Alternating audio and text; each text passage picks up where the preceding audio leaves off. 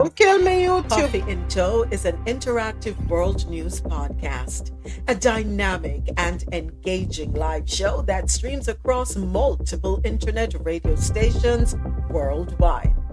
This podcast brings you real time news updates, in depth analysis, and interactive discussions on global events, making you a part of the conversation no matter where you are. With a diverse range of expert guests and listener participation, it's your go to source for staying informed and connected to the world. Coffee in Tow is brought to you in part by Lormel Skin Food. Log on to lormelskinfood.com. Discover the range of natural skincare solutions. Indulge in the radiance of natural and organic beauty with the best natural and organic soap bars, whipped soaps, body butters, and oils. All 100% natural products. Lormel Skin Food for a natural, beautiful you. The world's best coffee from our farms to your cup. It's Grand Coffee House.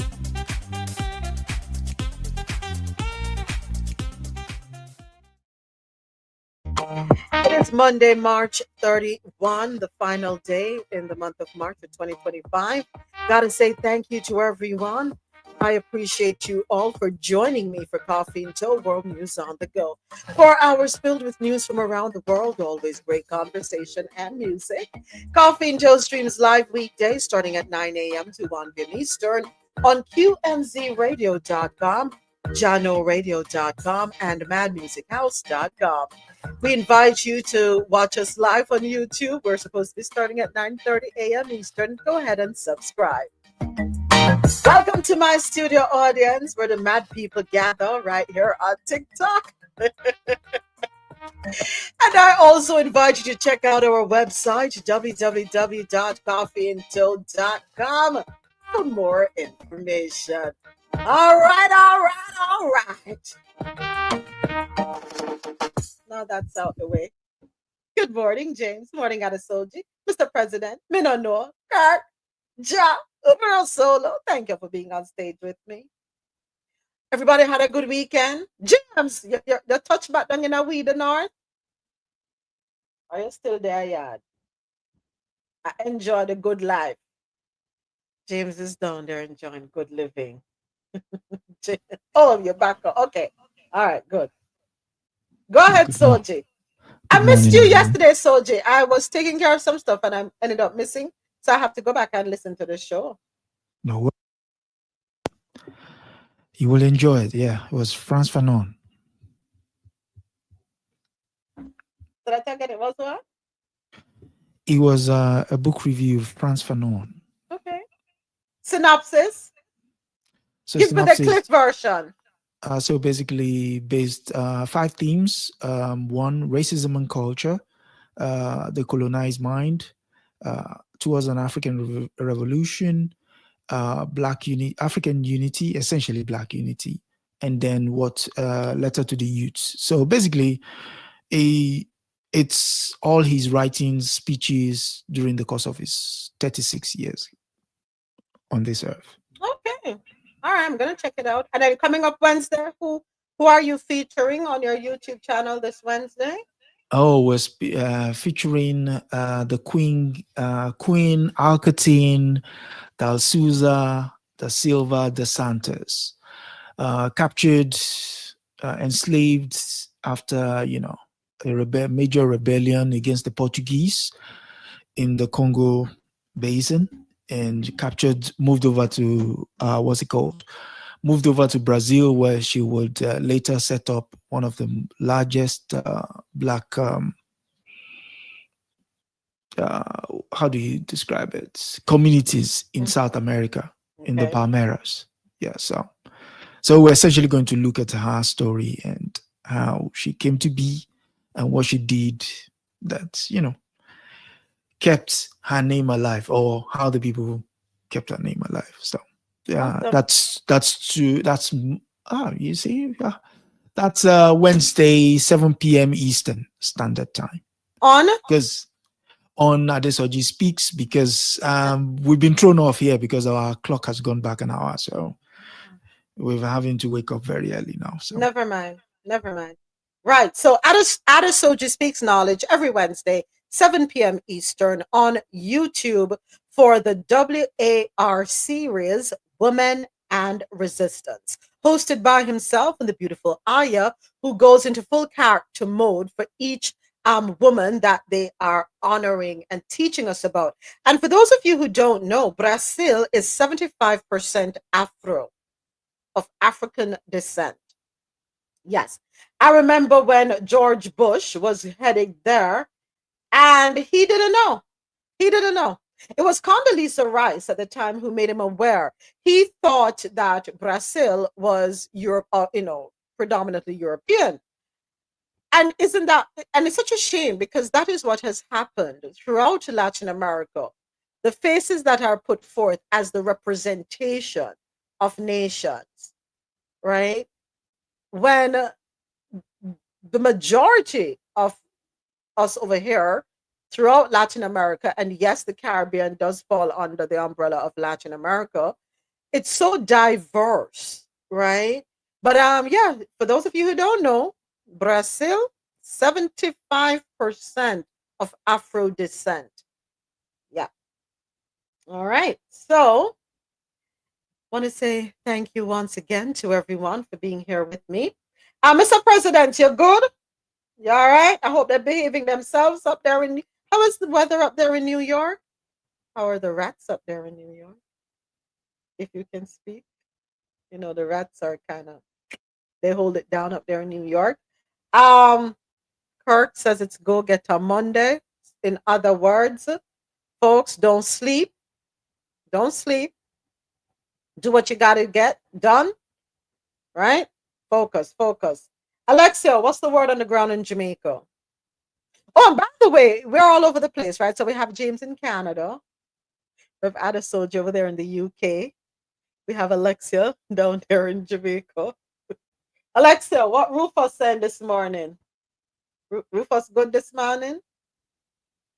Probably step away from our mic too. Oh. What Rufus saying this morning? Cheap.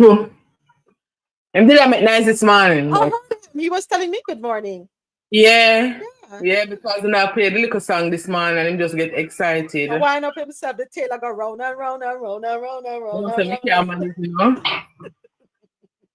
I can't manage, Chip, Chip, I can't make a union because we cook pork for dinner yesterday and we not get him none. What kind of pork? Oh, it's brown stew pork. What you put in there? You put in the butter beans? What you put in there? No, butter bean never in there, but you know we spice up ginger, we cook with the ginger and all of these things, you know? Yes, ginger is a must when you're cooking pork, folks. Yeah, but you what now I shake up the dish now. We forgot to take it out and I me get it. And I'm up with it.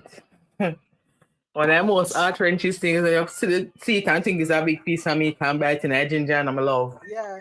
So Yeah, when I use it though, I cut it up as fine as possible or I'll blend it up.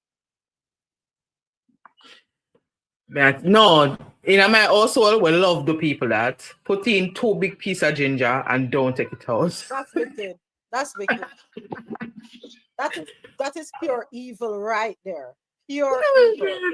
But as we're talking about ginger, in households of African descent, if you're in the Caribbean, we're not supposed to sit none at all, because our foods are cooked with so many herbs and spices, and all the herbs and spices that we use are all good for you.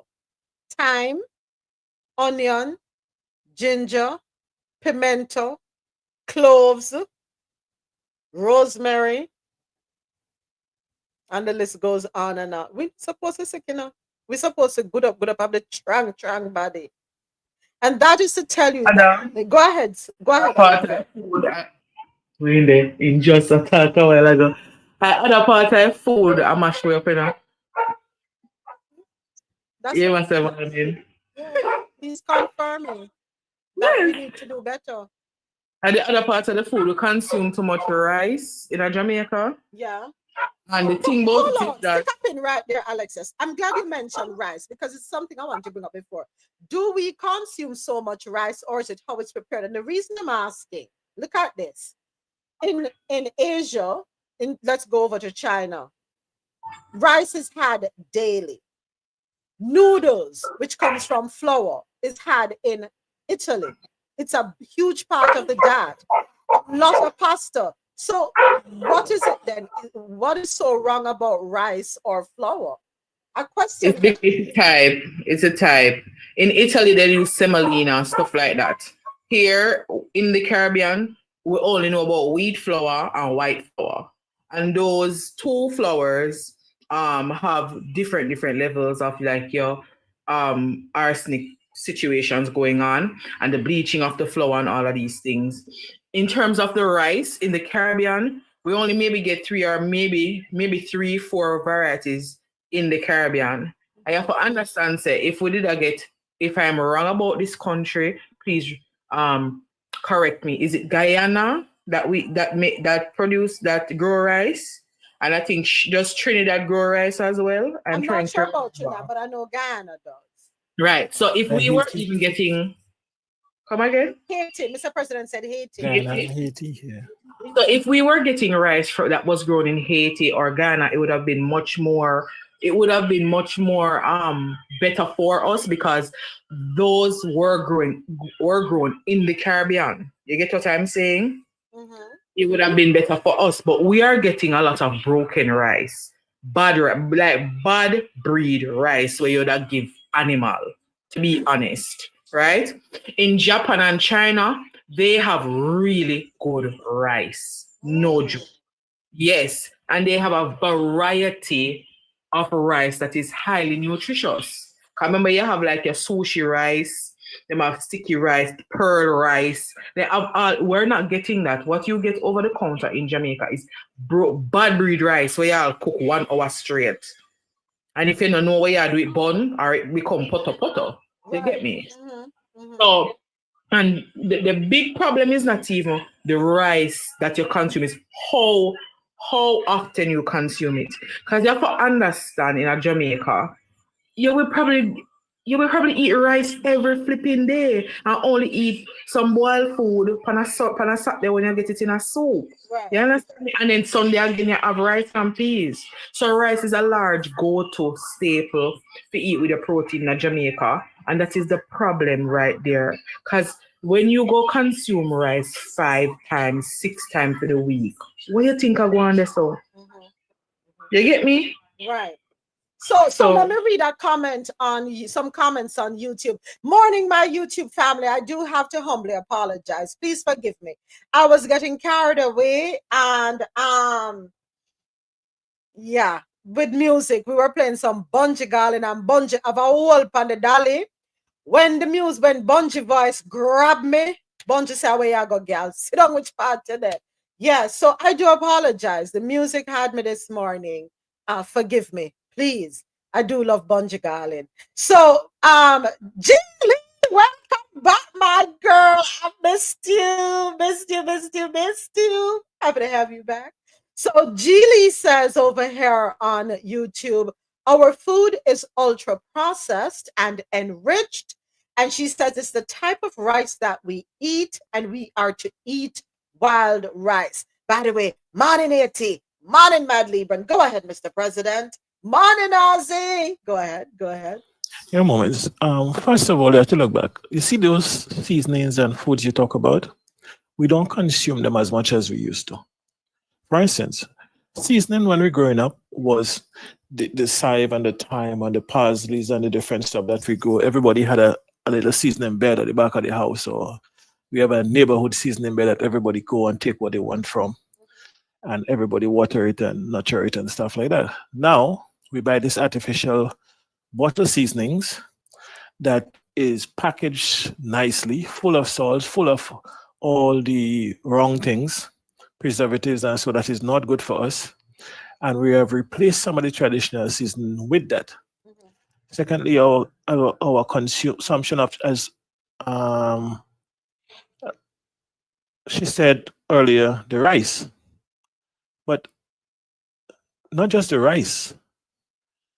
Because America had such a big influence, and because a lot of the Caribbean are barrel kids, we consume all the wrong things. The 10 for 10 pastas that is everything is ultra processed, as Julie said, Mhm. has zero nutritional value, Mhm. and we start consuming those stuff. Before we only eat rice, probably on a Sunday. We eat a lot of provisions, soups and pumpkins and callaloo and all the other stuff we have. But then we started to see those things as poor people food Mhm. Mhm. because the rice now, remember on Sundays, that time you do your six pot, you have all your different items that we used to have on Sundays. So you see the rice and the macaroni pie and stuff now as okay, better food or food that is the rich people eat or whatever it is, the perception we have. Right. So our everyday food, we no longer consume the way we used to consume it. And Absolutely. even when we consuming the provision and stuff now, we do not prepare them in the same way. We do not use the same seasoning for them. Our meats used to use all beef, cow was grass fed. Mhm. Sheep, goat, whatever was grass fed, or they use the vines and the bushes around.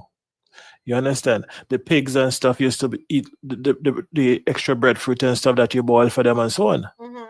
Now, those same animals are eating the artificial feed that you're importing with all the genetically modified corn and soya as their base. Right.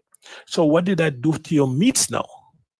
We now consuming a lot of, we don't have a lot of locally grown fowl, even the hybrid fowls.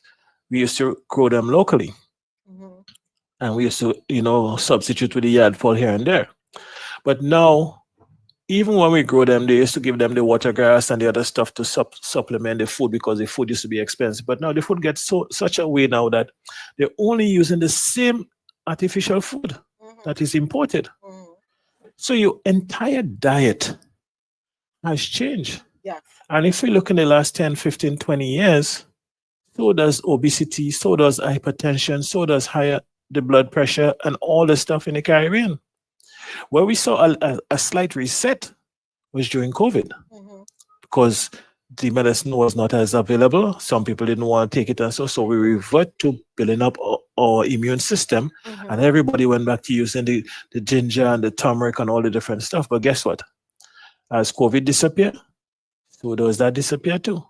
So our lifestyle has changed, and that has more to do with it than anything else. What we consume has changed because the food we get in the Caribbean is a food that can't sell here in the US. Tell them. They send us their reject. Tell them. The food that the USAID and so buy is the GMO food from the farmers here. Mhm. Mhm. And a lot of the stuff that comes to us in the so-called third world is the stuff that they're dumping, Yeah. getting rid of the excess, or sometimes they produce it just for us. Yep.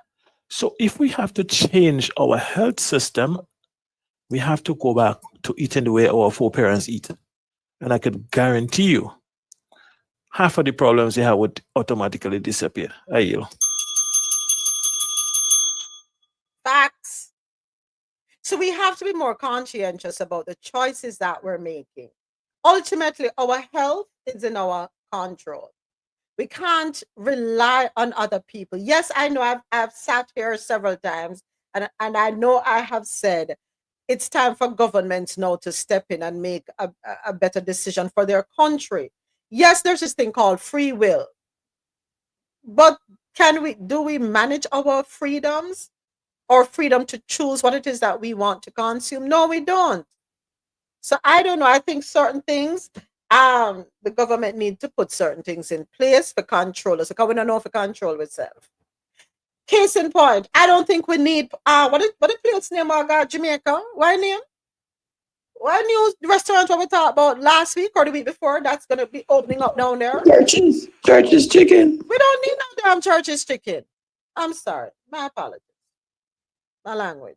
We don't need no church's chicken in Jamaica. We have too many outlets already of a particular brand. And then not only that, there is another one that I learned about recently via Miss Pearly grandson on TikTok. Um I forget the name of it. I'd have to go on his handle to find it. But you have so many local food vendors who, in my humble opinion, I'm going to tell you this already, I'm not put my mouth on ground and talk, and I say this unapologetically. And who want Bex, who want Bus. But the best fried chicken, in my opinion, is from the mom and pop, the vendors on the side of the road. That's me. But others may think differently.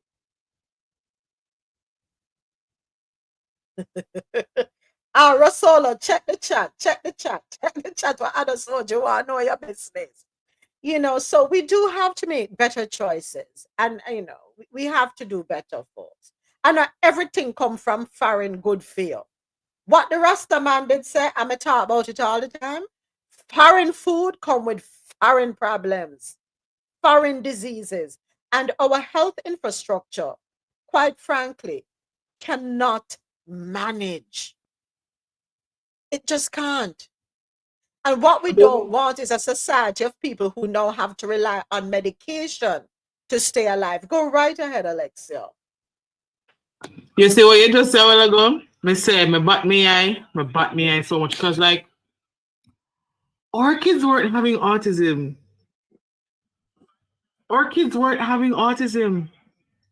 Diabetes and hypertension wasn't so rampant. When I was younger, I used to say, then for it have all of them a disease, yeah. And you not see them nowhere else. Where they say a rare type of disease. All of us will need to start pop up out here. Like somebody just come with a barrel load light and just let it go off. You get me? Yep. Yeah. If you trace it, no joke. So many Jamaicans know, like this the generation here, we're in them 20s and so. I say, listen, my son has autism, my daughter has autism. I say, so where autism come from? Where walk from? Which plane it come down from? Send it back. And it's what we're putting in our bodies. It's what the more westernized we become, or if you say the more we delve up in a certain things, and the more they say you lay down with dog, you get flea. So we are getting flea them, We have to do better in the Caribbean, folks. Go back old school. Go back as much as you can. And we're going to be talking. Health is something we talk about daily, because of course we have our health and science news segment. But whenever we get the opportunity to double down, we do so. A one life we have to live. And yes, while it may be YOLO season, you only live once. Make sure that you're living your best life the healthy way. Now, since we're down in Jamaica, and I am totally off script this morning. Sometimes I saw the thing go. Sometimes I do follow the runner show. That is written. I what? Thank God. But other times we deviate, and it's all right. But I'm gonna play something. Came across this video. Those Jamaican river rafting guys are not the problem. We need to be talking about the women. I've been on the bamboo rafting excursion maybe like 3 times in my whole entire life. And I think that people really focus up on the fact that, oh yeah, well, they are, where they be trying to do this to you, they be trying to do that to you. But they only do that to you if you allow it. And I think that people miss that. Like and it's just like with any other man. If a man want to deal with you like that, then he's going to deal with you like that. So I don't understand why people are focusing more on the fact that these men are, running down on these women, and they not realizing that these women is coming from the US, coming from all other countries to come down there and get cracked open like a can of paint by a random, okay?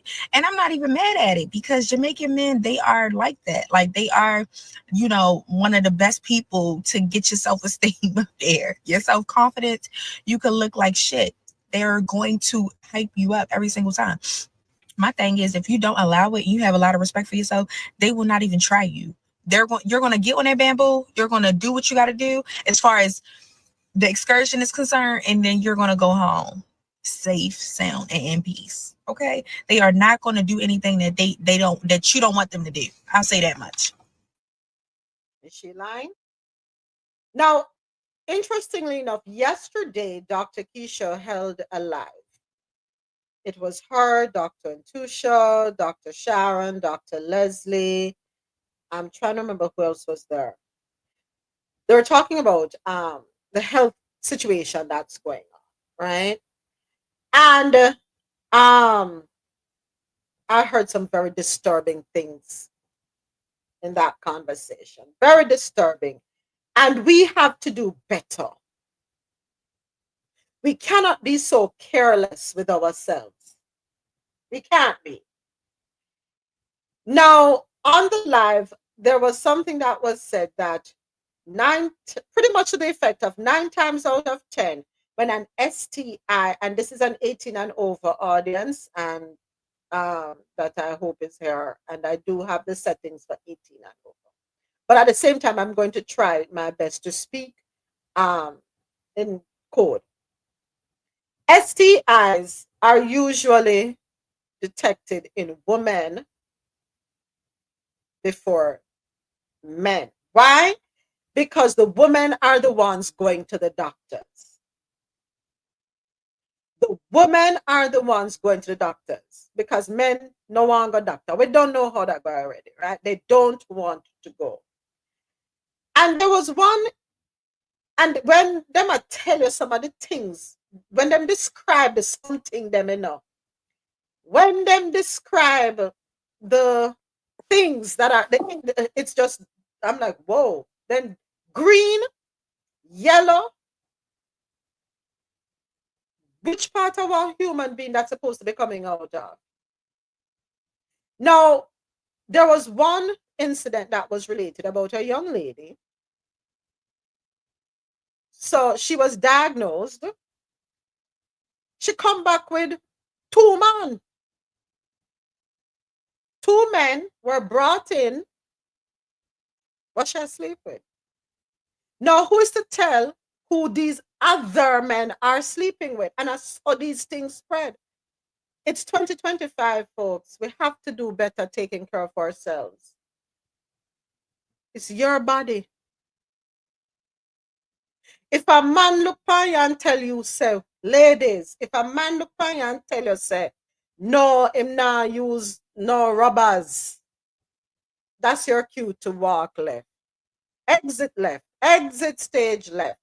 Men, if the woman look on you and tell us she not like them things because she have allergic reaction, exit left. You have to protect yourselves. I'm not going to look at anybody and tell nobody, don't get physical, because I'm not going to be ridiculous. We're human beings. We have feelings. We have, how that story goes. But if you're going to be doing your thing, please use common sense. Protect yourselves as much as you can. What are going to do? Now back to this, and that. So when I came across this, I thought about the conversation yesterday that Dr. Keisha was hosting. And let me ask a question. So, on a really going to Jamaica to get cracked open? For real? That's what y'all go down there for? With a random on a raft? No, brethren. No, sir. Nothing different. Yes, they do. Yes. Watch the man them come out in the chat. Yes, they do. Yes, they do. Blouse and skirt. Now, me personally, I have seen the videos of the women getting rubbed down with the whatever it is, then take out of the river and rub on the people them. I say, oh, me? No, sir. Miss me with that one. Number one, I don't know what is in the clay or whatever them are rub on you. I don't know how clean that is. Number two, the way the man them are move, I rub you down. You can't say there's no formal training. Moments. Yeah. Not to cut you. Outside of the river rub down, a lot of people live the West and other countries and go to the Caribbean to visit the shoreline executives. call them? Shoreline executives, aka beach bums, who hang around the beach and do well. They're entertainers on whatever else they do, but it's common knowledge. It's common knowledge in places like Barbados. It's common. So hold on, they have it over there. So I thought I was just in Jamaica. No, Come on, it's all over moments. the Caribbean. Anywhere you find sand, sea, and beach, you find them. You see what as you put in the chat? They as do it they in say, Africa too with what I think is some Maasai guys and some them call I it don't want I don't want escorting. I don't want to misquote them, but yeah, it's all over. But it's popular in the Caribbean. As it say, well, as it put it, I have a cousin who exists because his mom took a trip. No, you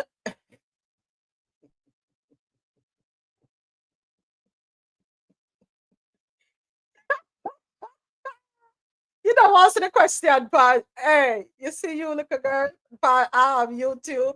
Where do they go? Asking for a friend.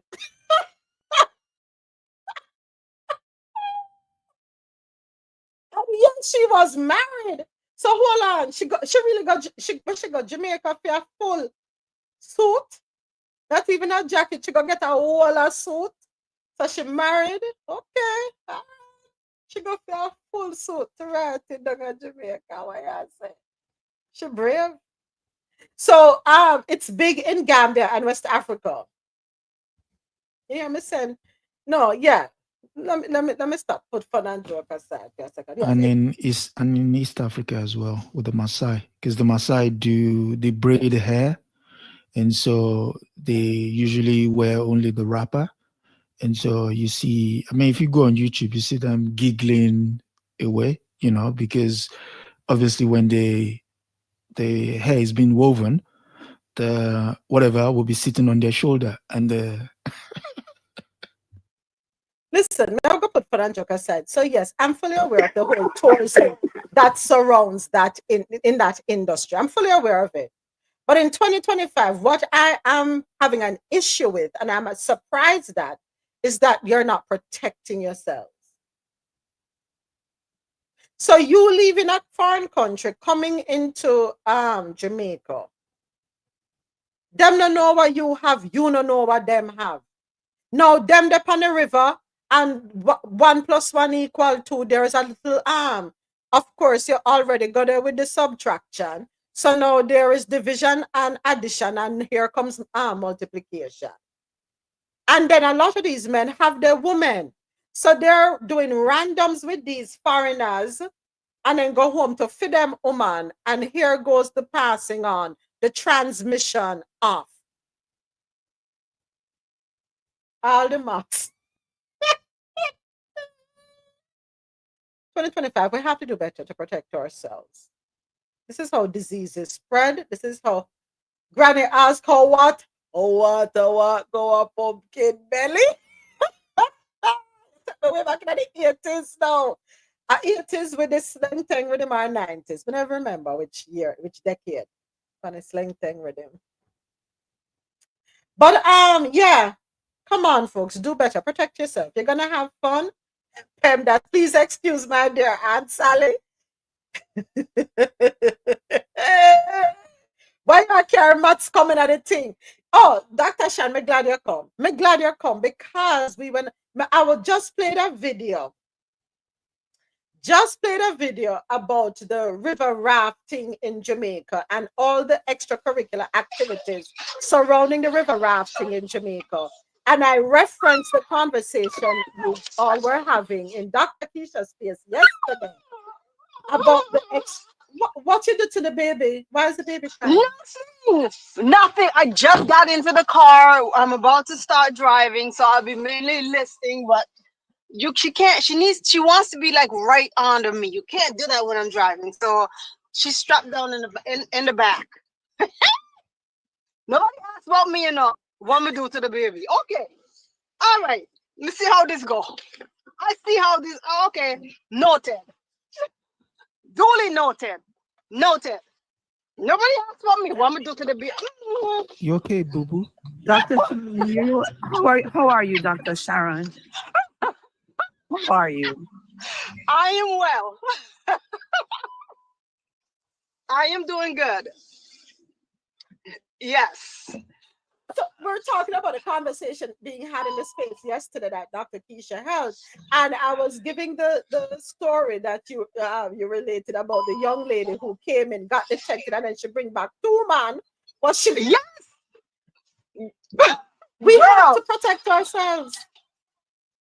I wish I was making it up, but no, true story. I mean, I've seen that, I've had that, I've had swingers, I've had ladies of the night who sell their lady bit. I mean, I've seen it all.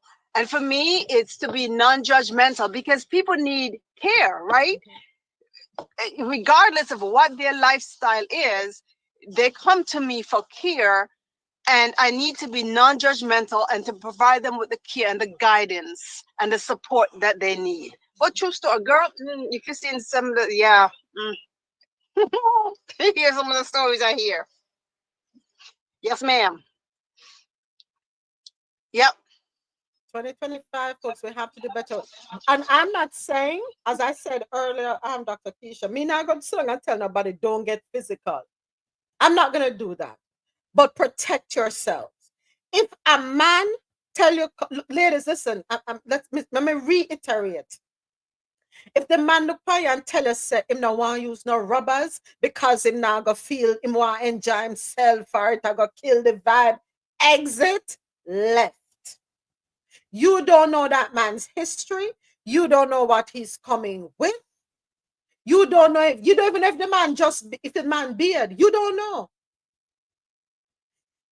Men, if your girl We know look on nothing. you and tell you, say, she no want to use no rubbers, she no want to use no rubbers for her because she have allergic reaction, she'll give you every excuse, exit left. You don't know her history either. I have a friend, Dr. Sharon, back in Jamaica. His wife is a doctor. She had a patient. She's married. She kept having abdominal cramps and she couldn't understand what was going on. She went to her doctor. Long story short, her husband was indulging with other men unprotected, coming home to her, not even bearding. And I think y'all know how the rest of the story goes.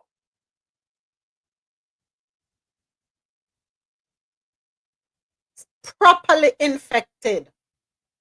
Yes, Ozzy. Yes. And this is in the 90s. Yes, he on the DL. So, as I said, it's 18 and over. FECAL matter, little bits and pieces deposited in her.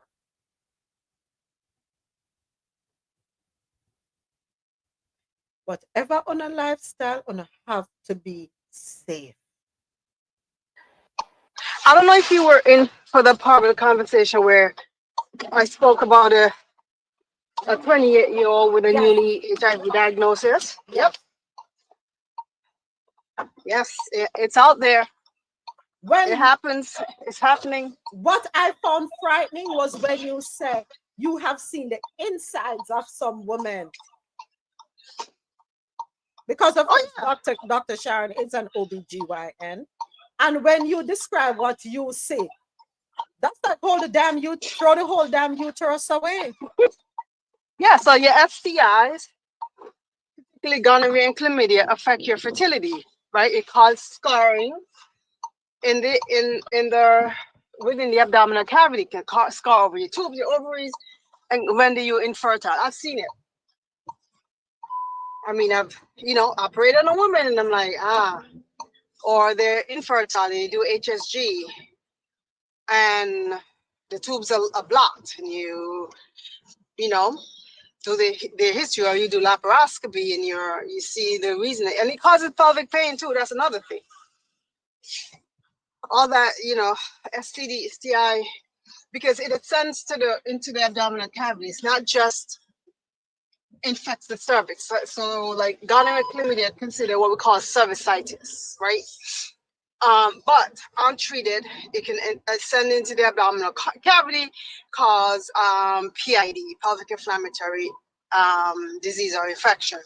And I haven't done one of those surgeries in a long time, but I've had it where the tissue is so infected that you have to go in and do what we call a cleanup, which is a complete hysterectomy, tubes, everything gone from PID. So yeah, ladies, gentlemen, protect yourself. It is real out here. I'm not even making it up. You're on the battlefield. Yes, I wish I wasn't making it up, but I'm really not. Well, I believe you. I do believe you.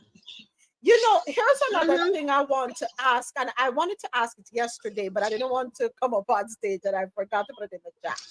But have you had situations or encountered couples where men don't want to go to even get a primary health checkup? They feel that as long as the woman is okay, they're okay.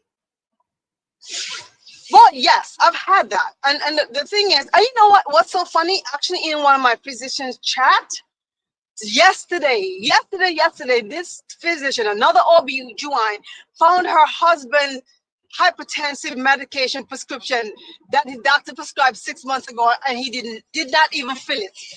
But she found it and went off on him. So yes, we encounter that where some men don't go to the doctor. It's really a huge thing with men not seeking care. To me, it's quite ridiculous. So we do see that, and men feel that as long as the woman's fine, they're fine. But no, they're two different individuals, two different bodies, two different genetic makeup to begin with. So how? Because I'm fine, you're fine. Right. You heard right? that, And man?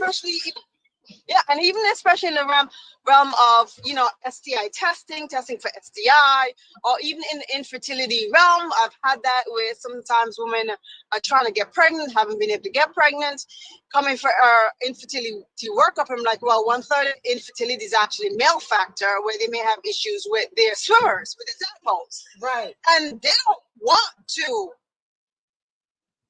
accept it. They don't want to do the workup. It takes a lot to get them to really think that infertility can be caused by a male. Mm-hmm. Yep. Well, folks, you're hearing it from the doc in the house.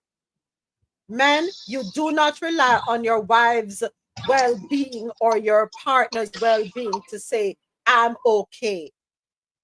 Two separate entities.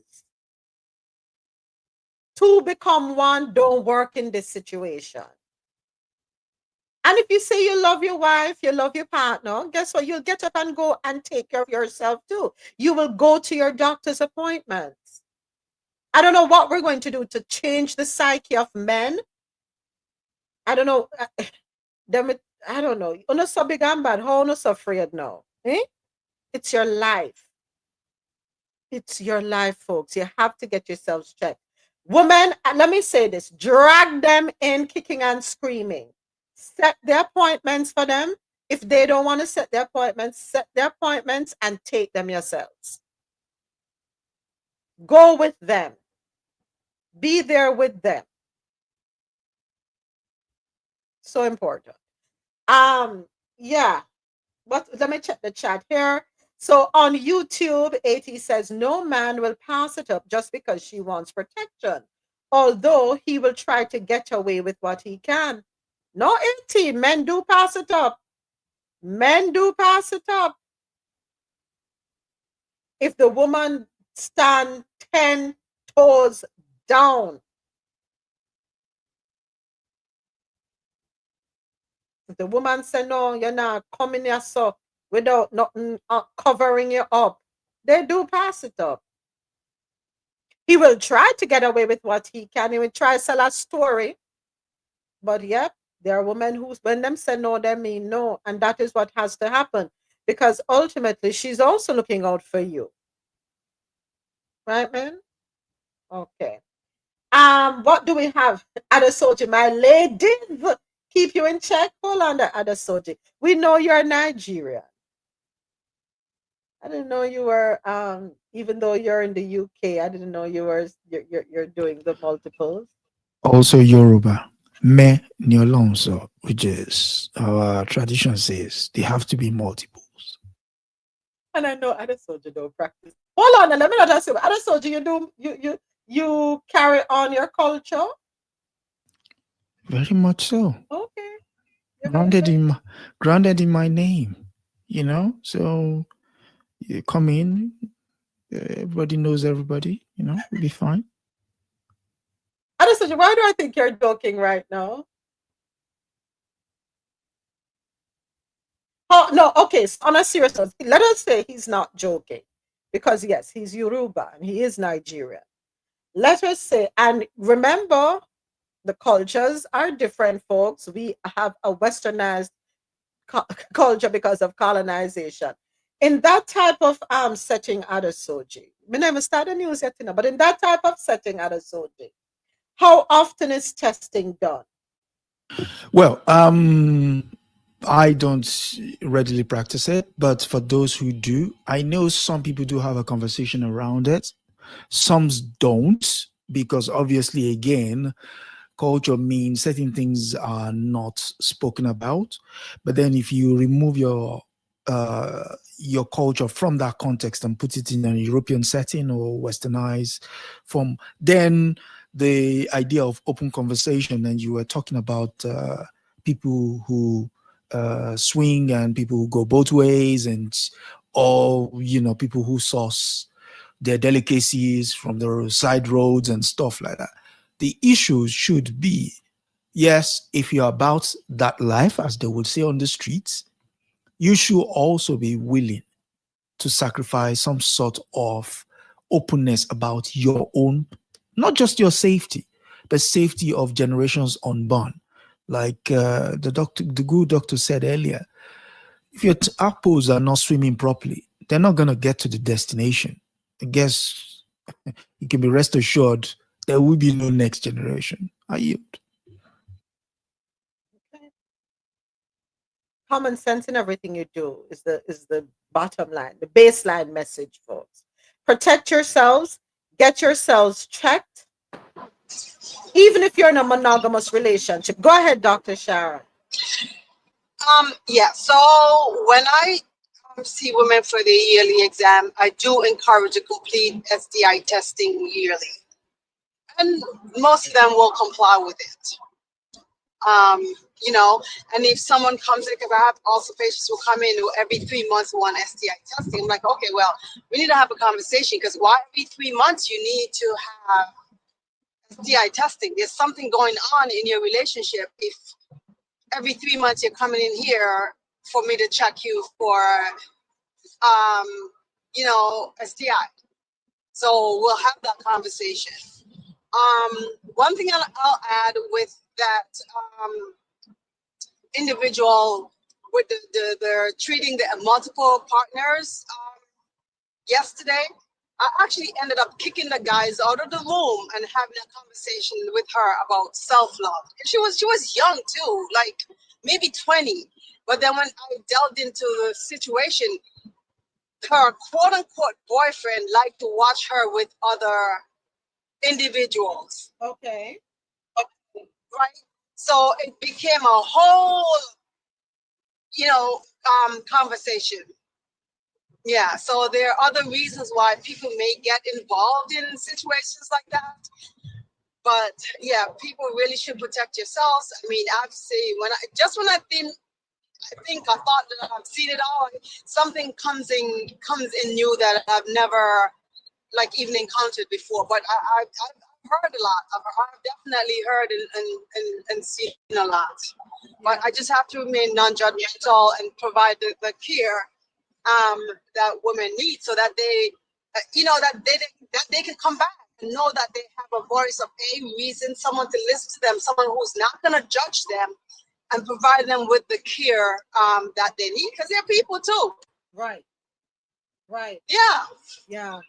So Yeah. and I noticed Dr. Sharon, that Dr. Keisha put in the chat here home testing. Do you recommend home testing kits, or if they do use them, they should also schedule an appointment for a follow-up? What's your thoughts on that? What are your thoughts on that? So yeah, we had this whole conversation about that yesterday.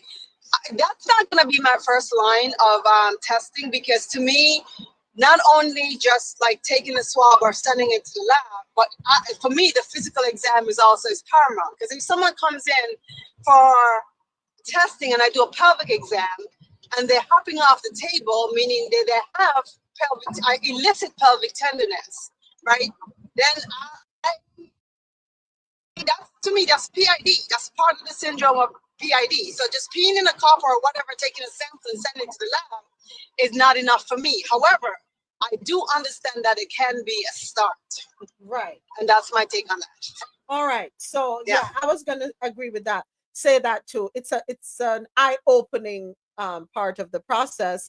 And then you cannot just say, okay, well, this according to this bottle and the color code, this is what I have. You have to get yourselves into an office, folks. You have to. I would not, me personally, and I know everybody's situation is different. Me personally, I would not even rely on telehealth at that point, because you can't do an exam through the screen. Get up, go to the doctor. There are clinics that offer these services, right? All right, let us check the chat here on YouTube. Ladies, find a U.S. military man. They are forced to get checkups. If something is wrong, it is immediately handled. He can also get in trouble if found to be passing issues without correction. Wow, I did not know that. That's good. That is good. You know, I saw, as I'm reading that, I don't know why this came in my head, but I saw a video where, and I've seen a couple of them actually, where they're saying that men need birth control, not women, because a woman can only get pregnant one time in 9 months, whereas a man in 9 months can impregnate so many women. So really and truly, birth control should be for men, not women. But not to digress. All right, the essence of it all, and I want to say thank you, Dr. Sharon, for speaking on it. And please look out for, follow Dr. Sharon if you're not already doing so. There's another handle that I want you to follow, the Medical Collective. From time to time, Dr. Keisha and all her doctors, her affiliates, they host spaces where they talk about what's going on in the health realm, as well as people will come in and ask questions, right? Of course, they let you know that do not take what they're saying as gospel. You need to consult with your primary care physician. Why? Because they don't have your medical history. All right. And they are answering questions based on what you say to them. And we know how we go. People not always are gonna tell the truth, left, right, and center. Now, Alexia, you put a question in the chat. How did men develop such crazy dislike for doctors? And I think only men can speak on this one. Why is it men? What is your hesitation when we talk about going to the doctor? What are your reservations? So one of the reservations that I notice in my friends would be the thought of someone having to either correct you or hold you to account with regards to STDs and what have you, or how you move. Mm-hmm. So essentially, it's usually ego. Ego speaks volumes. Okay. Because the moment you're there, you basically have to be open, because it defeats the purpose of you going there if you're not open. So, yeah. And do you think that's a sufficient answer? I think that's very careless. If that's the train of thought, Adasoji. Huh? Here you go. Go ahead, Mr. President. Go ahead. I think too is how we were socialized, even coming up as boys. You fall down, get up, suck it up. Something happened, get over it. So you learn to sort of be mature. So unless something drastic happen, you think you're good.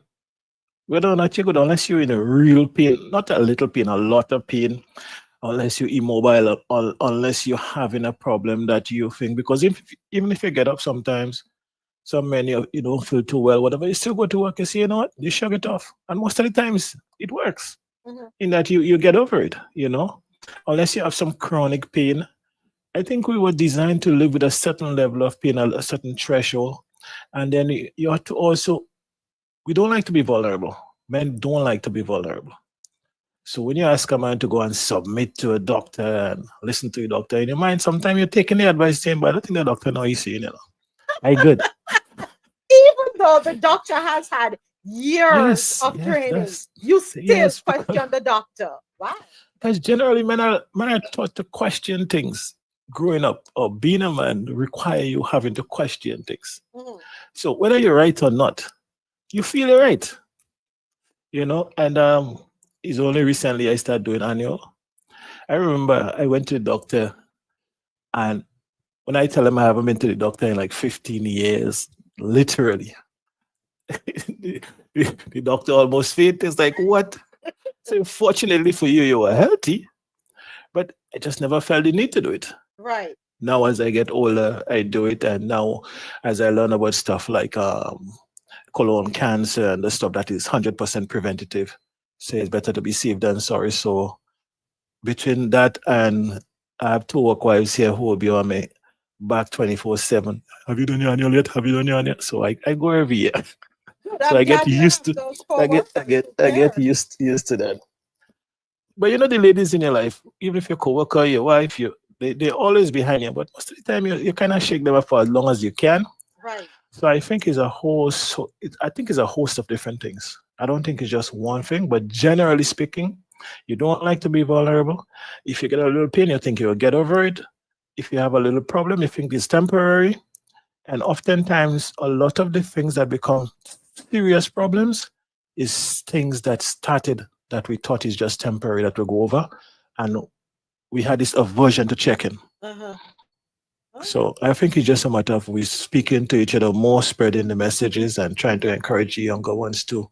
As they're coming up, as strong as you are, you need to go check up to make sure everything is okay. It's not necessary that you're sick, but as a test to catch anything that is happening or to at least confirm that you're healthy as you think you are.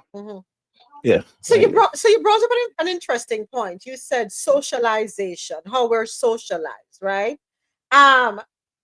Who is primarily responsible for the raising of children within our communities, especially? Who is primarily responsible? Isn't it the woman? Most times you have a mother, grandmother, and aunt. Most times, right? Yeah, but so who did the imparting of that mindset then? Is it the maybe now moments? Maybe now you have that. But remember, in my time, we had the extended family. My grandfather, my father, my uncles, these are the people around. And when especially when you're a young man and you want to be in their company, you can't be soft. You can't fall and get up crying. You gotta brush it out and go again. It's not like if you grow up with your mom or you're around women, you fall, somebody come and pick you up, are you okay? No. You're around men and you fall, they look at you. Either you stay down or you get up. The choice is yours. Yeah. So we grew up in a whole different stuff. When you go into the garden and you're around your uncles and whatever, you have to be strong. You have to do certain things. If you want to go on a hunting trip or fishing trip with them, you can't cry to go home. You shut up and stuck it out regardless how rough it get. Yeah. And you would go back again after a while, you get used to it.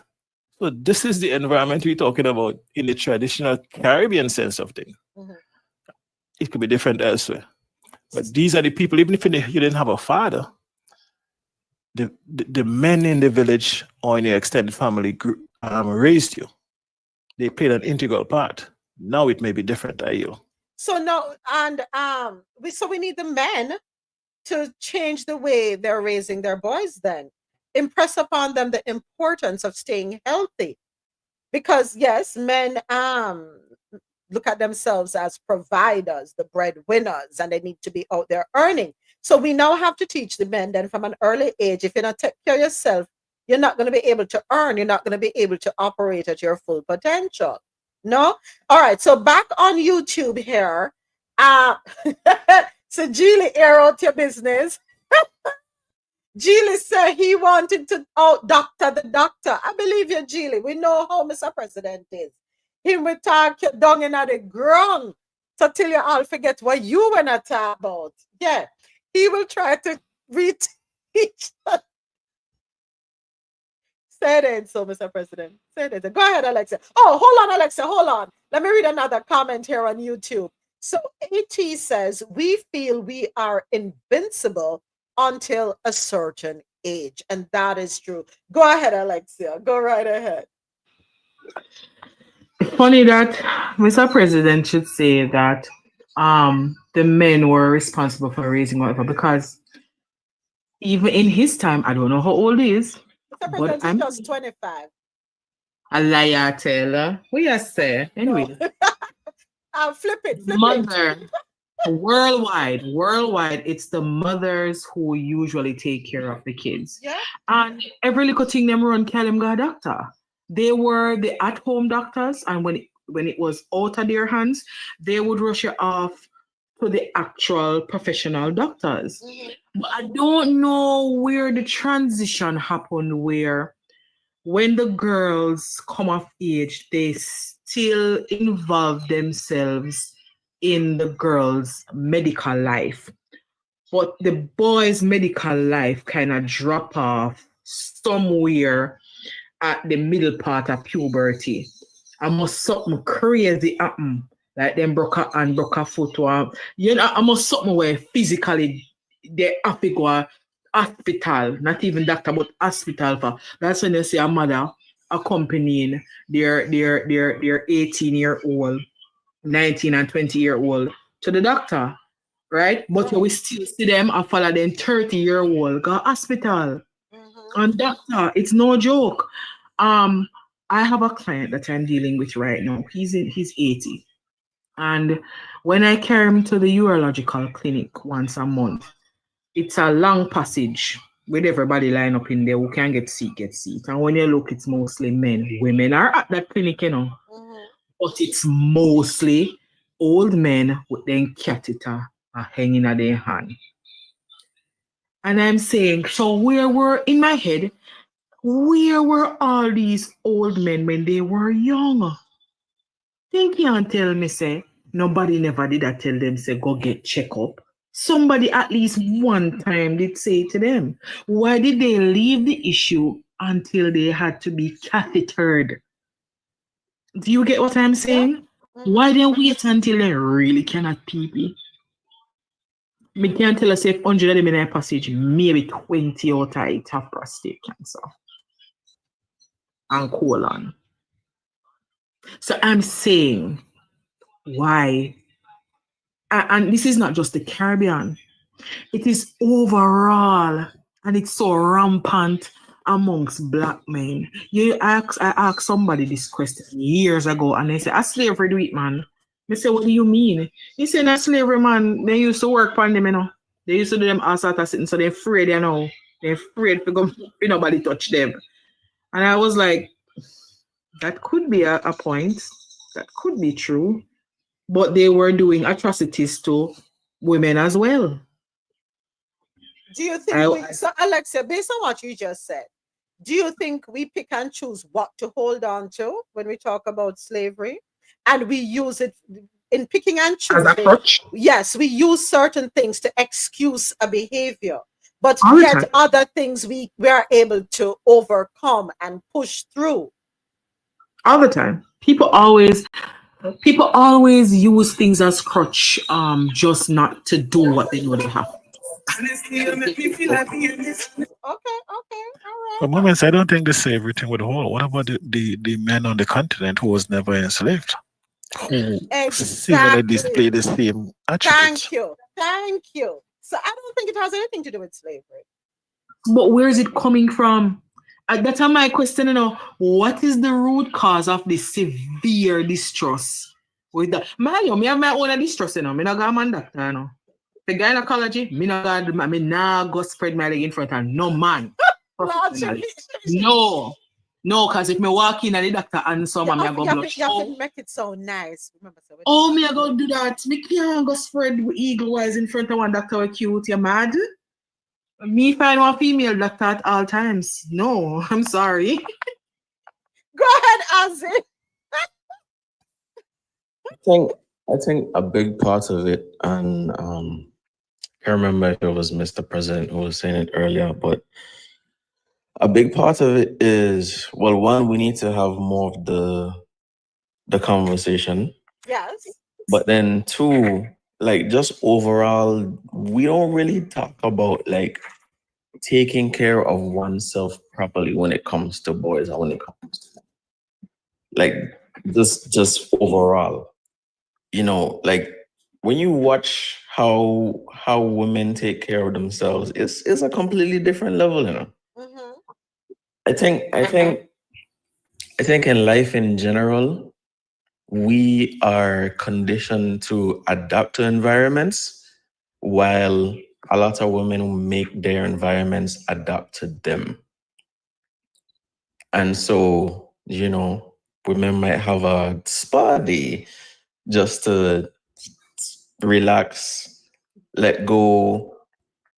It's like we don't really like collectively sit down and think like, okay, what are we doing for our health? Like even if it's something small on those levels.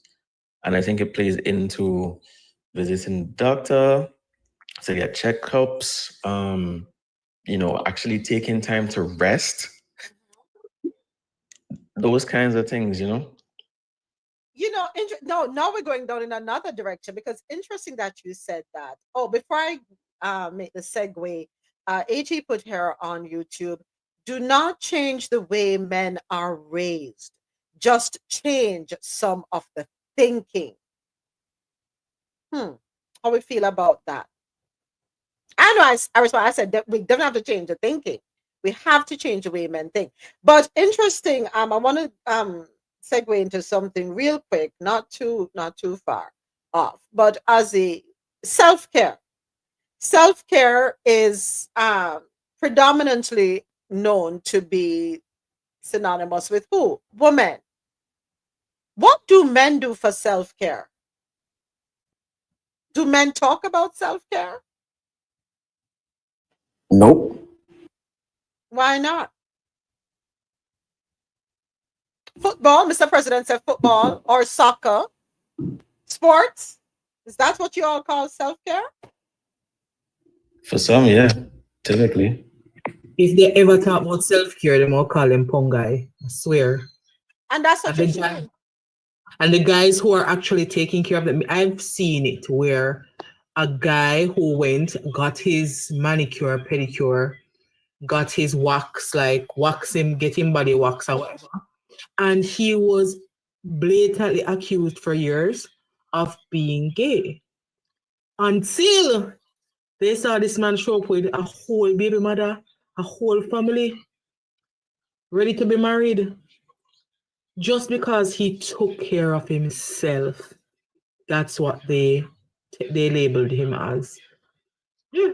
So I didn't know that a man getting a pedicure and a manicure, but what? Oh, and when they go to the barber, don't they get facials or semi-facials?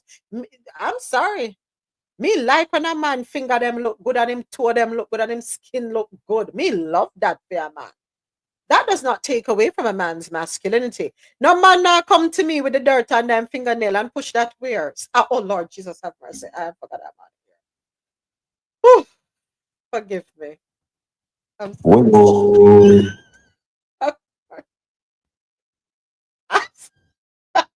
But something else too, though, like even that ties into aspects of mental health as well, because we don't necessarily have too much of those conversations either.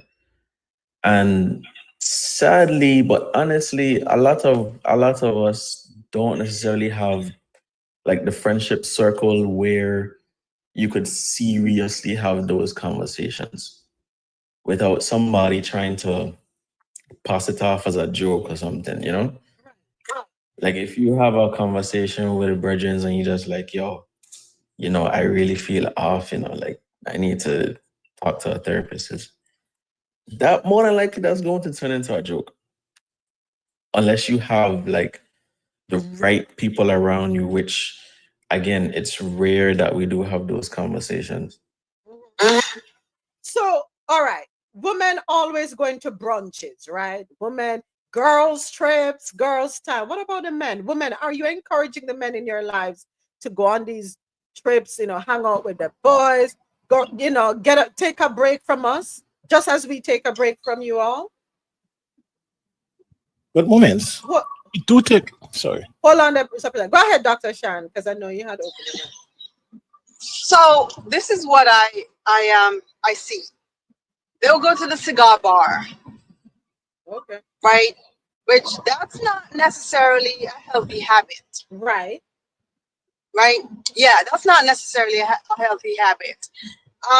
Actually, a couple years ago, like at the tail end of the pandemic, I think maybe 2022, I went and did with a group of people community outreach, and they were having an event at a cigar bar. It was called Cigars and Cars because that's what draw the men. And we were doing blood pressure checks and stuff like that. You know, most of the men refuse blood pressure check. They say they don't want to know. Blood pressure. They don't. Yeah, he said they don't want to know. They're like, I already know it's high. It's triple over triple, and you're gonna have to call the ambulance. So just leave me alone. And that's yes. I'm like, but you're working for a stroke. Yeah, or they know it and they won't take the medicine because it make that PP not work so well at times. You know, but what's the point if you're not gonna you're gonna be unalive, so you won't have any bedroom function. So yeah, but I've seen like upfront and in hand resistance to that. But I'll see they'll go to the cigar bar. That seems to be what they do. But yeah. So Dr. Keisha put in the chat, my husband does. He spends time alone on the patio and the movie room is man cave. Yeah. They need their time. They definitely need their time. Self-care is important. AT put in the chat here, we don't talk like that for the fear of being labeled as GAY. And it's such a shame. But you know what? I saw a video, or I've seen a couple of videos on TikTok with these Jamaican women sitting down on a podcast. I don't remember the name of the podcast. But I was like, what the heck? Who raised y'all? I'm sorry. And yes, I was judging. I was judging when I watched it. I'm not going to sit here and pretend that I wasn't judging. I was judging. A man not can't talk about him problems. She no want hear it. A man must hold up him stress. Hold it like a G. We are not interested. They come talk to me about your problems. Ladies, what can go so? Is that healthy? Do we really think it is healthy that we should be able to pour out whatever it is that we're going through? We're able to unload with our partners, but they're not supposed to unload with us. We're not supposed to listen to them. And these women think that if a man come to them and try to talk to them about what's going on in their lives, the man weak. Who raised these women? And yes, I'm judging right now. Who raised these women? Who raised women to think that if you're in a relationship with a man, he's your partner, he should not be able to come and talk to you, or he better hold it, find somebody else. What is it that we're doing? Can we throw that train of thought in the garbage, please? If a man can't talk to you, who am I gonna talk to? Who do you want him to talk to? Who do you want him to be vulnerable with? And that's why I asked the question. Who is and probably I was raised wrong. I don't know. Probably the way my parents raised me is 100% wrong.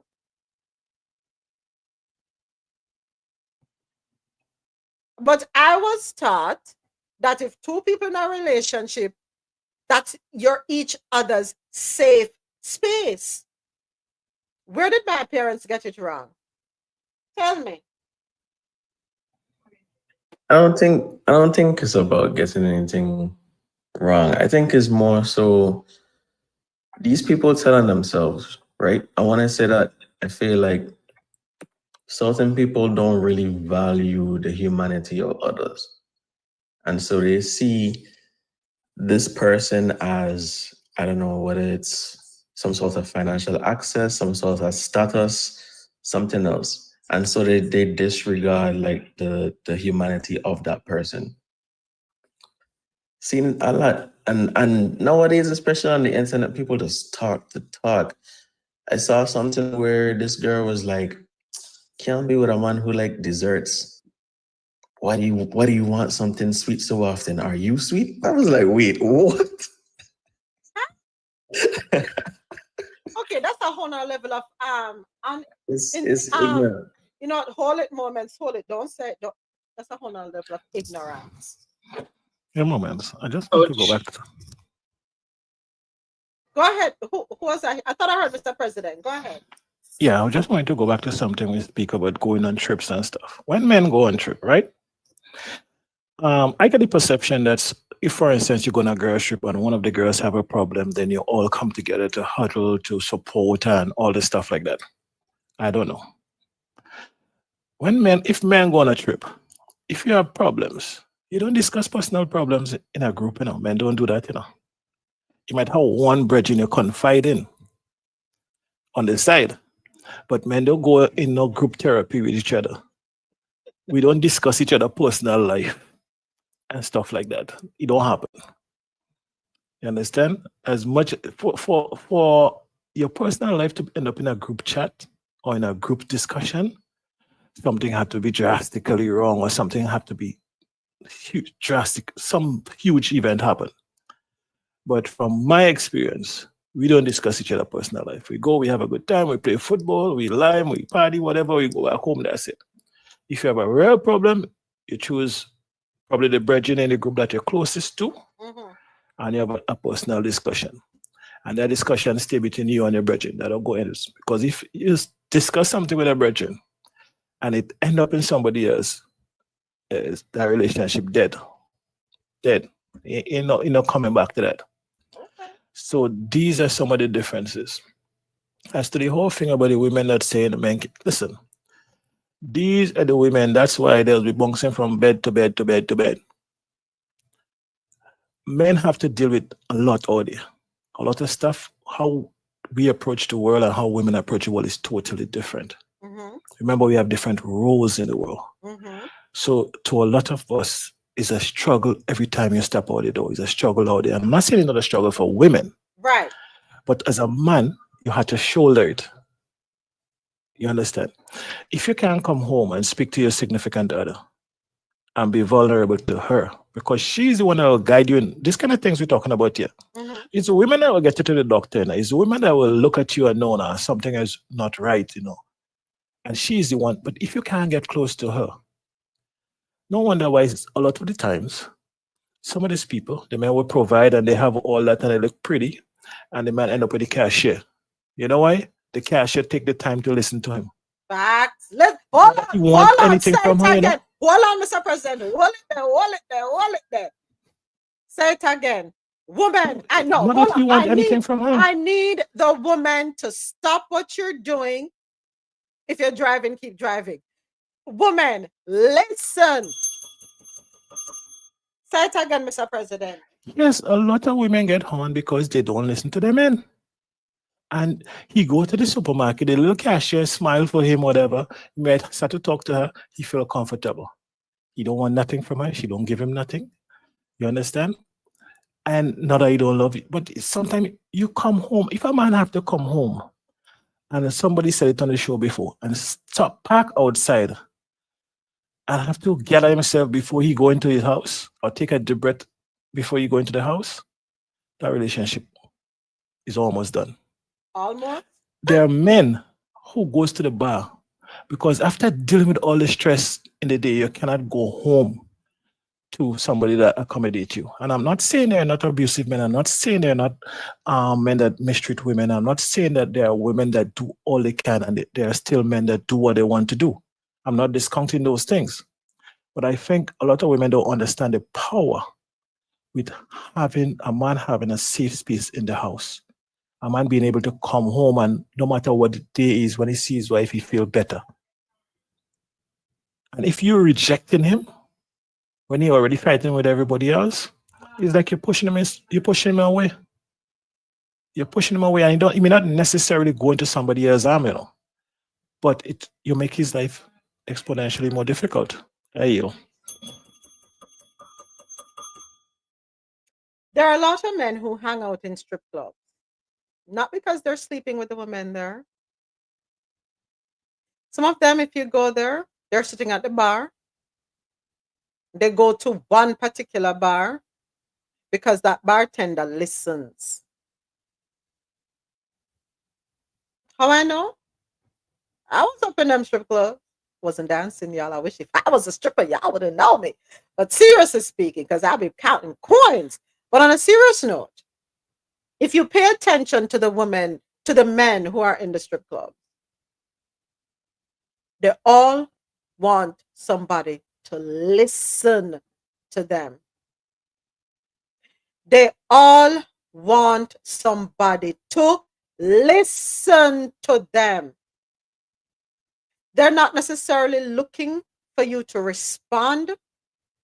They just want to be able to express themselves, clear their heads.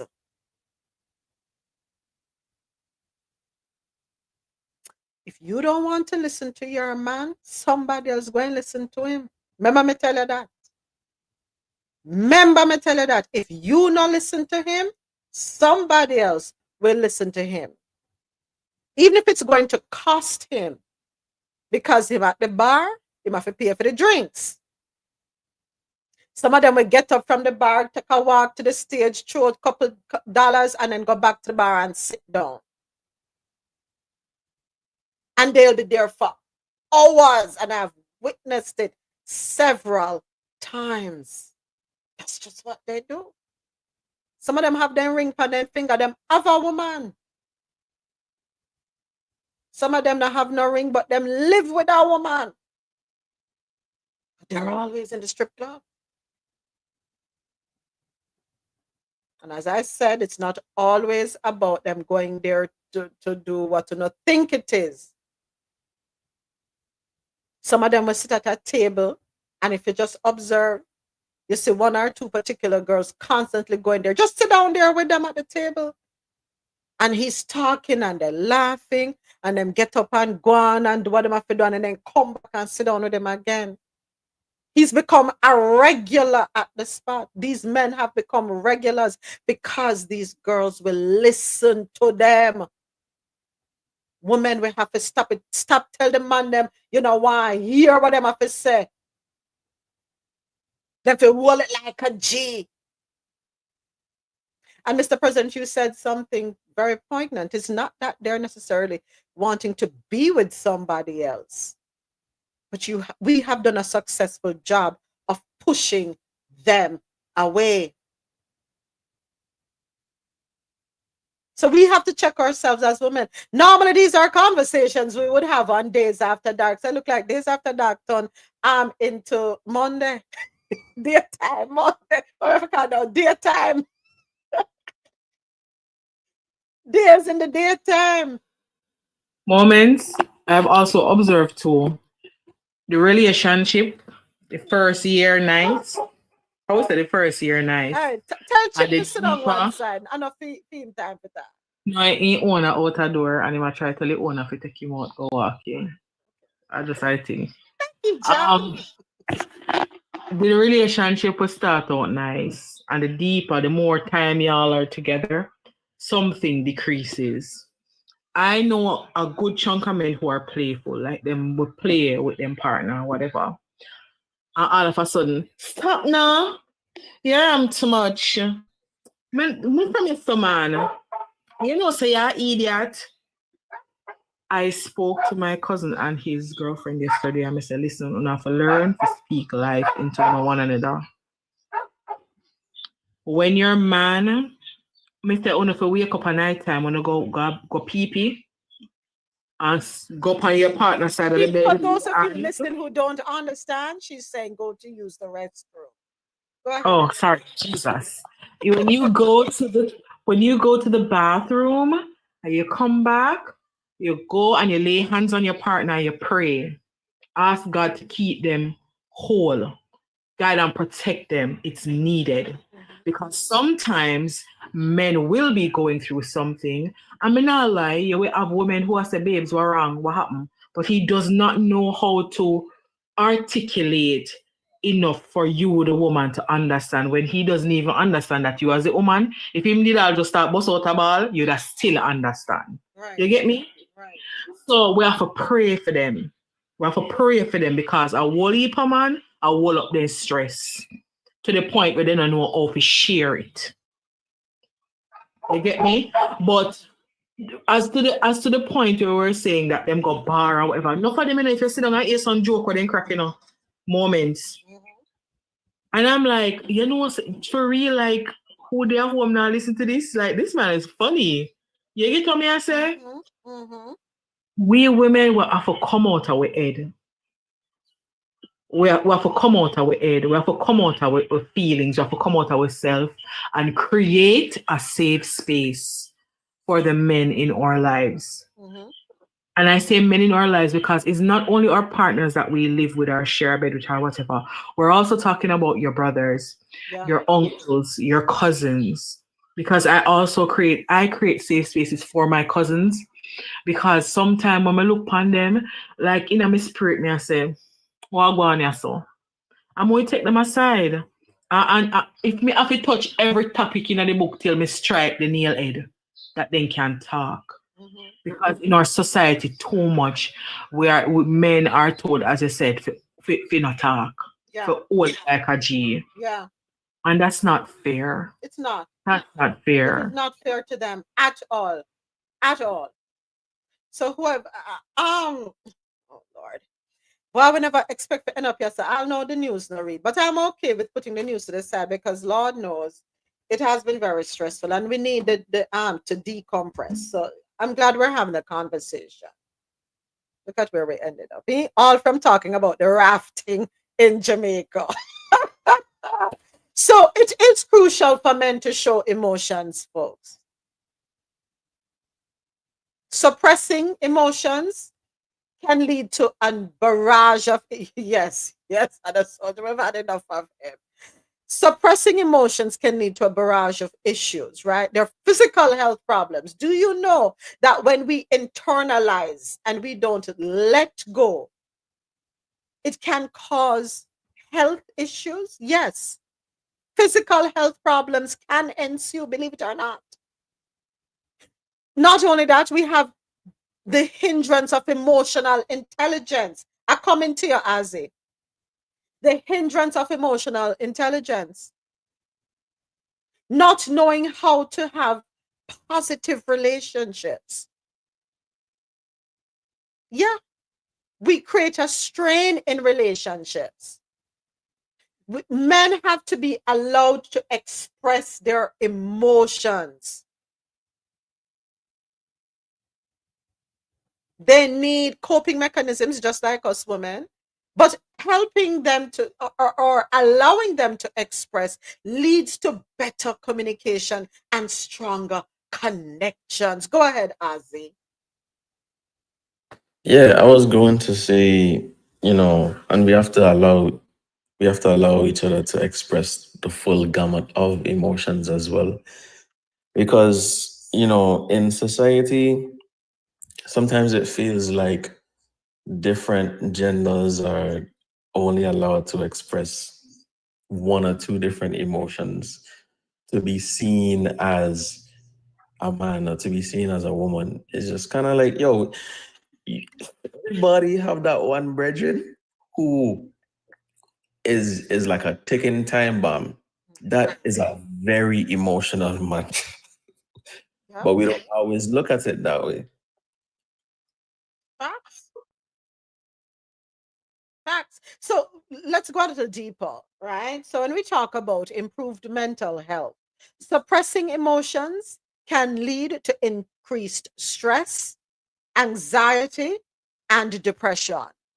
Expressing feelings allows for emotional release and can improve overall mental well-being. Adesoji put something here in the chat. Anger can build up and manifest itself in multiple ways. But there was also another comment creating. Okay, you also said this, Adesoji. It is important for us to create the right atmosphere for the man to be vulnerable, and they will open up. Ladies, it's not just about landscaping and smelling, using your yoni oil and steaming and knowing the latest tricks and knowing. It's not all about the physical. There is the mental and the emotional aspect to a relationship.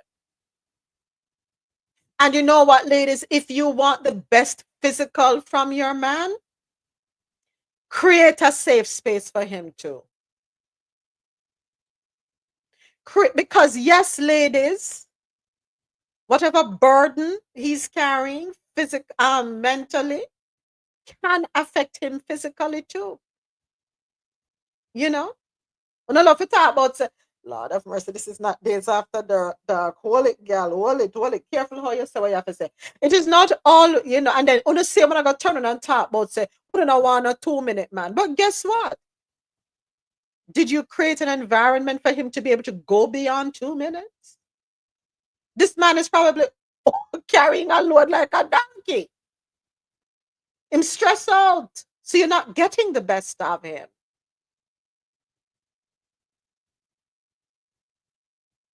It's not always the money. Not always about him providing money. We have these delusional expectations. We have some unrealistic expectations. We have these ideas in our head when we talk about men and how men are viewed and what a man is supposed to be. I don't know who wrote those rules, but there has been some misinformation along the way, if it's safe to say.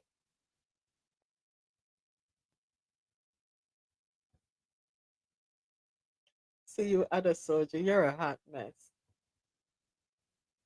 There is more to a relationship than the financial and the physical. We really have to start back days after that.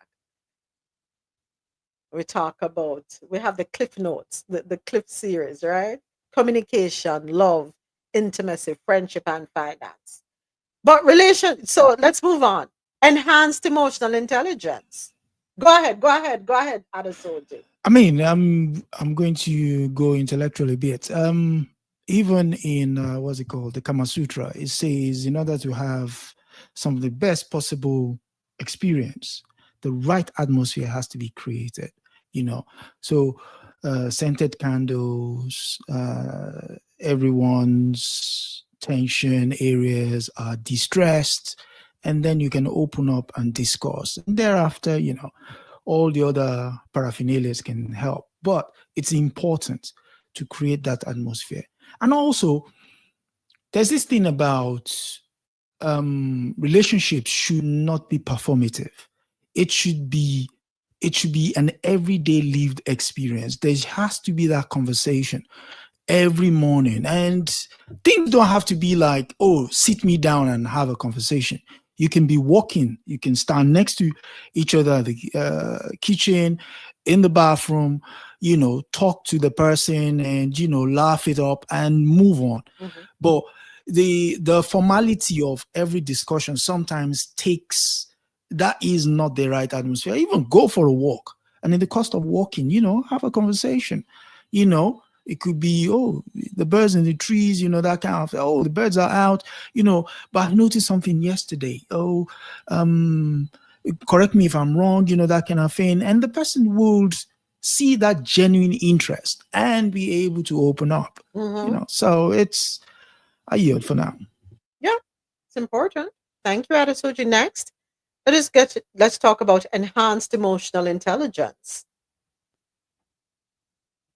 Learning to identify, understand, and express emotions is a key component of emotional intelligence, which is vital for navigating relationships and life's changes, or life's challenges, rather, changes. Do we think we allow our men to focus on emotional intelligence, display emotional intelligence? No. In this society,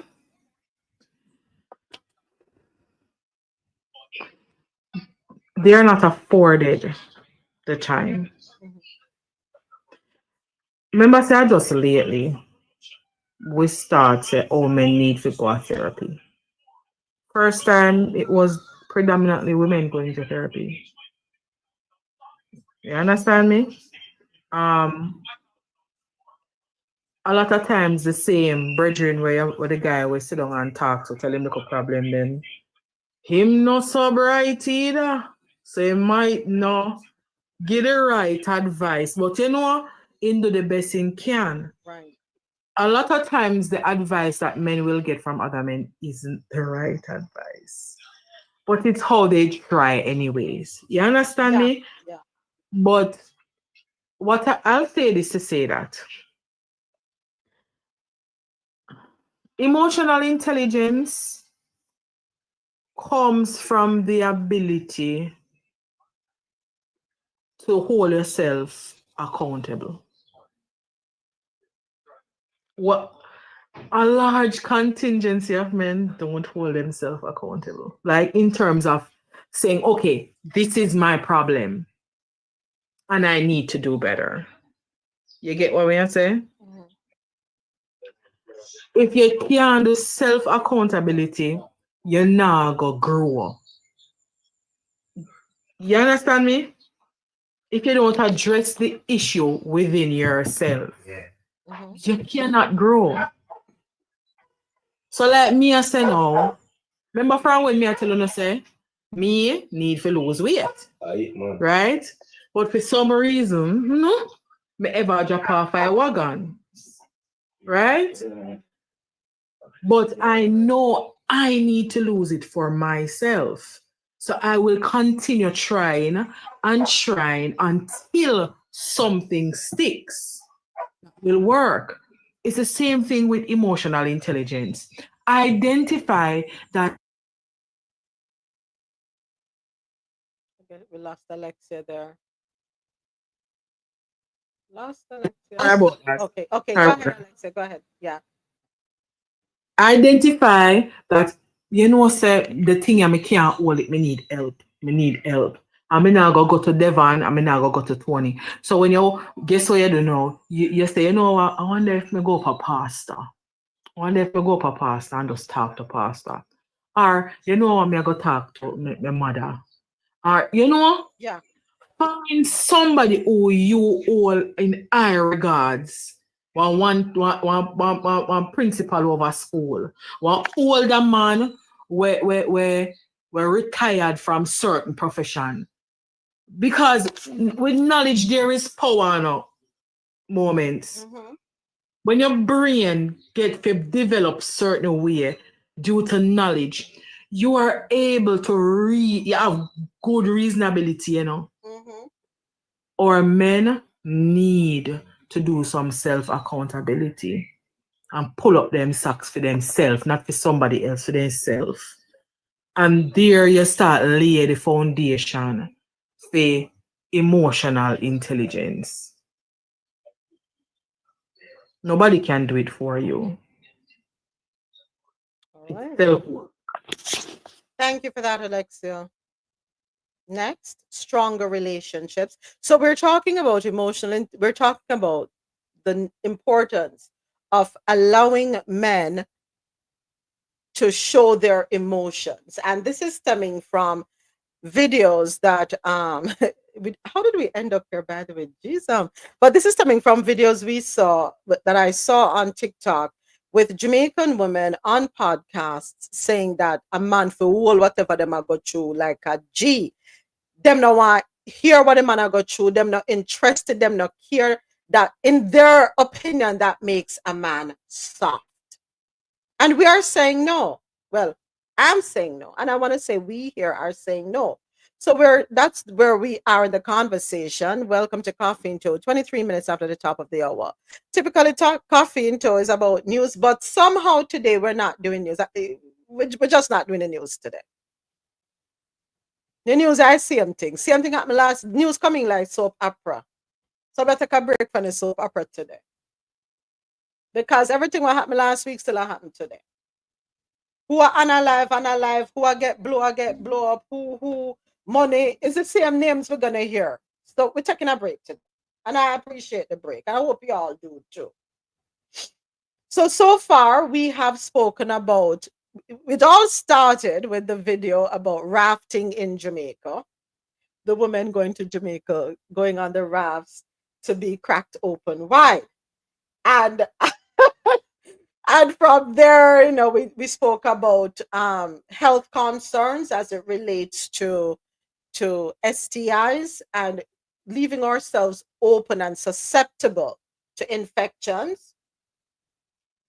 Then we spoke about men not wanting to go to the doctor.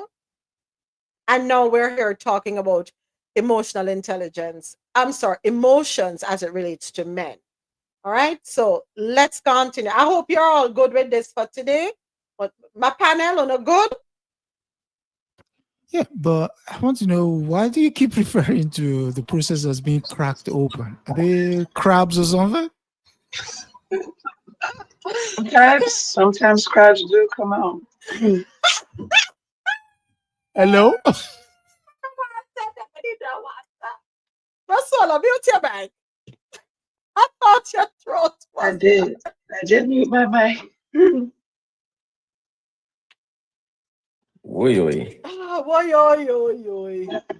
Because every time you say that phrase, it just I just picture a crab in my.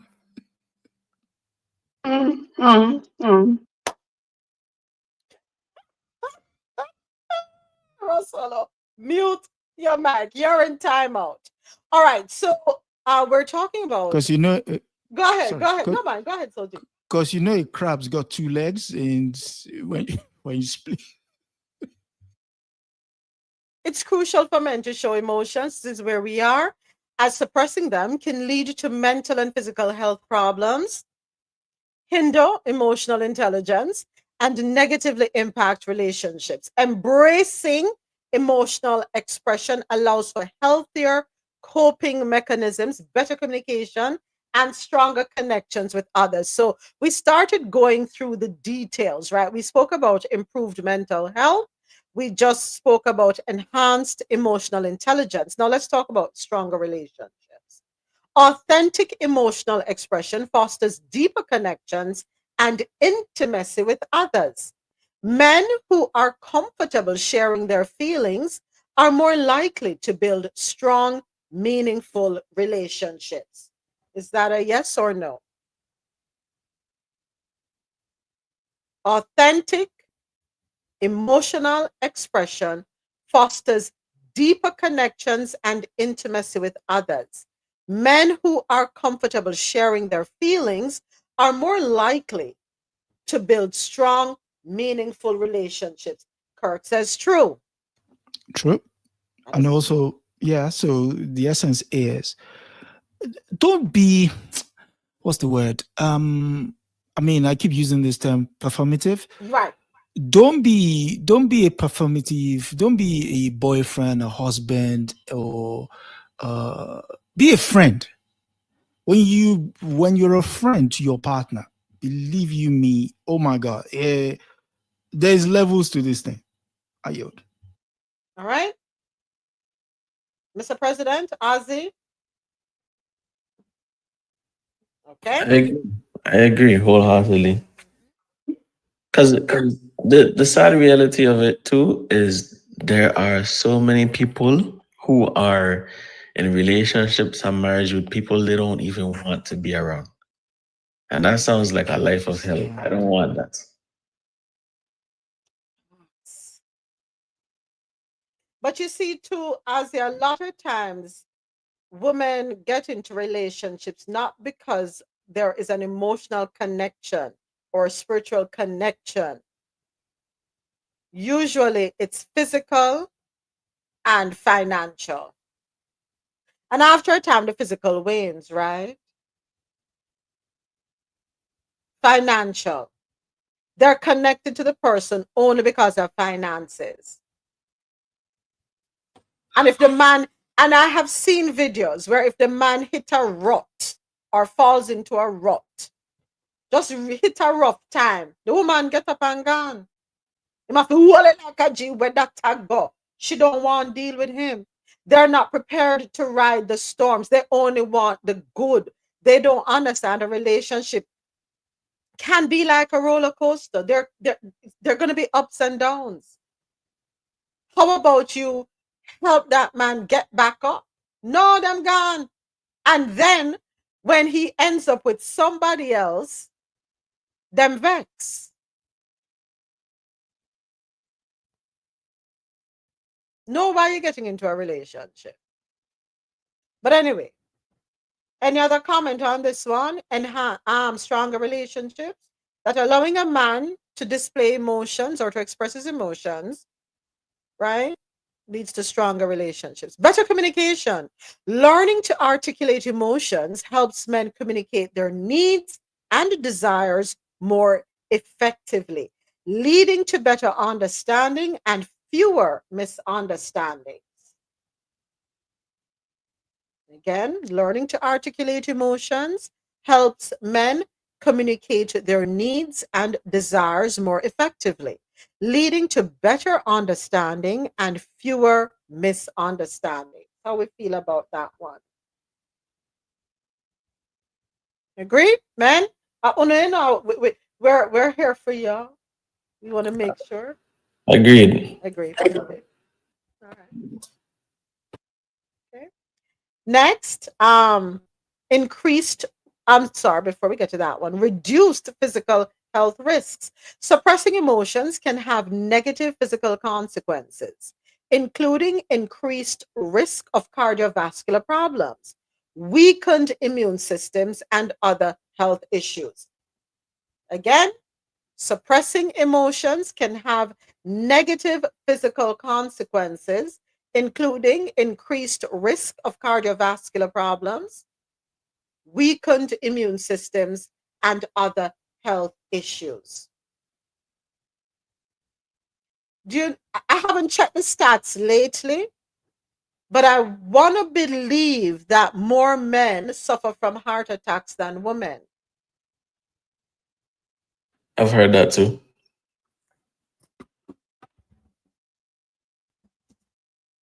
So, of course, I jump on my Google, my research.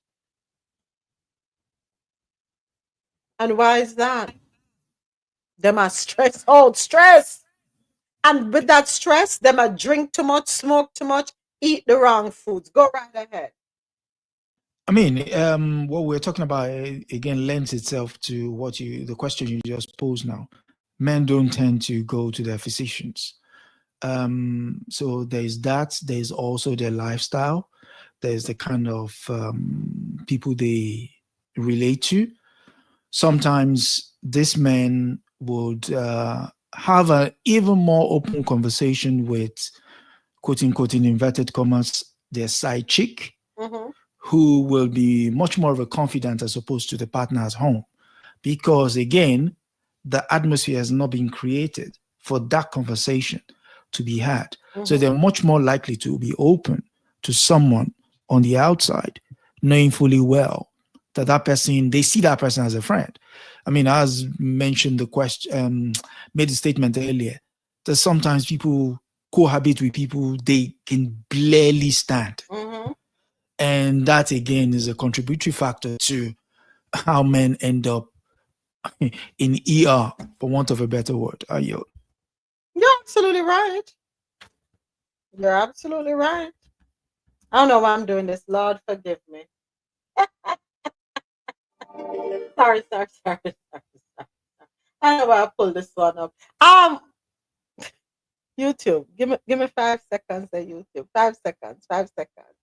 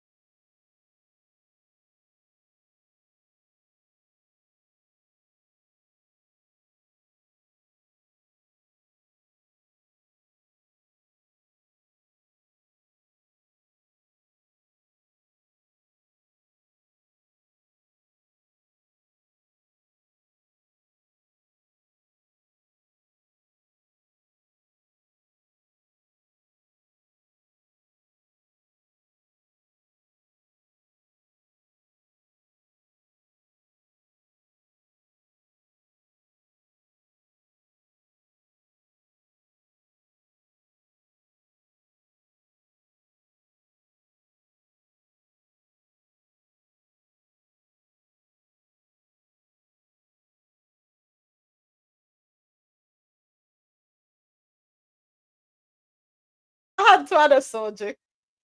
I had to.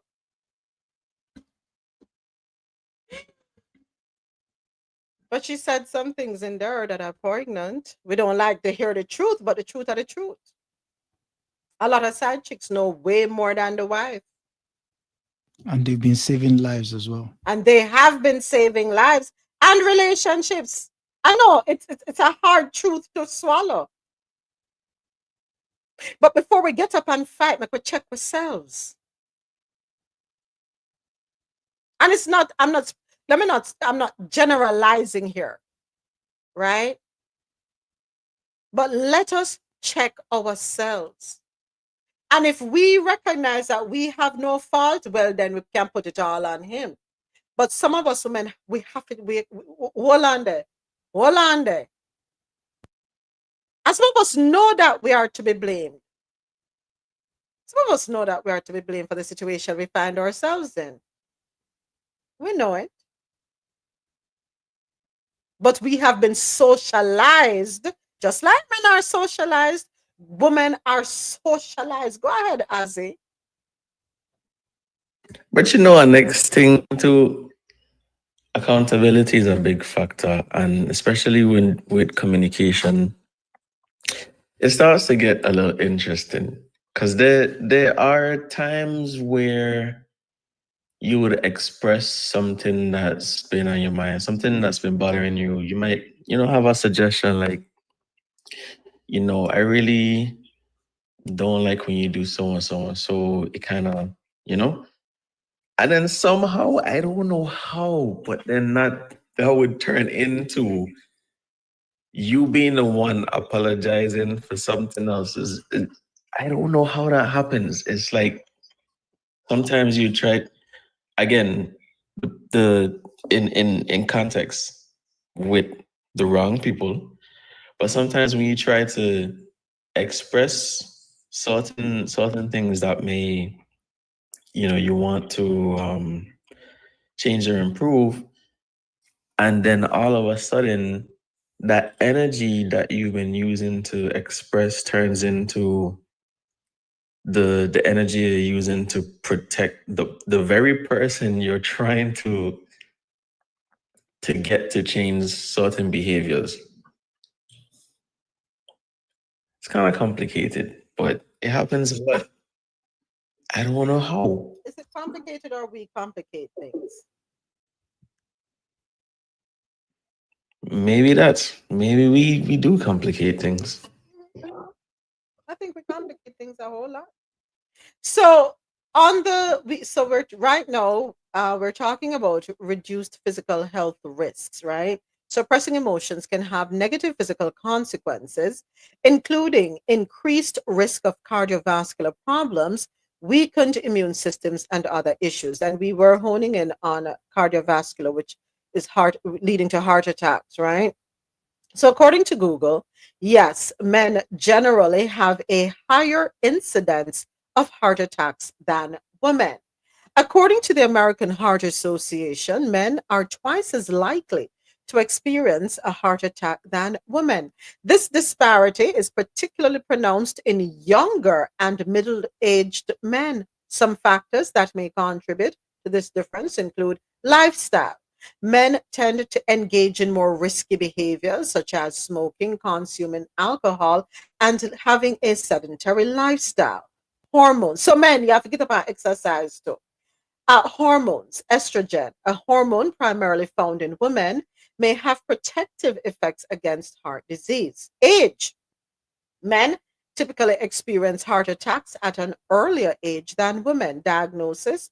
Women may be less likely to recognize or report symptoms of a heart attack. Anyway, it's important to note that while men have a higher incidence of heart attacks, women are more likely to die from them. Interesting. This may be due to factors such as older age and other underlying health conditions. All right. So back to this, men, allowing our men to show their emotions, being a safe space for men. Increased resilience. Developing emotional resilience allows men to cope with difficult situations and challenges more effectively, leading to a greater sense of well being and purpose. Do you believe in your man being the best that he can be, women? Do you believe that you can help him to be the best version of himself, ladies? And men, do you want someone who will help you to be the best version of yourself?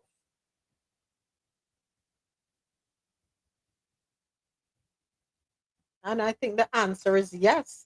Yeah, right. Yes, Kurt. Yeah. I remember growing up, I would always hear the term from some men, oh, here's my better half. Never understood what it meant until you get older, you know? And you get older now, you're like, oh, okay.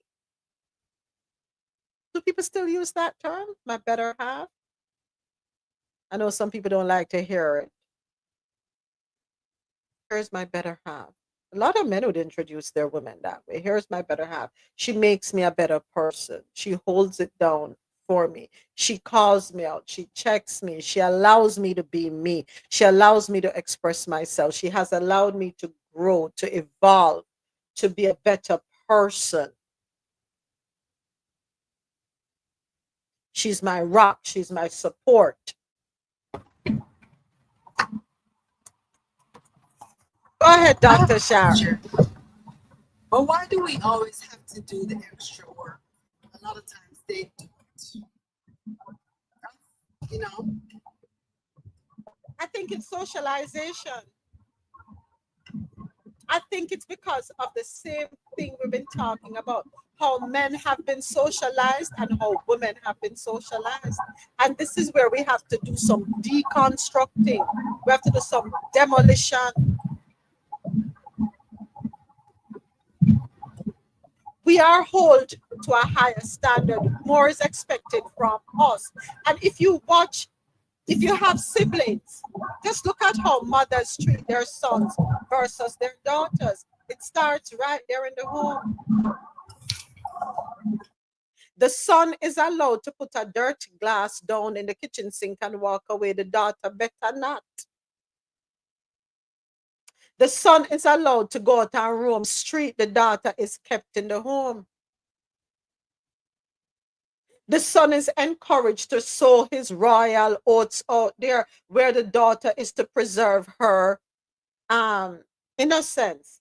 And my question is, if every daughter preserve them innocence, of which part the man them a sold them royal oats?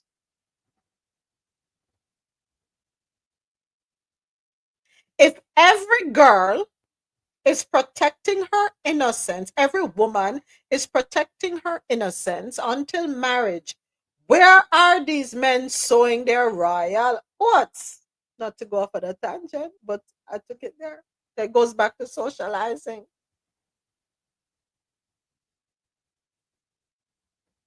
Men are allowed to get away with certain things when the daughters are not. Daughters are, certain things are embedded in them. Cultural practices, things passed down, what a man's role is versus a woman's role. And, you know, do I agree that some of it is unfair? Absolutely. Absolutely, some of it is unfair. The woman must be the burden bearer when we talk about emotions and everything. And it goes back to a conversation we had earlier, um, or touches on it when we talk about infertility. The minute a couple is together for a while and there's no child coming forth, automatically the woman is blamed. No, sir. Automatically the woman is blamed. Nobody ever questions the man. Nobody ever thinks for a second that the issue could be with the man, that the issue of infertility lies within the man. No, automatically, if no pick another day, go find a next woman. You know, she said that the woman no have no use because she can't breathe. That's the mentality.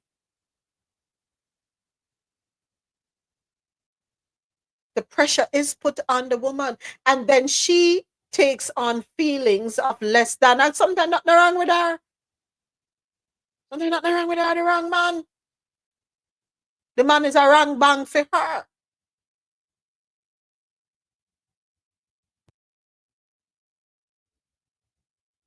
Sometimes men bring health issues to the woman, making her, she was okay.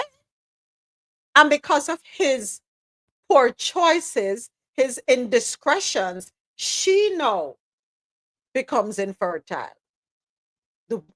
We are the ones that the blame is put on for everything, Dr. Sharon. Are we then get to? Are we for all it?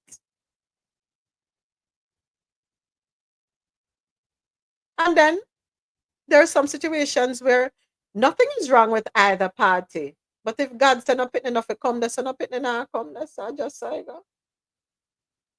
But culturally, we have been socialized to believe that when infertility exists, it's the woman's fault and it's the woman who is the infertile one in the relationship. And that's not always the case, folks. We need to dispel. There's a lot of things that we need to dispel. And in this day and age, when we have so much access to information, and this information is made available because of years of research, and the data made available to us, that in and of itself should be allowing us or forcing us to change the way we think, move away from certain ideologies, certain misconceptions. But no, I don't know what's going to happen for the next 4 years with the stripping away of certain things as we talk about health, the defunding of research, science and research. I don't know what's going to happen.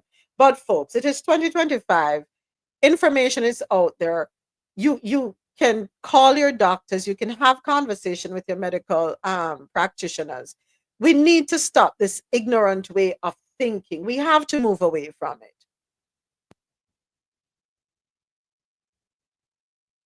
I agree, Dr. Shan. We are the bearers of the problem, and we get the blame for everything. And it's not fair. Another thing here, breaking down stereotypes, encouraging men to express their emotions helps to challenge harmful stereotypes about masculinity and promotes a more inclusive and accepting society.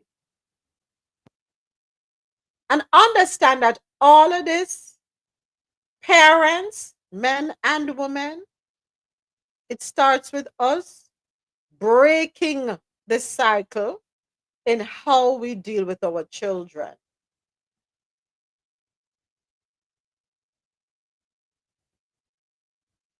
All of this, all of this can be changed. We can adjust the sales, we can change the trajectory, we can have a better outcome.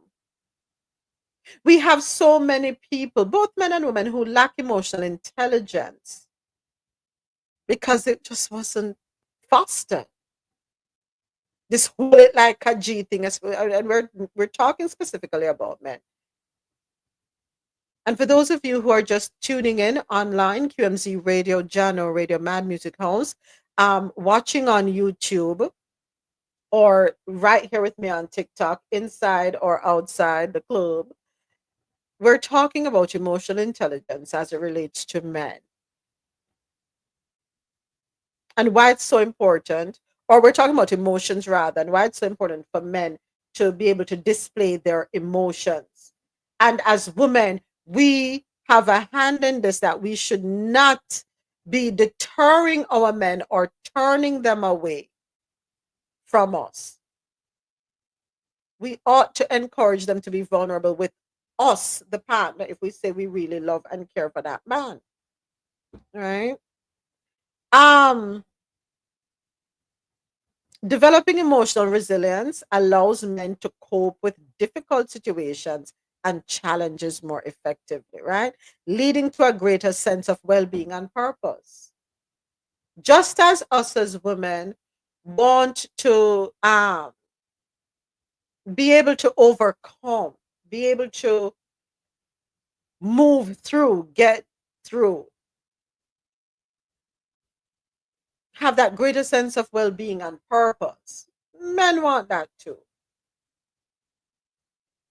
Breaking down stereotypes, encouraging men to express their emotions helps to challenge harmful stereotypes about masculinity and promotes a more inclusive and accepting society. I don't think I need to expound on that. That's self-explanatory.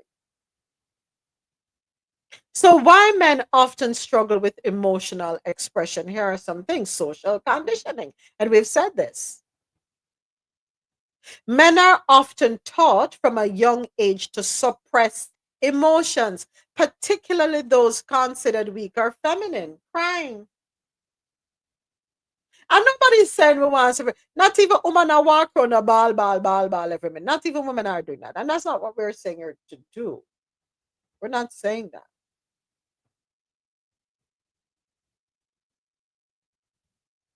And men being taught to suppress emotions from a young age is not only passed on to them from their fathers, stepfathers, uncles, older brothers, grandfathers, a man out there in the community. Women teach them this too.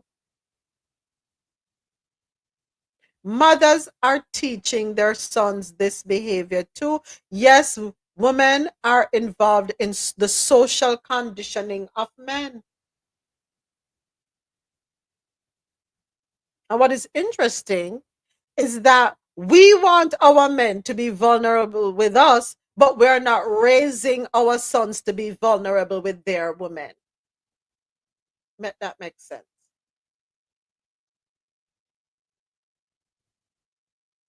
Another reason why men struggle with emotional expression is the fear of vulnerability.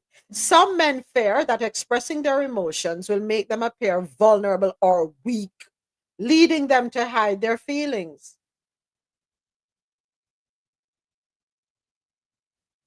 Again, if you're in a relationship, it is your safe space.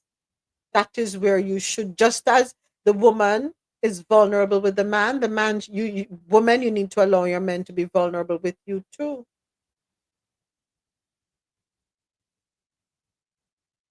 Lack of role models.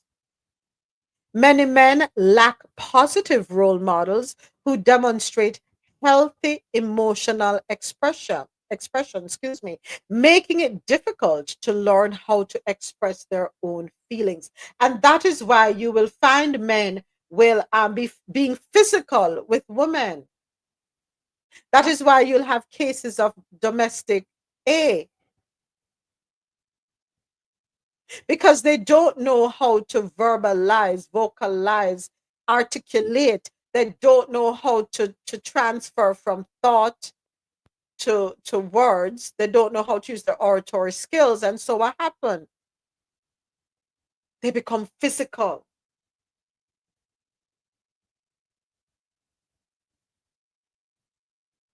And then we have a cycle. We have a cycle.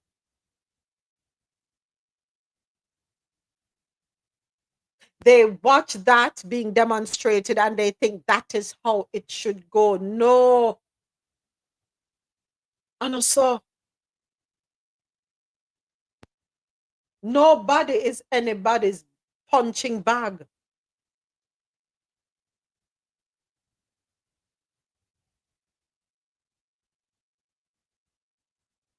They become childlike, I call it.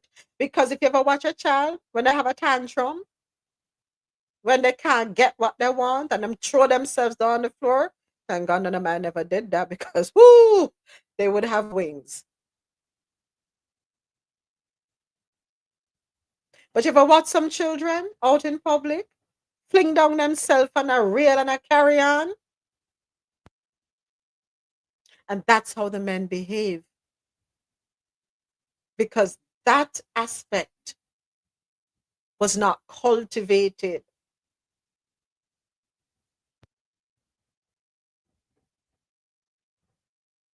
Lack of role models. We need good role models. I'm not talking about Dr. You. You know who I'm talking about. I call no more name.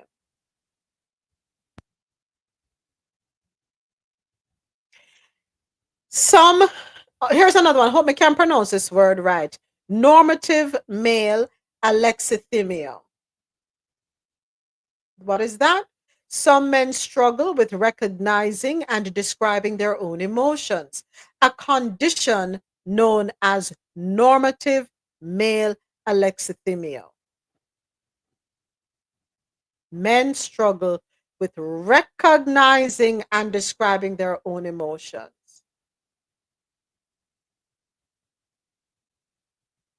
Is that true? Do men really have a hard time recognizing, understanding what it is that they're feeling and being able to describe it? Is that a fact?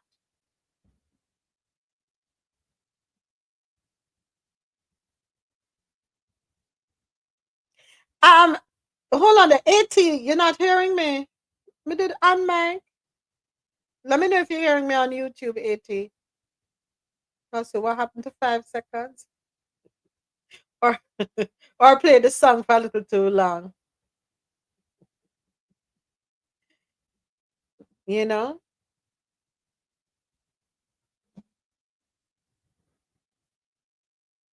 We have to men, it is important that if you don't feel comfort, if the person you're with is not one with whom you're comfortable being vulnerable with or talking to, you're expressing your emotions, please go to counseling. Or you must have that. It's not must, but it's important for you to have someone that you can confide in. It's important.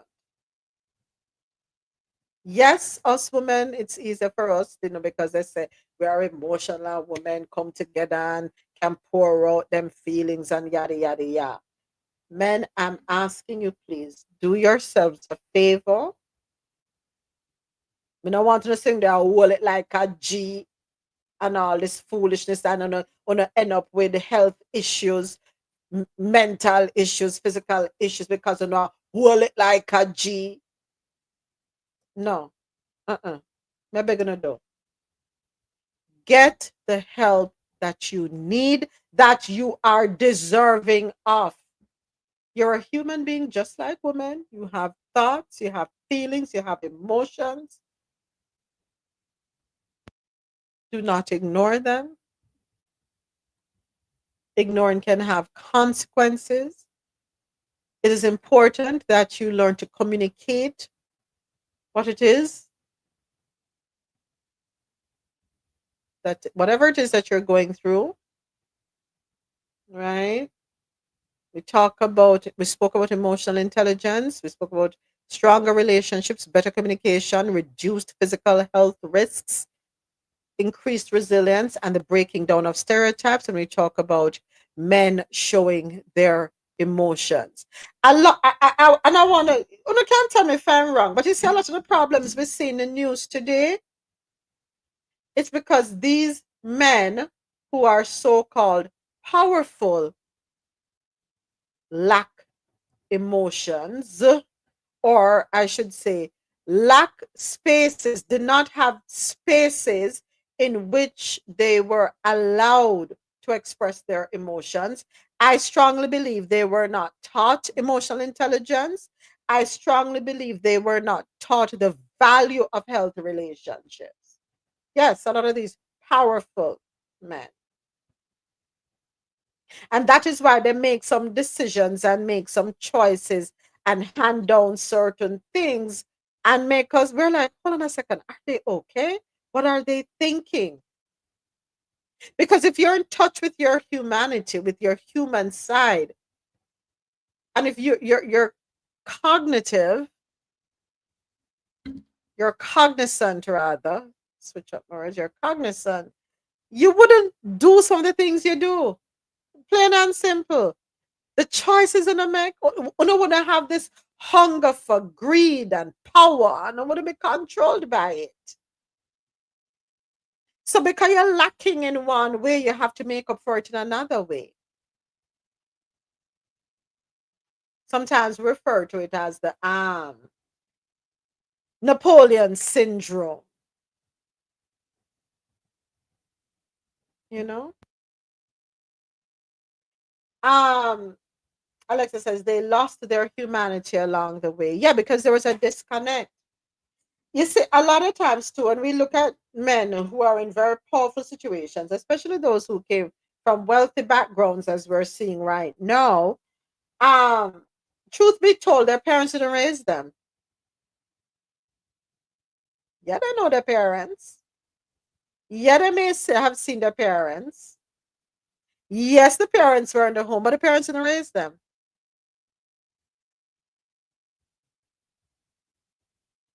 Things were just thrown at them. Yes, they're taken on trips. They are given everything that the world has to offer, but they were not raised. And we on the outside looking on, and I've seen this happen so many times before, where a person from a certain financial background or persons from certain financial backgrounds will come out and try to express things that they're going through. And those of us who are not from that background dismiss them, ignore them, and say, what kind of problem you could have possibly have? You had everything that you could ever want, not recognizing that tangible does not substitute or is not a good substitute or replacement for the intangible. Having a floor to ceiling closet filled with the latest designer shoes, the latest designer clothing, the latest of everything does not serve as a substitute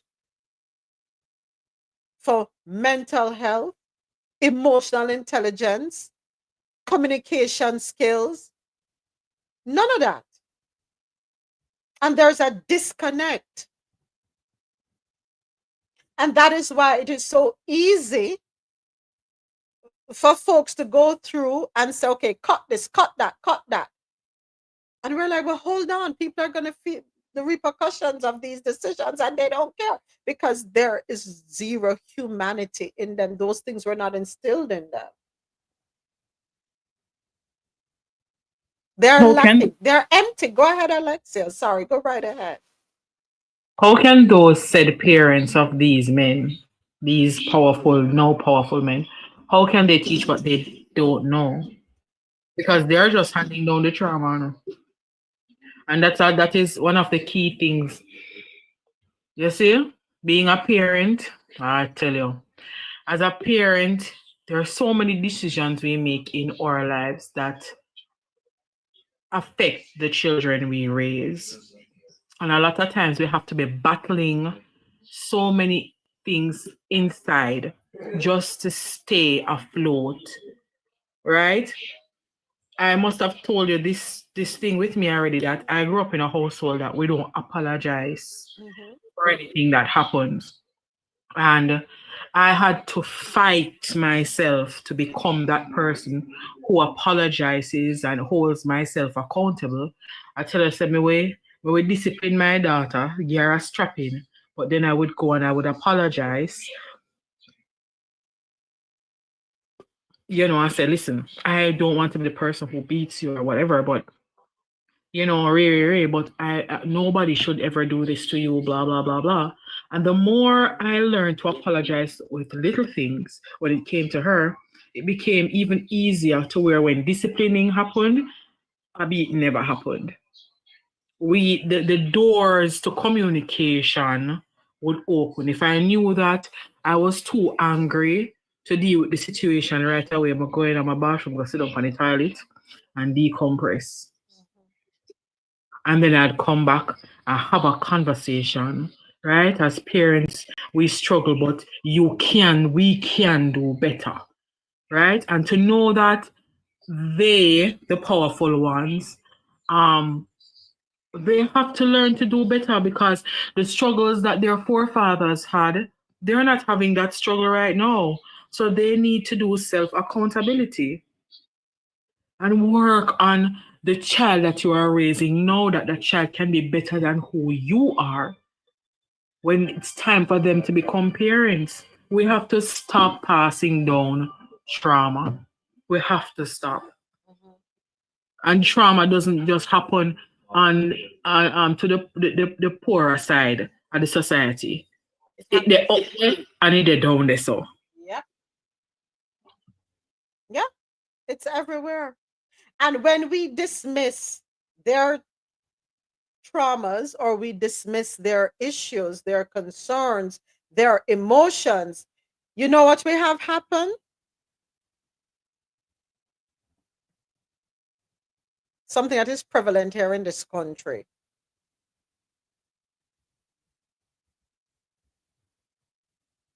It happens. They're going to the schools, they're going to the malls, they're going to the concerts, they go everywhere and act out.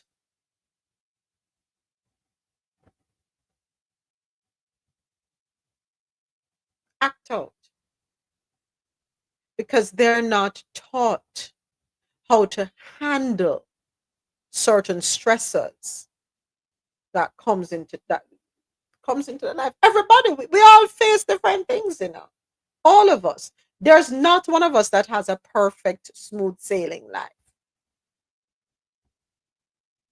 We all have things that we have to navigate, situations, circumstances, so on and so forth, that we have to get through. You might have a week or a month or a few months where you have no issue, and then bam. We used to have a saying, or I don't know if they still say it in Jamaica: chicken Mary, hawk the near. We're going out about our business, happy go lucky, merry as anything. And then here comes a thing to knock us upside the head. And you're like, whoa, what just happened? So we all have something that we're dealing with.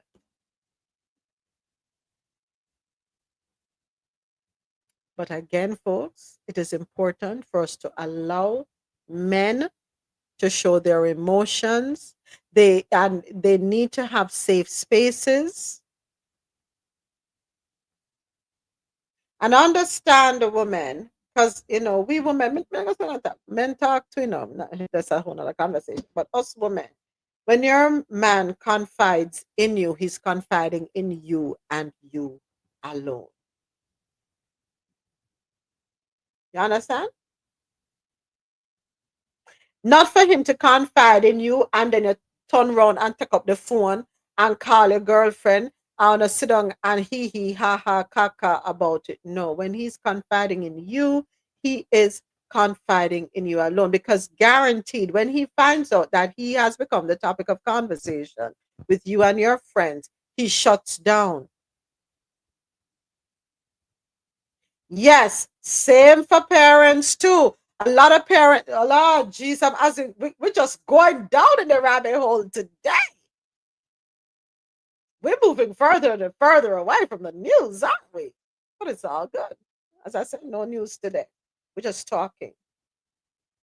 Yes, parents, if your children confide in you, it is not for you to pick up the phone, call Sister Mary, call Auntie Janet, call Uncle Bob, and tell them what your child said to you in confidence. There are things that happen. Let me tell you something. Some parents, you'll never get a peep out of them.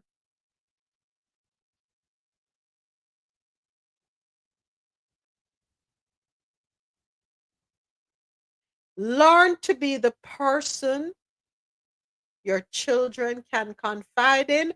Learn to be the person your partner can confide in. But we're not talking about the parents them today, although yes, as is so true.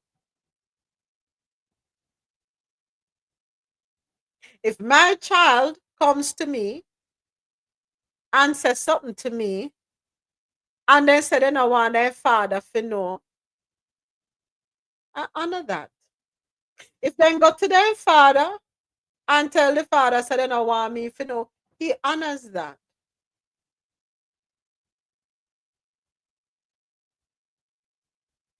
Absolutely, Rosolo. Parents wonder why we don't tell them certain things, because their mouth coming like river. There are a lot of parents out there. We have to check ourselves. Are we confidants? Can we be considered confidence?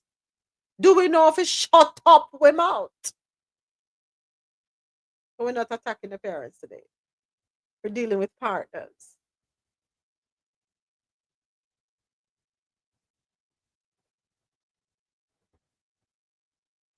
Can your partner trust you? Hmm? Can your partner trust you?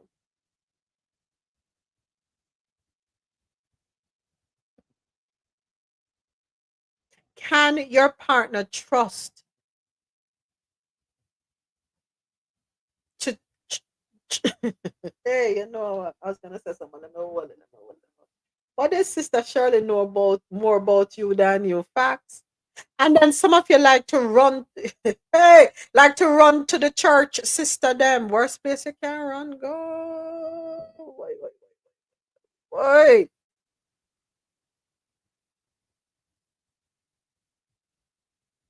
Your partner should be able to confide in you just as you're able to. You should be able to confide in your partner as well. It's important. That lends to a stronger relationship. That lends to an authentic relationship.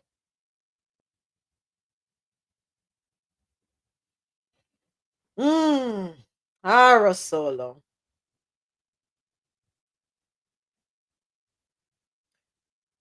We have to nurture relationships. And no relationship is perfect. We know that.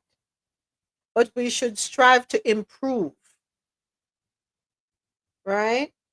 My mom knows she can't talk nothing I discuss with her. I'm her best friend. I will leave.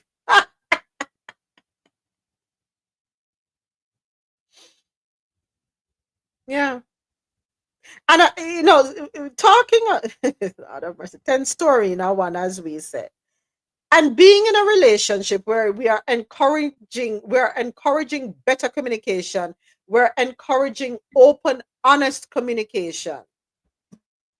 If I tell you something, Azzy, not throw it back in my face. Don't do that. If I tell you my secrets, as unsavory as they may be, do not throw them back in my face especially when there is a moment of discord.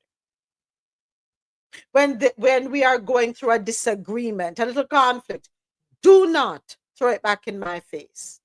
It's the worst thing you can do with your partner. To throw them secret in their face. Don't do it. Take it turn around, cuss them. Don't do that. Because what's going to happen? They're never going to tell you anything again.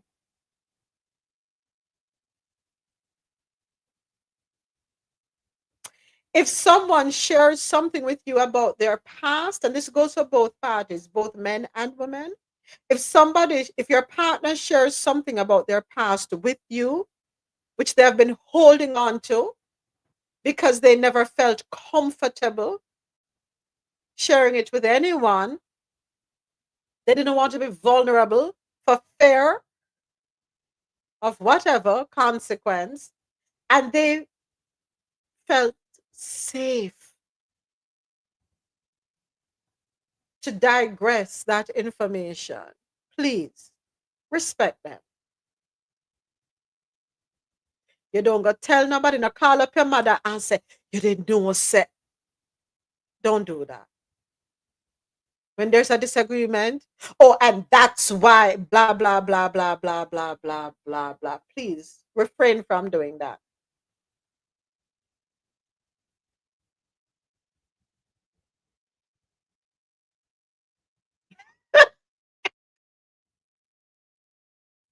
Thank you, Rosolo.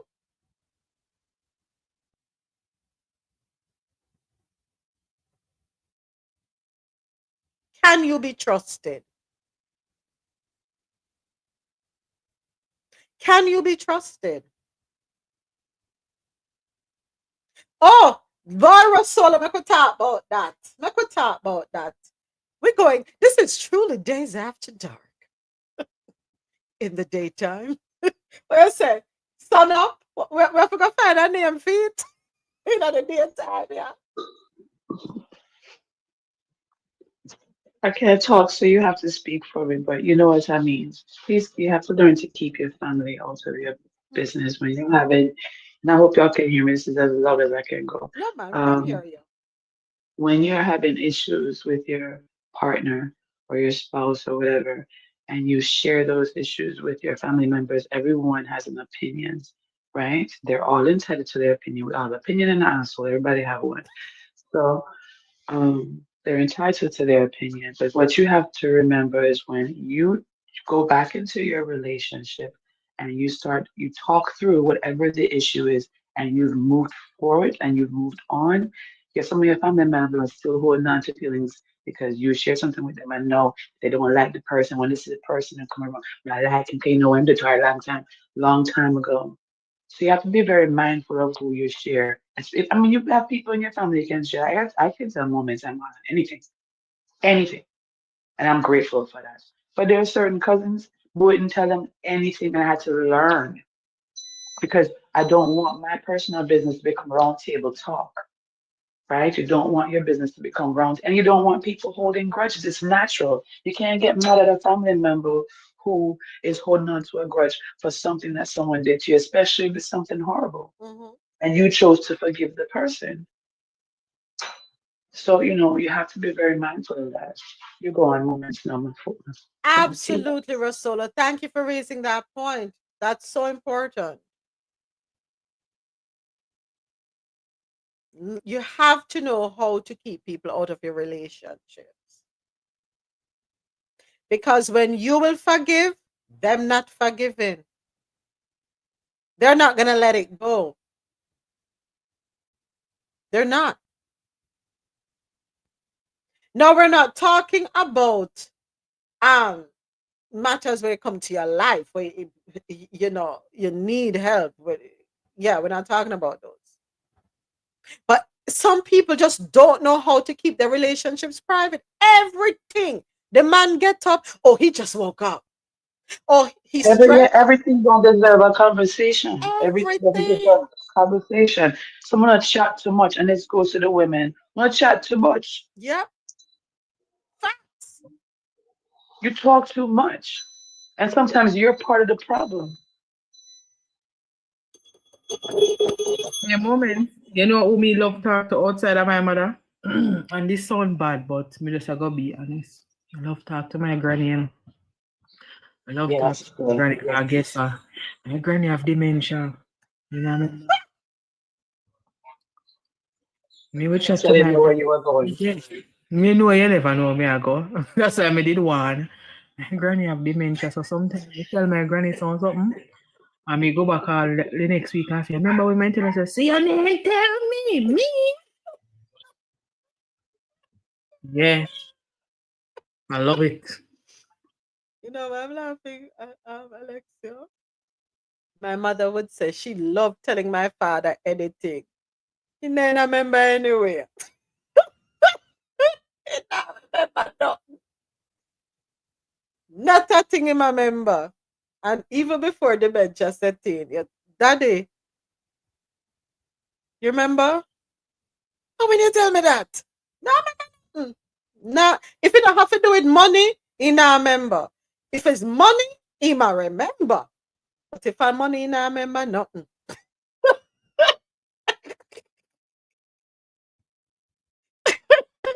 $500 from the man. The man said, you remember that thing there? Facts. Big facts. I say, but remember, say you never give me back from the long time, you know. If I no money, not my father now remember. No, I don't think he heard anything else but money anyway. And you would confide in him for so long, tell a whole hour long story. I saw you go, my dear. I'm like, oh, There you he's go. gonna say, I saw you I go. saw it go.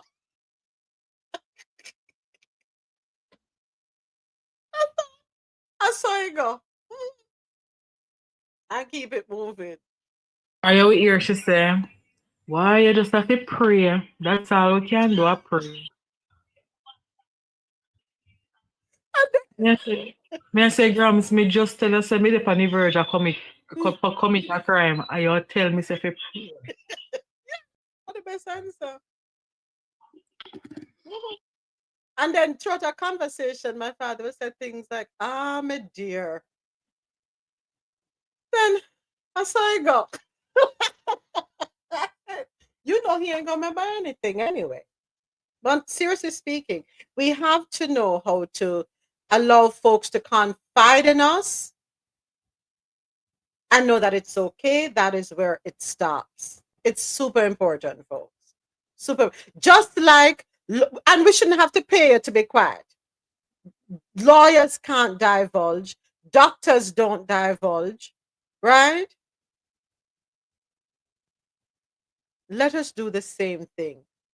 You know, pretend to be a doctor, pretend to be a lawyer when your friends or your partner come and confide in you, or your children come and confide in you. And do not use that information against them. Please don't do it. Be a safe space. Now, I came across this video as we were here talking, and I want to scroll through it. Okay, all right. This is me. I don't know what I talk about. 10 things I've learned about men in my 30s. So let me read what this person has said on TikTok. Number one, since we're talking about the men today, most men are extremely insecure about themselves. They're just better at hiding it than we are. At some point, he's probably compared himself to another man. Man, is this true? Put it in the chat, whether on YouTube, here on TikTok, or let's talk about it. Is it true that men are extremely insecure about themselves?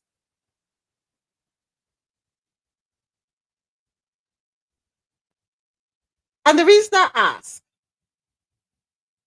for us women, we can put on eyelashes, do eyebrow, put on lipstick, put on the layers, the foundation, the concealer, the makeup, put on a wig, do a sewing, put on fingernail, put on what you call it, cinting round with waist. I would change with shape and all these things. For the most part, what do men usually do to change how they look? And I'm just talking about the physical insecurities. But okay, Josh says, I think many people have insecurities. Absolutely. But men, they're saying that most men are extremely insecure about themselves. They're just better at hiding it than we are, than women are. Is that true?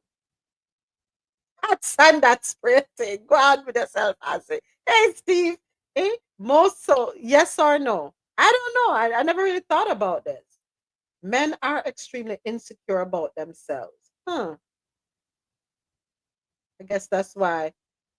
Never, not me. Never, Steve. Do men look at themselves in the mirror and are super critical? Is that why the gyms are filled with men, mostly men? Well, a lot of women in there now, but there was a time when it would be more men in the gym than women. Was that their way to try to because of their self-awareness, how self-conscious they were? Were they looking at other men and recognizing that these men are getting a certain type of girl, or so they want that attention to, so they go and try to work out, buff up them chests and big up them arms and all these things? Interesting. Could it be this insecurity why a lot of men in Jamaica are bleaching? Maybe gonna just stop it, stop it, stop it. But could it be the reason why the insecurity why a lot of men in Jamaica are bleaching their skin? As it says, I'm handsome as heck and my belly, the belly is my insecurity. Why are you insecure about your belly for? Big belly man, them used to say, have money. It's a big belly. My uncle told me, remember you were there today, my uncle told me, and not Shelly's father, his brother, that big belly man mean them wealthy. Right. And he told us that when we were children, because he was a fool and prayed, may he rest in peace. I miss him. He taught me to be an idiot. This is where I get it from. He said it's wealth. Rub on it and be happy. Yeah. Listen, see, Kirk said, no guts, no glory. I guess because my father belly did big and my husband belly big. What me I go to washboard stomach? No, sir. I don't want a washboard stomach. Very sorry. Really? Moments? No. No. Give me the washboard stomach all day, all night. I can rub on that too.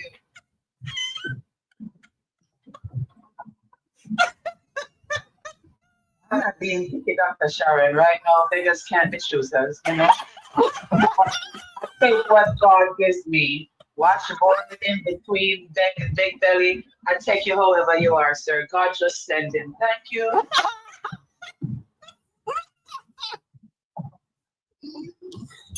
I don't know. I see a big belly, and in my head, I think shortened life. But that's just the training in me. That's it. It's true. It's a training. That's it. Yeah, it's just the training in me. And we're like, so who said I have a big belly? You can take care of that. Go to gym. I can help you with an eating plan. You can get rid of that. Improve your lifespan. There you go. Yeah, there you go. There you go. See, Dr. Sharon is willing to accept you as you are and help you to become a better version of yourself. So will you help him flatten it? Let me Kirk said that food always be in the house. Ozzy, listen, focus on your health, your mental health, your physical health, your spiritual health, right?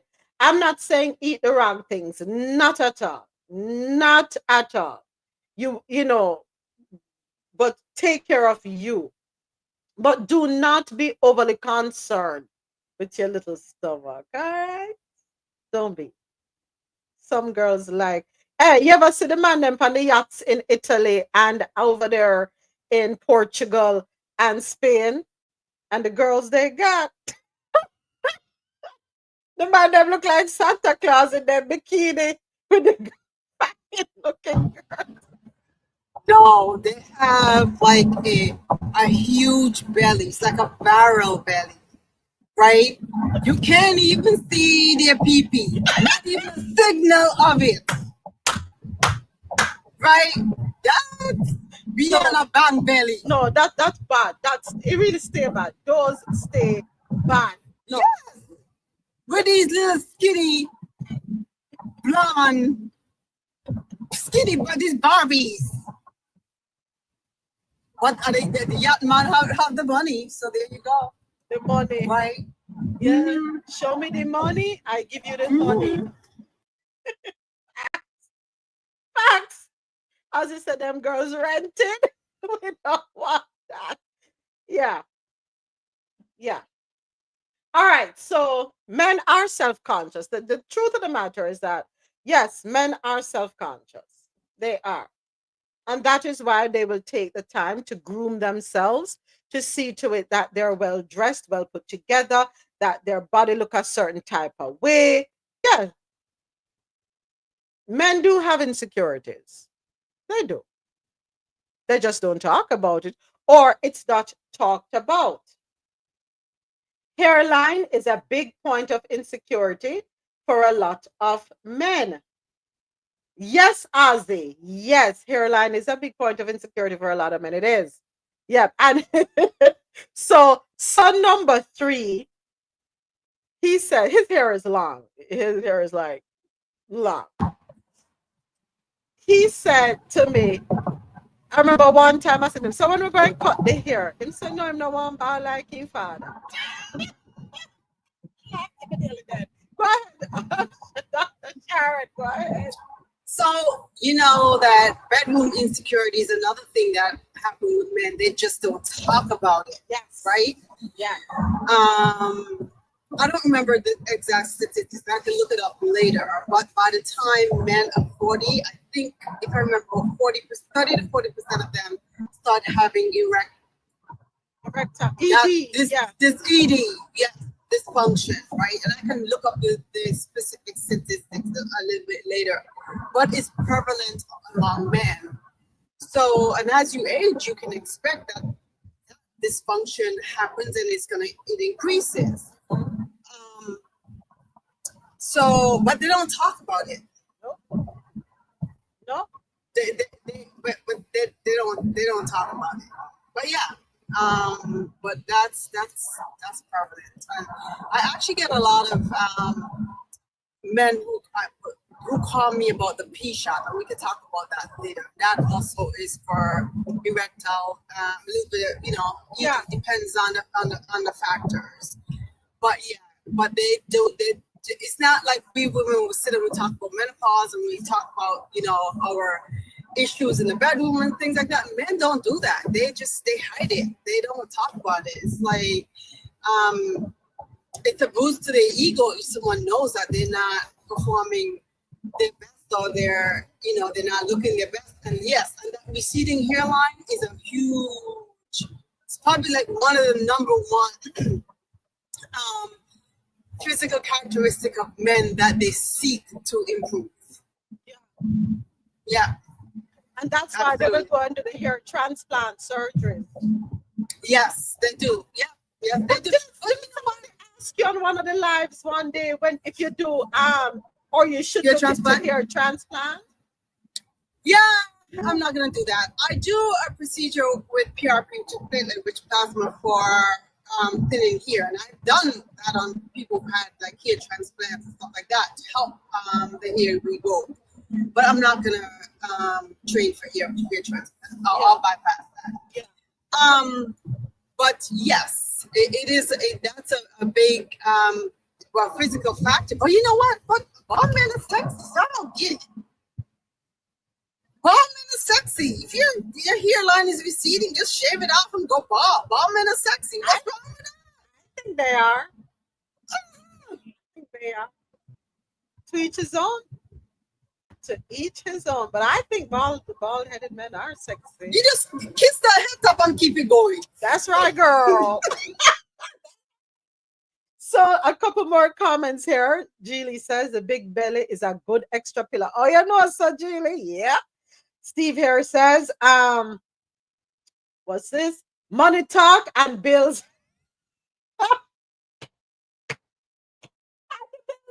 I get it. I get it, Steve. Trust me. What do you mean by moments? Don't my big belly are violent, man. You know him very sexy with it. All right, so Dr. Sharon, I know you're driving, so you can't put it in there. What Ozzy wants to know, what's the name of the shot? I guess it's the first time he's hearing that there is a shot for men. It's called the P shot, proprietor's shot. But once I start driving or another day, I can explain. Yeah.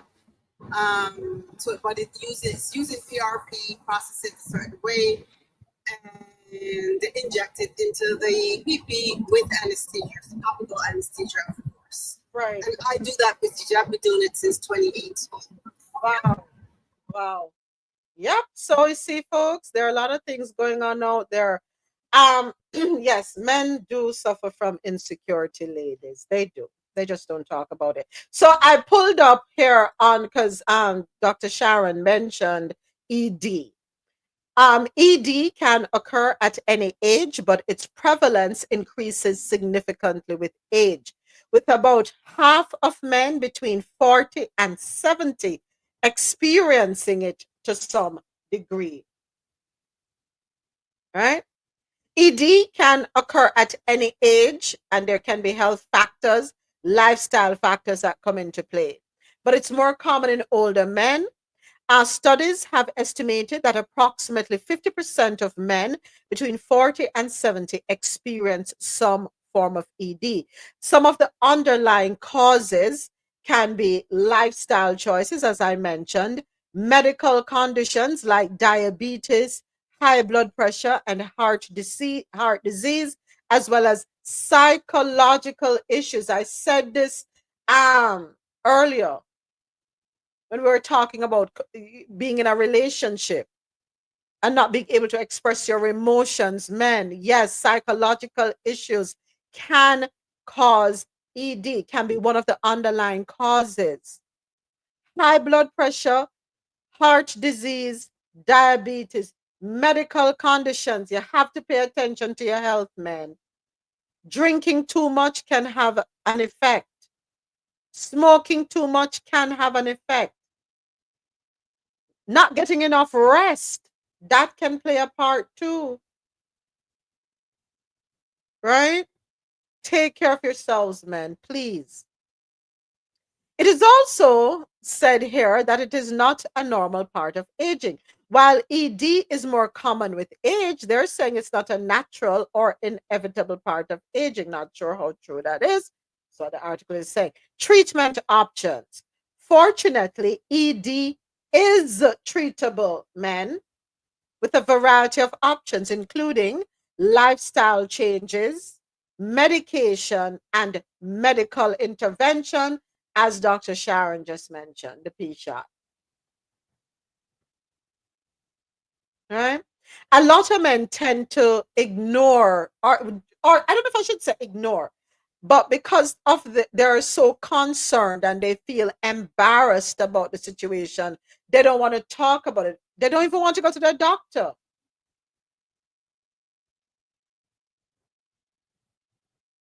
Gentlemen, if you think that you're suffering from ED, please schedule an appointment with your primary care physician.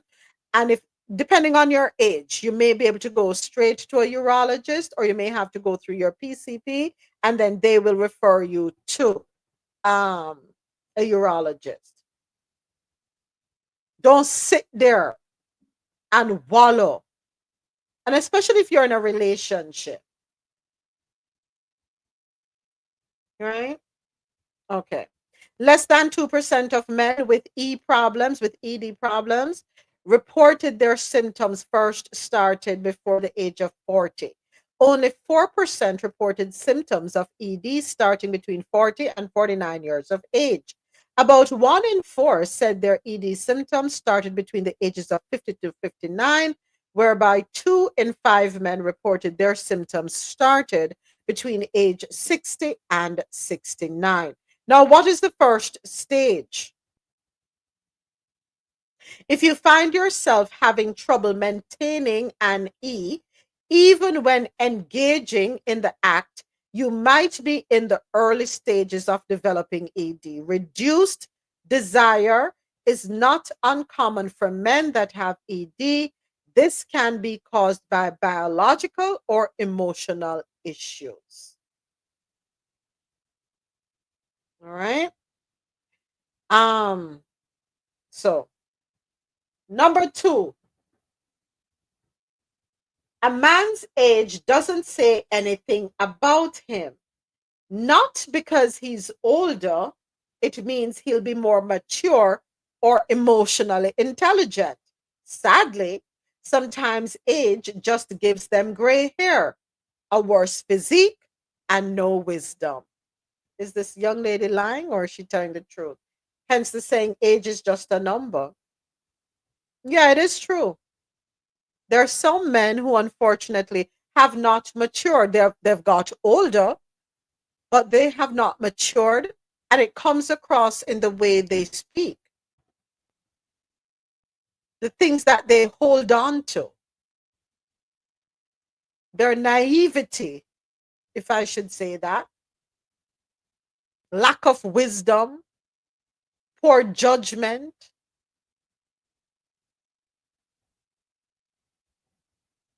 So when you hear some girls saying or some women saying, oh, them only want a man of certain age, that no mean nothing. That no mean nothing. Or you'll hear we look at older women going for younger men and be like, what can she be doing with that child? Guess what? That child, or what we like to refer to as a child, meaning anybody 25 and up. We might look at a 28-year-old, a woman who is say 50 with a 28-year-old woman. I was like, what the heck? She doing with this 28-year-old guy? And guess what? This 28-year-old man may be way more mature, emotionally intelligent, whole heap of wisdom. Leave the cougars alone. I'm not messing with the cougars at all. You got to do what floats your boat. If that is where you find your happiness, that is where you find your happiness. If that 28-year-old young man treats you like a queen, like the queen you are, who am I to tell you rob yourself of happiness? No, sir.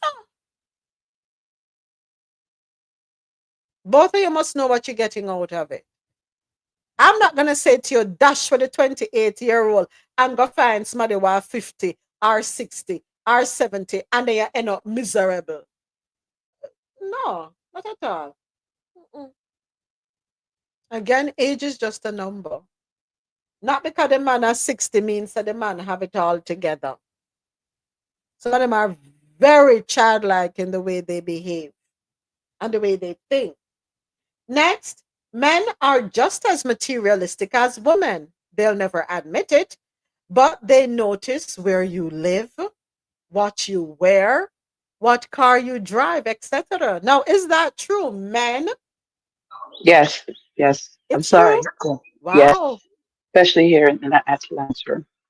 Ooh. So men are actually concerned with what you I think drive. I think Caribbean men as well. I think more Caribbean men, and I say this to mean Jamaicans. I'm sorry. I Yeah, done the Jamaican man never so long. love my men, but I'm telling the truth. I say this to mean Jamaican men. Yes, they're very materialistic. So Very you materialistic. tell me, Rasola, so if me pull up in our old Volkswagen, they're not gonna look for me. But if me come back in our Benz, they're gonna turn and look for me and be more inclined to want to pursue me then. You said it, I didn't. You said it, I Wow, didn't. men, we have to do better. We have to do better, men. But it goes both ways. It goes both ways. And like I'm saying, I'm speaking here for Atlanta. My experience here in Atlanta. It's a very materialistic city. Wow. When you're driving, where you went to school, da da da da. That's one of the first question when you meet someone, where'd you go to school? I didn't. I schooled myself. I love saying that because it's irrelevant. Wow. So men are, I ac- wish I would have concur.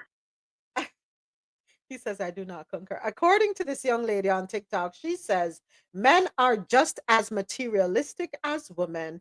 They'll never admit it, but they notice where you live, what you wear, what car you drive. Wow. Interesting. Now again, my disclaimer is I'm speaking about Jamaicans in Atlanta, In the big ATL. in the ATL. And I it's don't know. a lot of and it's more than just Jamaicans, it's just a lot of people. I thought it was the women who were more concerned about the type of vehicle a man drives. Wow. So let me check the chat here. Hold on a second. I do not concur, says Ozzy. Mr. President says, really? Who cares about what you drive? Just says, those may be the men who want someone to take care of them. Oh, okay. And Ozzy's asking the question, is that supposed to be a status indicator thing? Hey, Boxer Mom. Enough people can't pay rent and driving around in Benz and Beamers and stuff like that just for the show. Just for the show. And I'm speaking on both men and women. Right, Just right. mm, So you're telling me if I were a single person in the ATL right now and I want to secure a man, bag a man, don't come here. Don't I come would here for have real. to rent a vehicle, rent a luxury vehicle to increase my chances. Wow.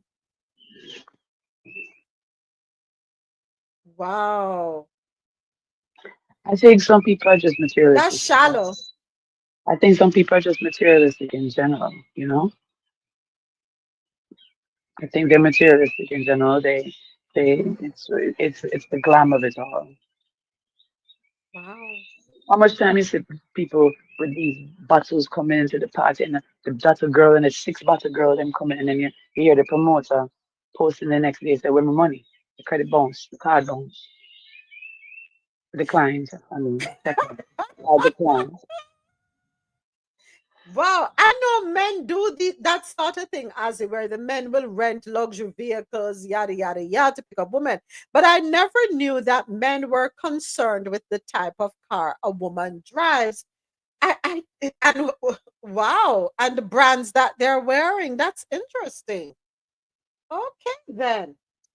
But the thing is, what people don't realize, I don't say men, people can wear something from Walmart or Target, And it look and brand name. yeah, you look, it's how you present yourself. Hmm. Hmm. That's the key to it, Even is how you choose to present yourself. Go on, Mr. President, go on. in a place like America, where you could get anything with a good credit score, what does he laughing? Why serious?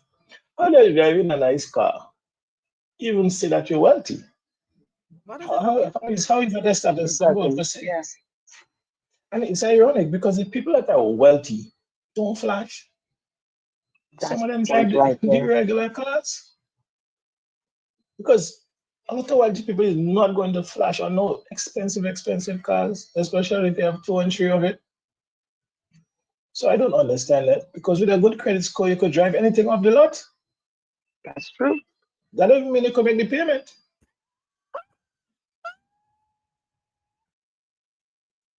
You know, say you're wrong for that, Mr. President. You're wrong for President said with a good credit score, you can drive anything off the lot. It doesn't mean that you can't afford the monthly payments. Absolutely. I worked at a place, Moments No, Modern Noise, it was Fort Lauderdale, and the owners were some of the most humble men. They had nice cars. They had like matching. It was funny. They had matching Beamers, but the way they came into work They have on their jeans and their t-shirts. They're not flashy. There's a group of men that were millionaire, this programming company that we network with, and they were millionaires. Those guys, Shane and Kenny. I'll never forget those two guys. Kenny drove. Kenny used to say, "Let people think I'm WT." He didn't care, and he was a multi-millionaire driving one old pickup truck. Shane used to drive one Jeep. Multi-millionaires, and they didn't change. When I say they had money, because they were two of my closest friends, and they literally would say, "People think we're WT. They can think what they want. We don't care." I know some people who have them all car and them what we call whoopty or them old vehicles. They do have a nice vehicle for when they're going out with them woman and or once in a while they'll take it out. I know people like that, but wow. Me never know say a man I worry about what a woman I drive, and that would be a deciding factor as to whether they want to involve themselves with that individual. Go right ahead, James. Yeah, like afternoon.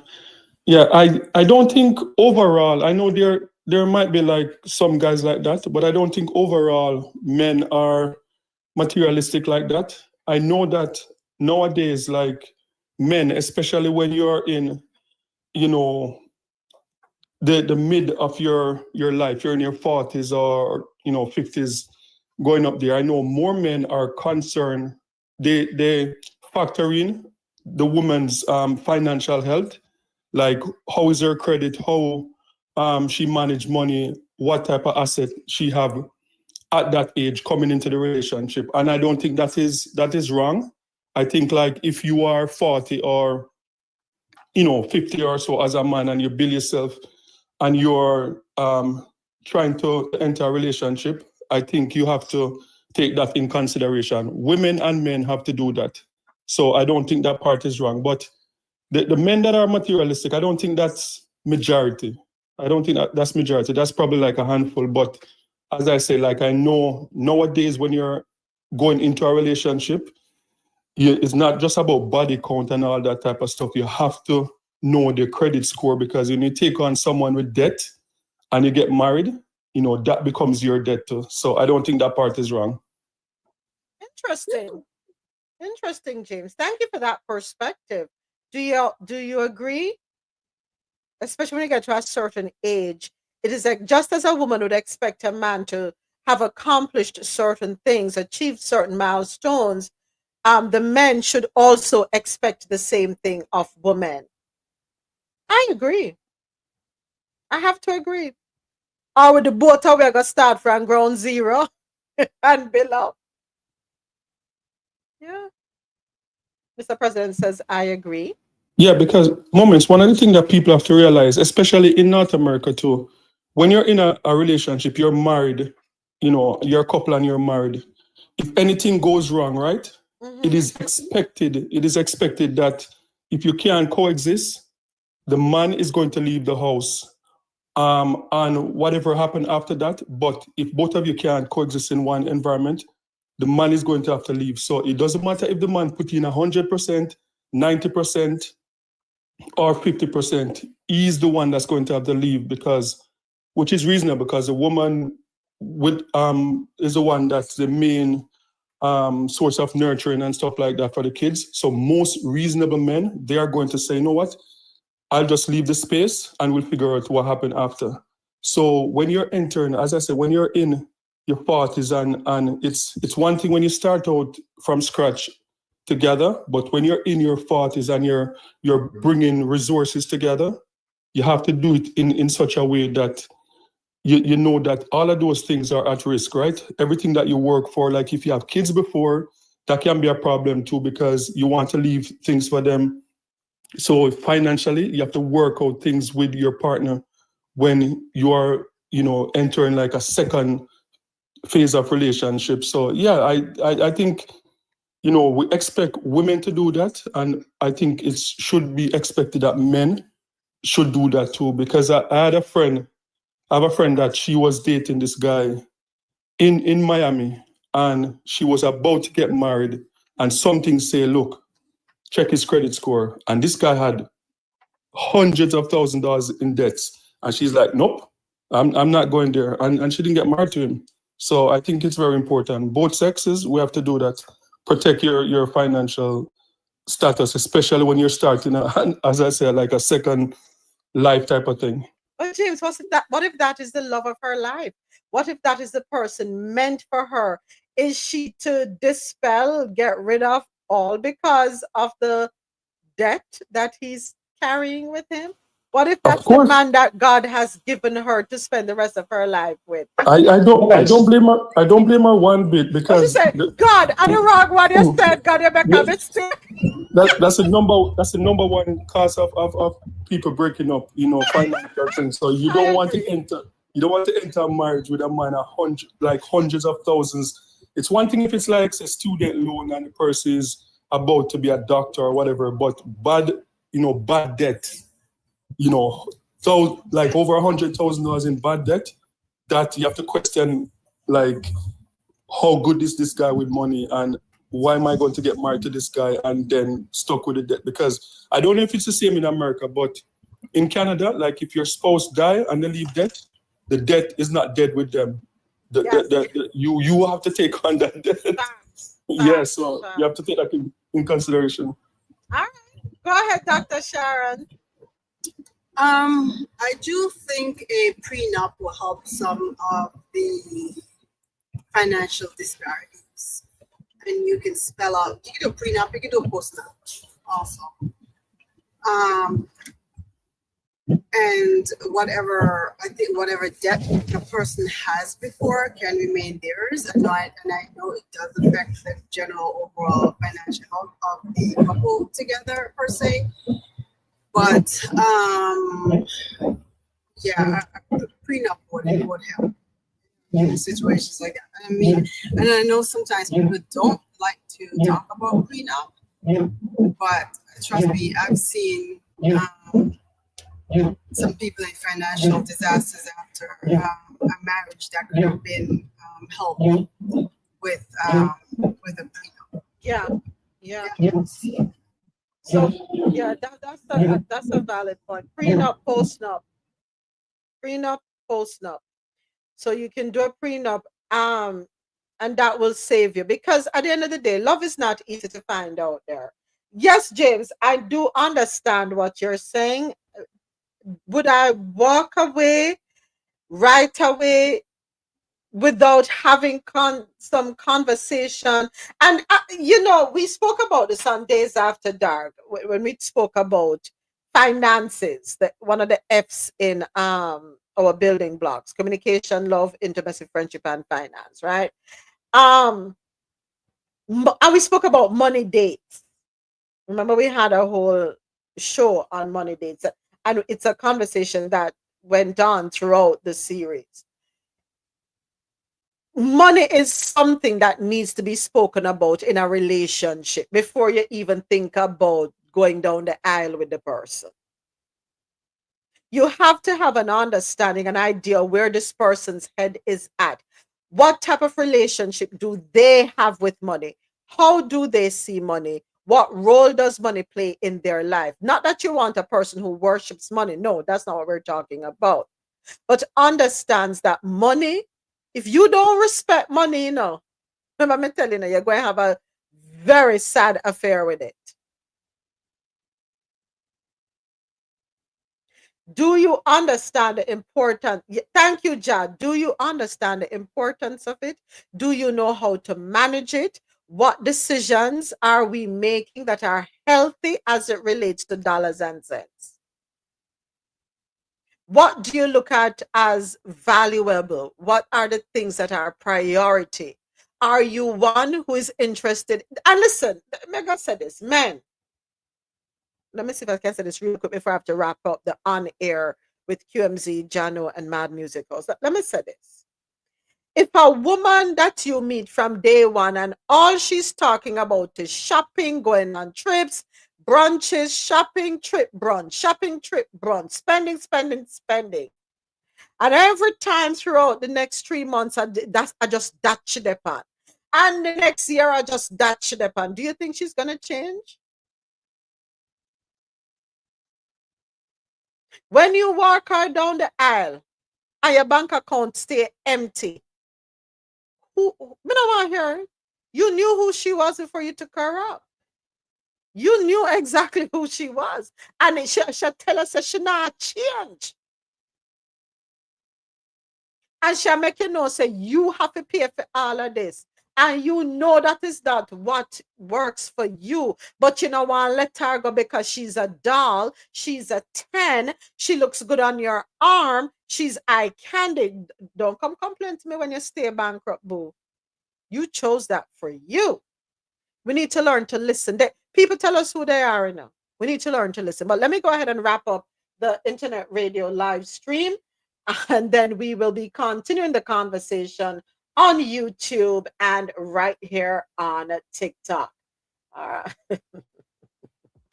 Boy, we never end up here, except end up here at all. We did no news today, but we did something that was well worth it. We took a break from the run of the mill. I want to say thank you to everyone who tuned in online, qmzradio.com for quality music while you work or play, janoradio.com, your non-stop party vibe station, and madmusichouse.com for any genre, anytime.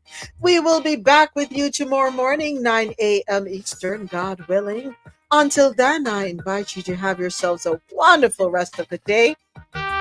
Be good to you, love on you, and spread love. Lord knows we need a lot of it. I also invite you to join us on TikTok or on YouTube. Until then, what good. See you then. See you tomorrow morning.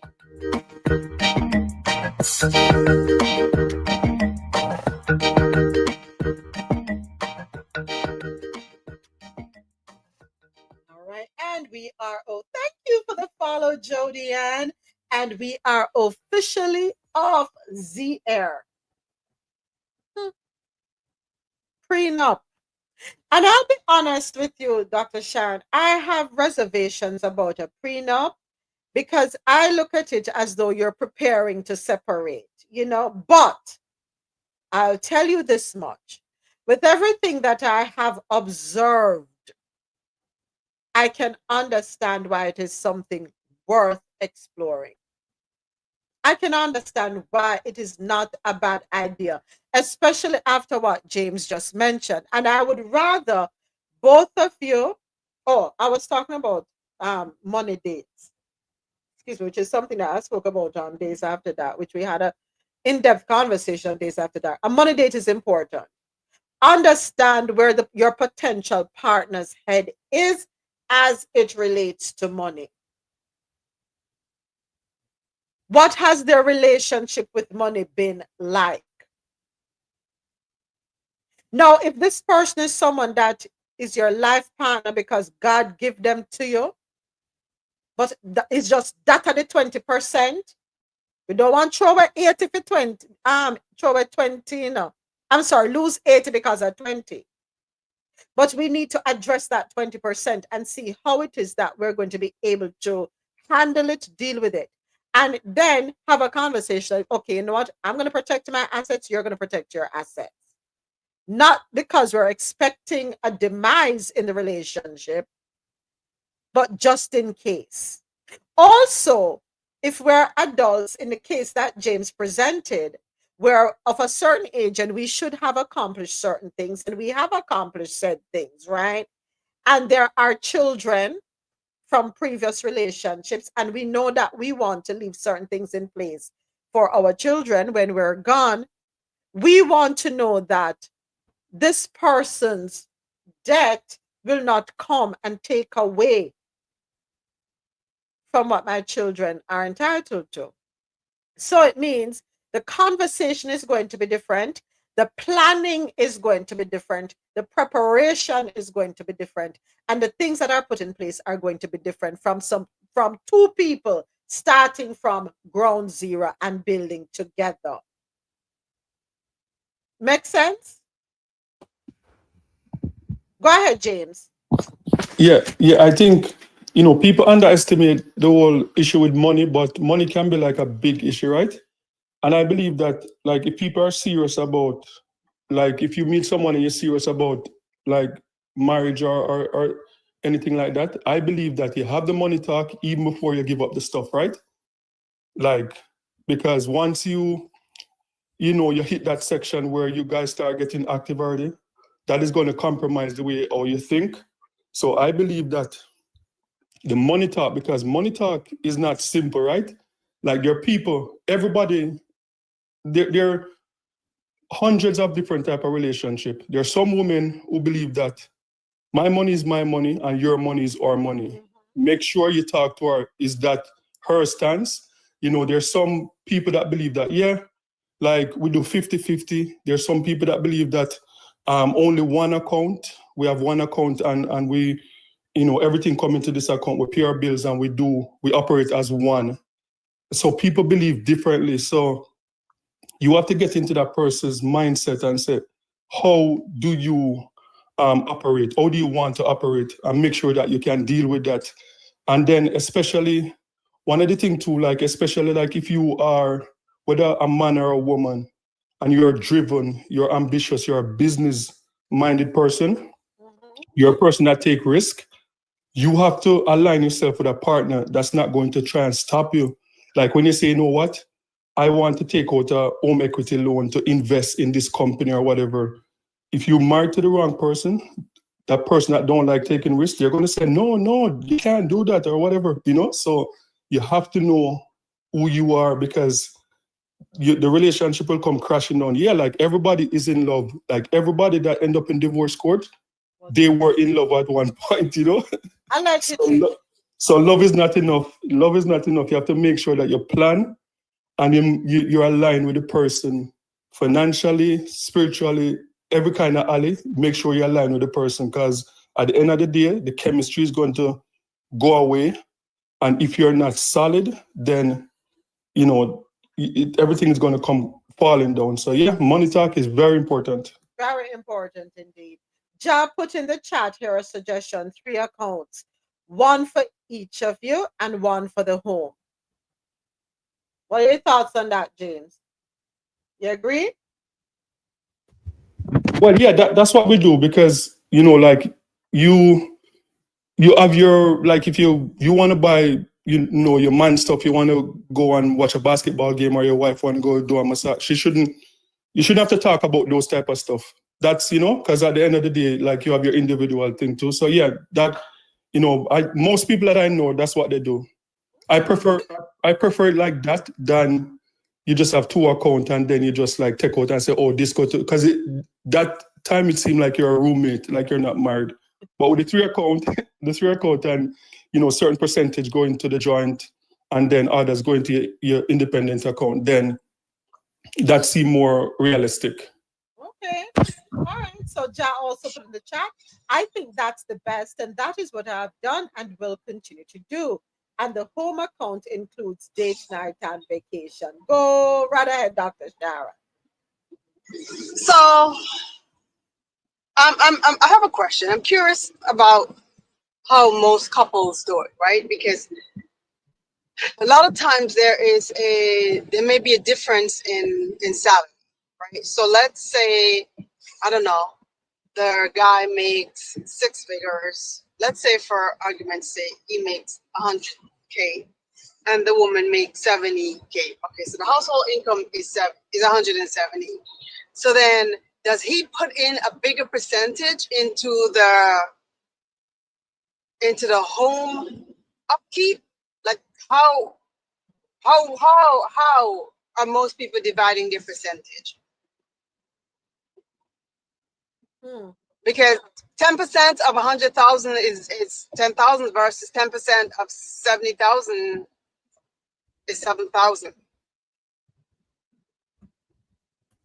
Yeah, in my case, what we do, we put about 70 to 80%. So regardless of who's making, so 80%, if she's making 100,000, she put 80%. If I'm making 80,000, I put 80%. So the one that's making more is going to end up putting more. But we just put that aside, and then 20% for whatever small item you want to buy or go to the games or whatever? I guess it differs.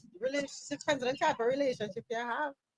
Um, it differs, and what works for me not going to work for everybody else, right? So I grew up in a situation where it was one is both names and whatever account, both names show up, right? There was no his account, her account. Everybody. That's what I saw with my parents, right? Um, with everything, my mother was on everything in terms of accounts. And for me, we do the same thing. I don't have a separate account. He doesn't have a separate account. And it works for us. Right. And that's why I say it's our situation. It won't work for everybody. No, there has never been both of us making the same amount. I did it not with my parents, not with me and my me no, me not have no income. I'm jobless. But even when I was working, my husband was always making more.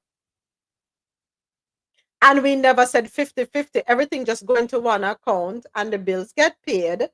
And there, whatever is to happen happens out of the one account. There was no, oh, I make more, so I put a higher percentage. No, everything just went into one account. But then again, as I, going back to the conversations, having money dates is important.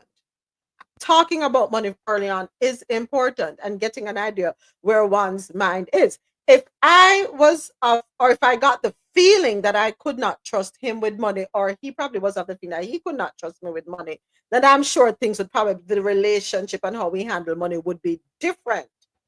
But thank God, knock on wood, we are aligned in our vision, and we move accordingly. We move as one where that is concerned.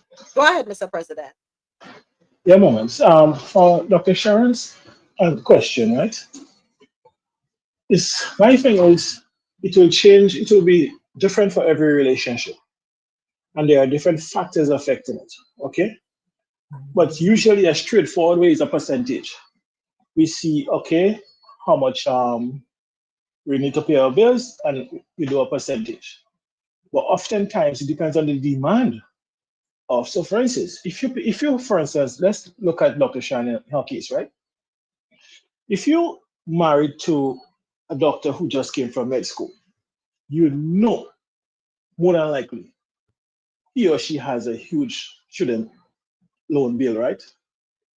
So if you come and say, okay, we're going 50-50, at least in the early stage of that relationship, it might be too strenuous on the partner that's a doctor with the huge student loan bill. It might be a case where for a time, the other spouse could take on the full responsibility of the home while that person work on clearing the bills and stuff like that. It could be a case where the other spouse will carry most of the weight. So there is no hard and fast. It's what is required by the family. And that is what is important. Right. So you work it out, as you say, on the money date, what made the requirement of the family. Everybody has different circumstances. But as a rule, we just say, like, as a kind of safety net, okay, you have an account that is to take care of the home and all the expenses of the home. You decide what is required to make sure that that is adequately serviced. And you decide on who put what percentage into that account. The other two accounts is for your guys' flexibility. When your family members call you, don't tell your wife every time that you have to help your family. You take it from that account. Or when your wife have to go on some girls trip, sometimes she don't want to come to you for money, whatever. She go for that account, or whatever the dynamics of the relationship is. But I don't think there is any hard and fast rule as long as there is a conversation. And I want to go back earlier to when James was talking about the debt and having that conversation. Sometimes you have the conversation, not that you would walk away from the person if they have debt, But a lot of couples end up in relationships where they get married, and after the wedding, and when they're in the marriage, they are blindsided by a debt or some obligation that the partner have that they didn't see coming, they didn't budget for it, there was no allowance. Now, if you go in and you pick up a man or a woman that has a debt or whatever, in your mind, you could make allowance as to how we could work through it, how we will help you pay down that debt, what we will do, how we would operate. And that is a totally different thing to you going into a relationship, not knowing I'm blindsided by a $200,000 debt, a 300,000, whatever it is. And you're like, holy moly, what do I do now? I'm locked in. So I think that is more critical than even the amount of the debt or the decision whether or not to go forward because of the debt. And as James said, in some cases you might say, listen, this is not a tree I ready to climb right now. So sorry, I'll have to find somebody else. This is just too much for me where I'm at. And that's okay too. So I think it's more about the dialogue. I yield. You know, you're saying, as you're saying that, I'm remembering a scenario that I came across where both of them full understanding, both partners full understanding of the financial situation they were both in, and the plan was to work together to move forward. They would, support each other. They would, put all the debt on the table and make a decision to attack them. We start with the smallest, them said I'm gonna start with the smallest one, and for both parties, right, and knock them down. Well, it so happened that these people are no longer together, but the woman went and used the man's credit she used the credit, she got the loan, cleared off everything that she had, and left him holding the bag.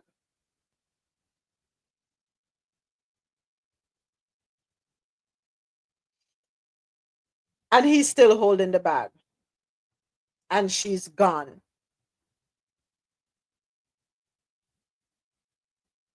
There's another situation where both of them again are fully aware of their financial obligations prior to coming together. She has a home, so they decide to take out what you call it, you refinance, you take out the equity out of the home, and she pays off all her bills, does nothing for him, doesn't even say, all right, see some of the money here, and now they're separated and his credit is tied up in that. Talk about being blindsided, huh? People change. I know of another situation where the husband and wife went into the marriage understanding each other's debt, and the husband cleared all his debt, and then when they got divorced, had to take her for everything she had and left her with a huge debt and trying to rebuild her life. There you go. Yep, that's another one too.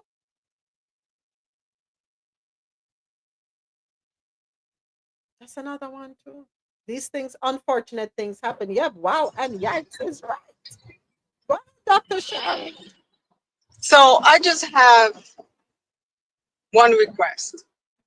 I want to keep my money, and then he can spend his money on me and everything else that needs to be done. That's all. Yeah. And that's it. And do you know, Dr. Sharon, I tell you something. You have a lot of men who do support that. They will tell you flat out, her money is her money. I will take care of her, even though she has her money. And I know that's huge in the Muslim community.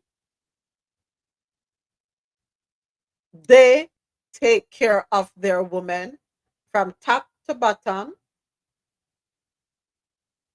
Her money is her money. They don't question her. They don't ask her for a penny, nothing.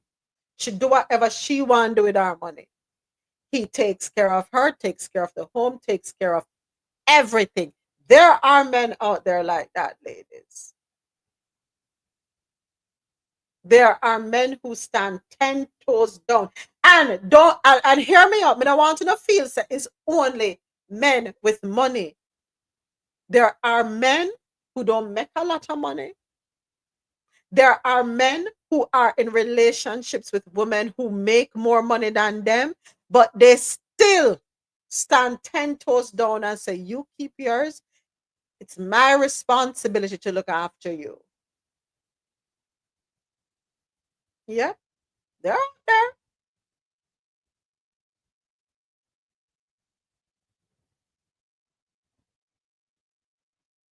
And they don't feel, and there are men out there who are not bothered by the fact that their women make more money than them. Yes, you have those men out there. They're not, them ego gonna get the best of them. They are out there. They're comfortable. They're okay with no. As a matter of fact, they would tell themselves, man, I'm so proud of my girl. Look at her. And they support her, encourage her, motivate her, lift her up, everything. The only thing left in our worship the girl she walk on. Everything. And he continues to go to work and he's like, baby, don't worry, I got this. Yeah, there are those men out there.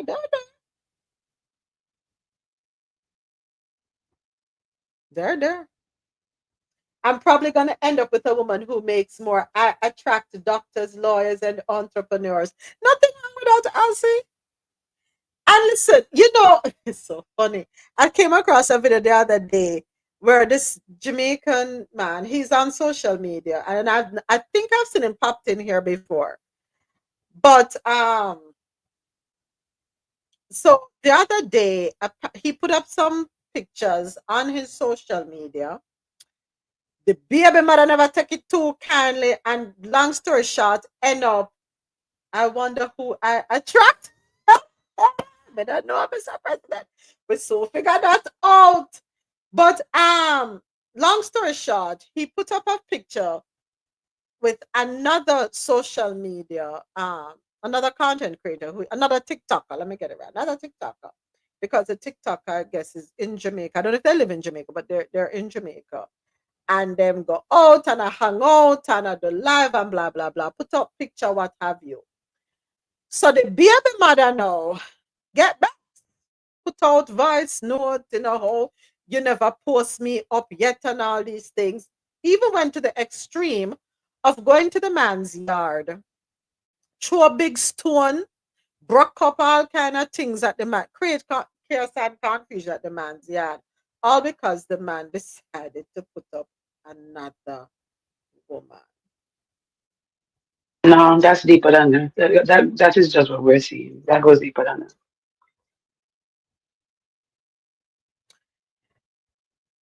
But Ro, Hmm. do we all switch or do so? Or are there signs that men need to pay attention to and signs that women need to pay attention to before we even say we are going out of bed with them? No, there are signs we need to pay attention to, and often we ignore the signs. And we're guilty of that. Often we ignore the signs, but I just don't feel it was, there's obviously insecurities there, but he should have known that there were those insecurities there before him go and post up all kind of picture with another woman. But the woman, what if the woman he's not in a relationship with? What if it's just for social media, for TikTok? He knows his person. You know your person. You know the persons. You should know their triggers. You should know what will offend them and what you and I wouldn't give a crap because we know our person. But that may not be the situation. But Ro, they said Yes, sir. baby mother. Does that mean the ex or they still together? Right. I And don't know. even if they're not together, even if you know that person, does that mean that you should not post your current relationship, the person in your current relationship with, because your baby mother is Well, has insecurities? the way I understood what she just I'm said is just that he's asking, in I a don't know the relationship. situation. No. If it's an ex, the baby mother, you can post whoever you want. But my understanding is, the way I took is that he's still in the relationship with the person that got mad or offended. Am I incorrect?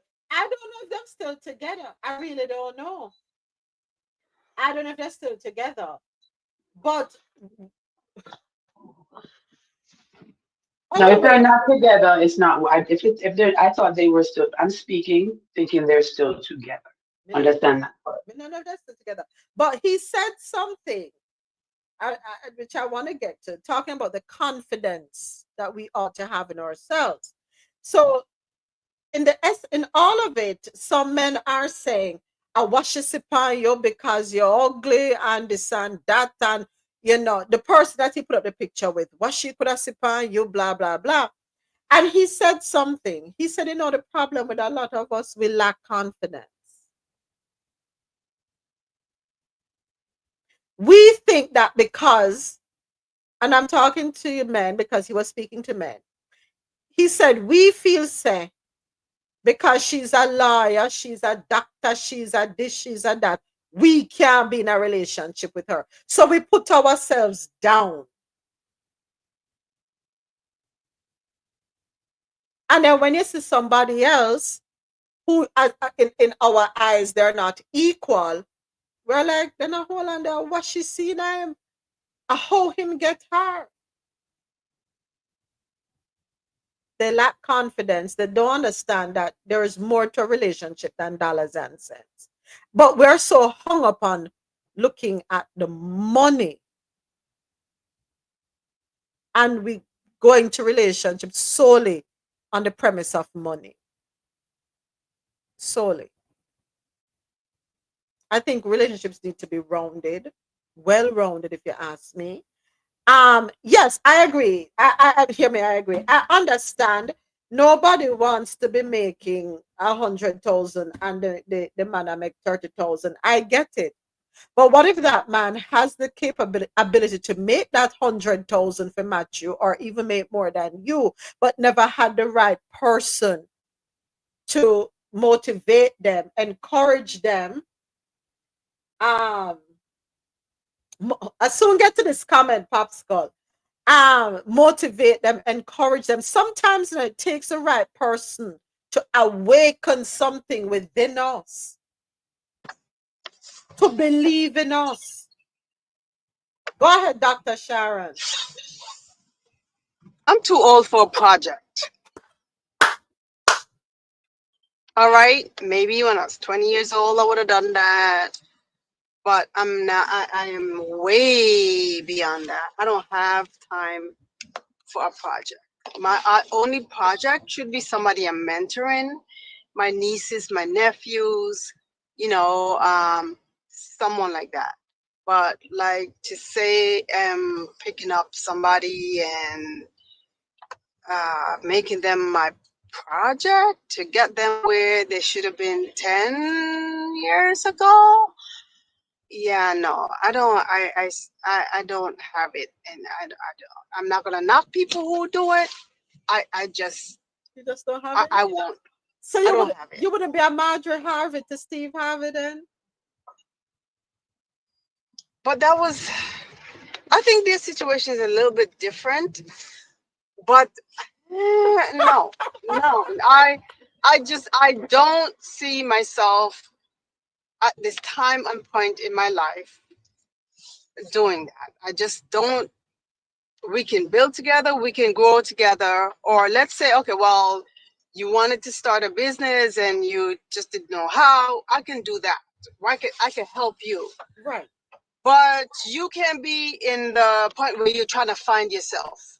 No, you should have been done found yourself a long time ago. I don't have time for that.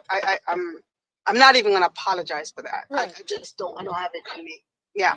Dr. Sharon, you hit it on the nail. Moments. Yeah. These things they're sung for nice fairy tale movies. Rags to riches, you meet somebody you in love, you build them up. 9 out of 10 times, 8 out of 10 times, the people are down, you trying to pull them up, you might just go down faster. If you meet somebody that's doing on their luck, if you meet somebody that's productive but have constraints and stuff like that, it's fine. But a lot of these cases, man, you see things that people that people don't see in themselves, and you can't teach them to see it. If they see it, you could help them along, you could work with them, and it goes both ways. But sometimes people just don't get it, Yeah. and you're wasting time. If you meet somebody on the way up or trying to get up, you could work with them. But Dr. Sharon said, the projects are a waste of time most of the time. So I want to go to a comment that Popskull backup page put in the chat. And thank you for sharing the live, Popskull. Can we blame how nowadays men think if that's what's being said?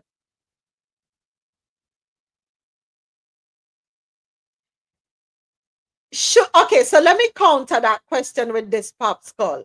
Should men think independently or should they be joining a trend?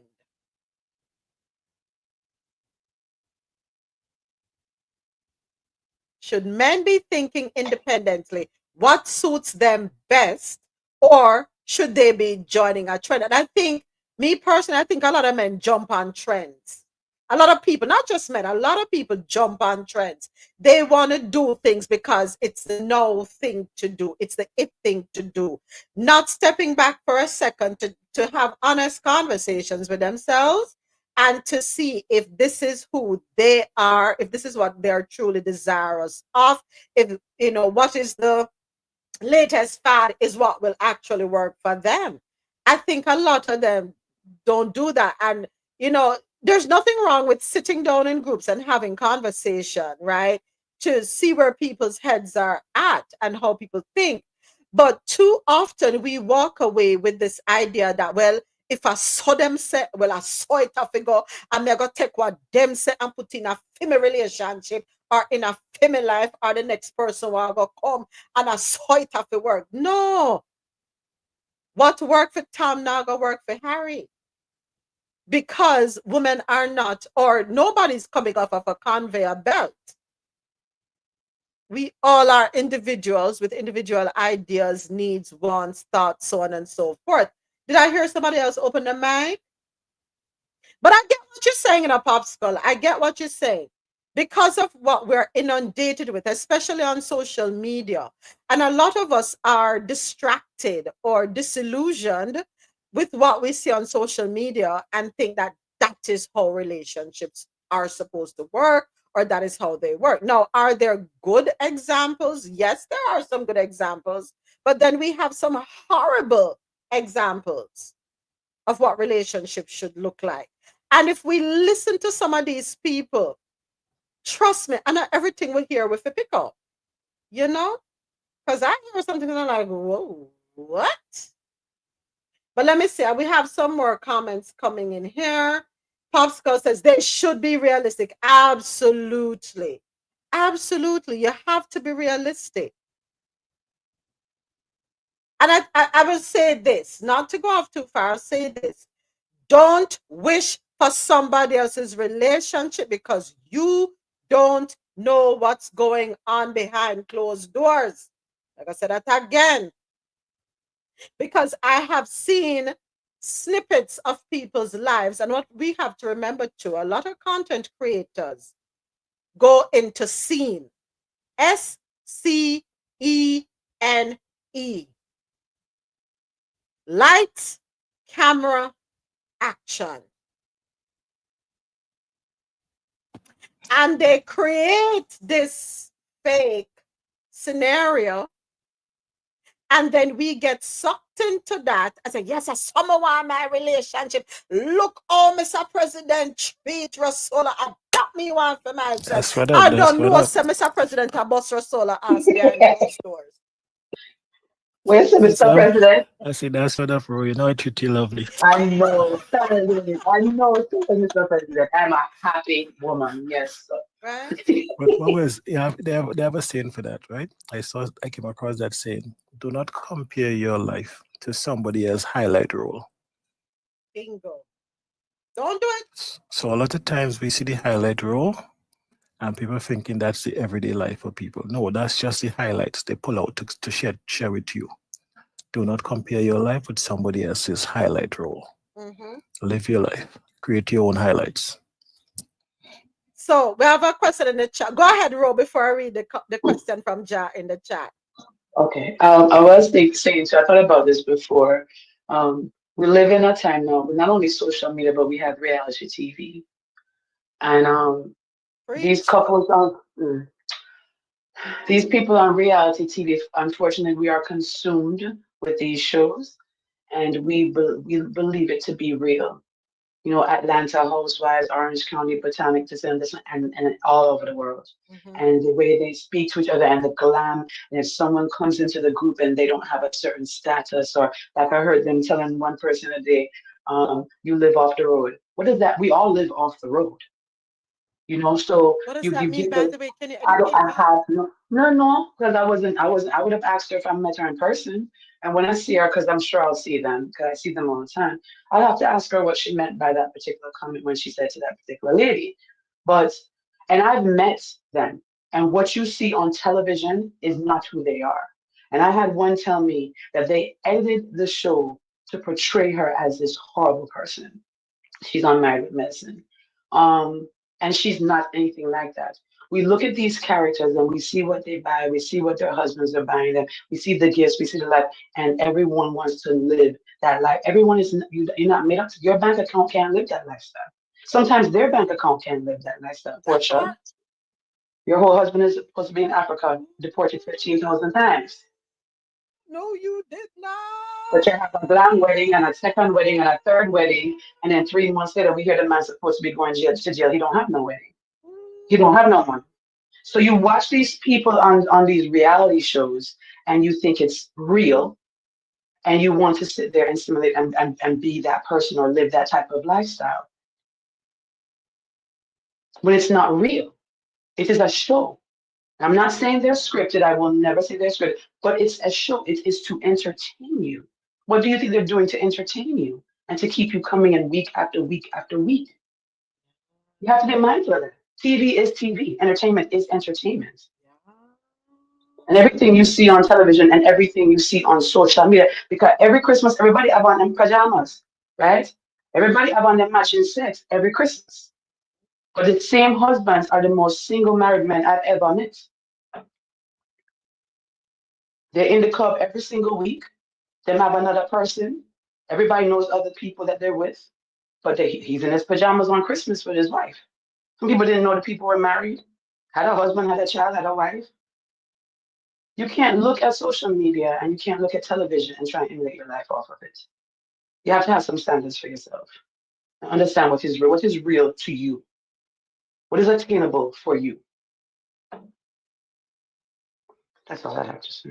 I didn't hear nothing, so sorry. Ozzy, thank you, Rosolo. Ozzy says half them things rented or sponsored. It's not scripted, but it's calculated. It's calculated. I agree. Could we see that? Yeah. I think know what I'm talking about. We can go into a particular restaurant right now and we'll sit in. That's not no major restaurant. You can go into stores right now and you sit in. It's not no major stores. All that is for the show. So the message, ladies and men, stop beating people with these false narratives cemented in your brains, thinking that is what a relationship is, or this is what each person needs to bring. It's not real life. Do what's best for you. So Ja has a question here. What if the man only makes $30, but he can give you 90%, 95% of what you need?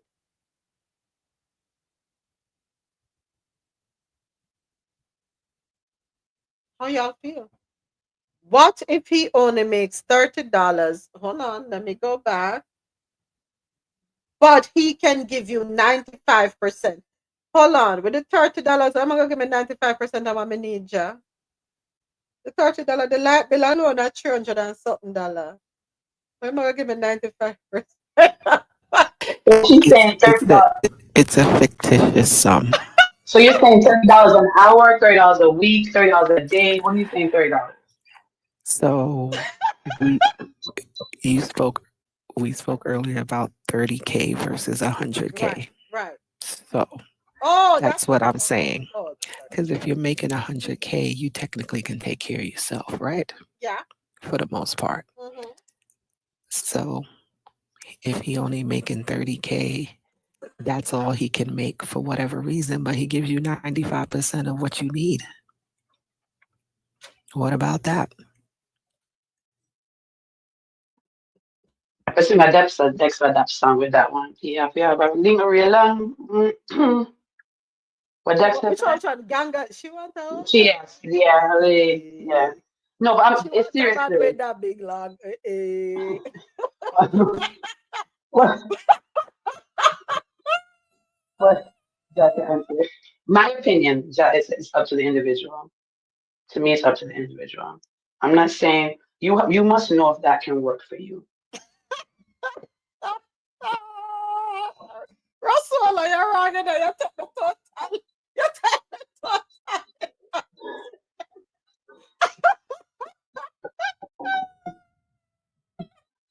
What did I do?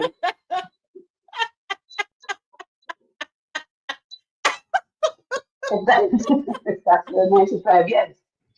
You must know. So the reason why I say that is because even lately we noticed that some of the roles have shifted and the women are working and some of the men are staying home. So technically he's not making any money, but he provides everything else that is needed to run the home, whatever that may be for that person.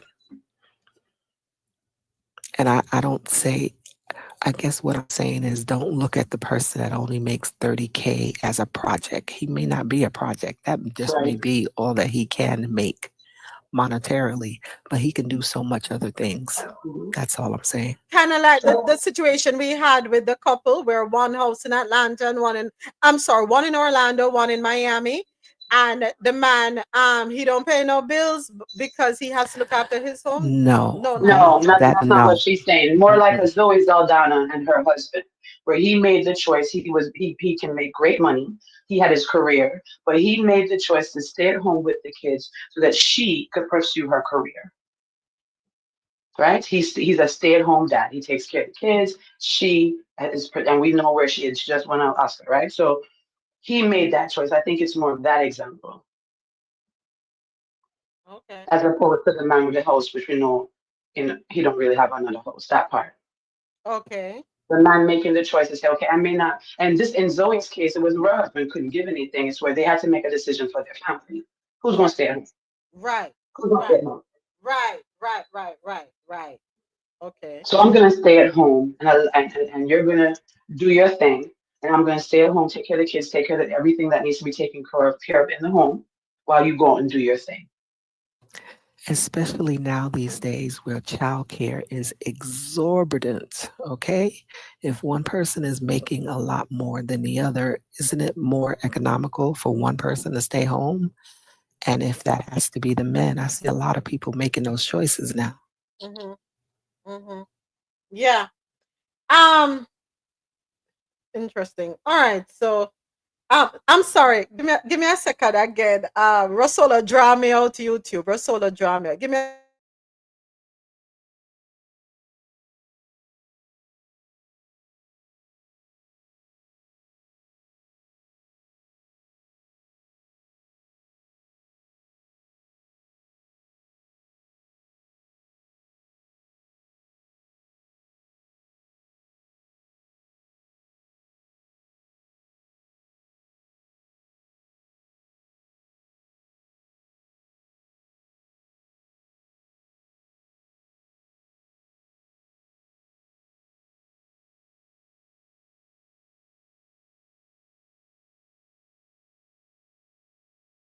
the people them sure. Edited version, please. I don't have I didn't have the edited version. I'm sorry. I didn't do it. I'll put myself in timeout. Okay, good. I'll put myself in timeout. Go in the corner. Go ahead. Yeah, Moments. The situation, what Javed just explained, that happened a lot. You know, people, it's just that those are not the type of story that come out on social media when people are talking. But And I don't think that should be a problem because really we're talking about men and women being equal pay and stuff like that. So if we're fighting for those stuff, I don't think this should be an issue. And there was a case, this lady, she was a CEO for one of a company in America. I can't remember which company right now, but she was making like $10 million a year, right? And her husband, when she got put in that position, they sat down and her husband said, you know what, that job, you're going to be traveling all the time or whatever. I'm not going to work. They had like 3 kids at the time. And he decided to stay home because she's making $10 million a year, right? You don't need more than that. So he stayed home and he took the role. He took the kids to school every day. Like she was flying back and forth every week. So he was a full-time dad in a stay-at-home dad. Full-time dad, yeah.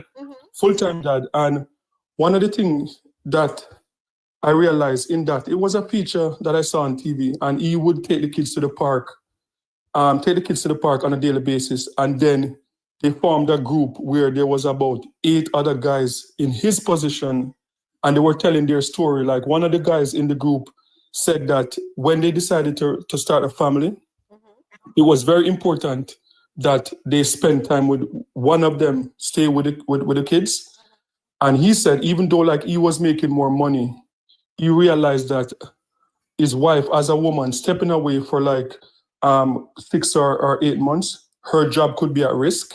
So like he said, you know what, I'm going to step away from my job, you go ahead and work.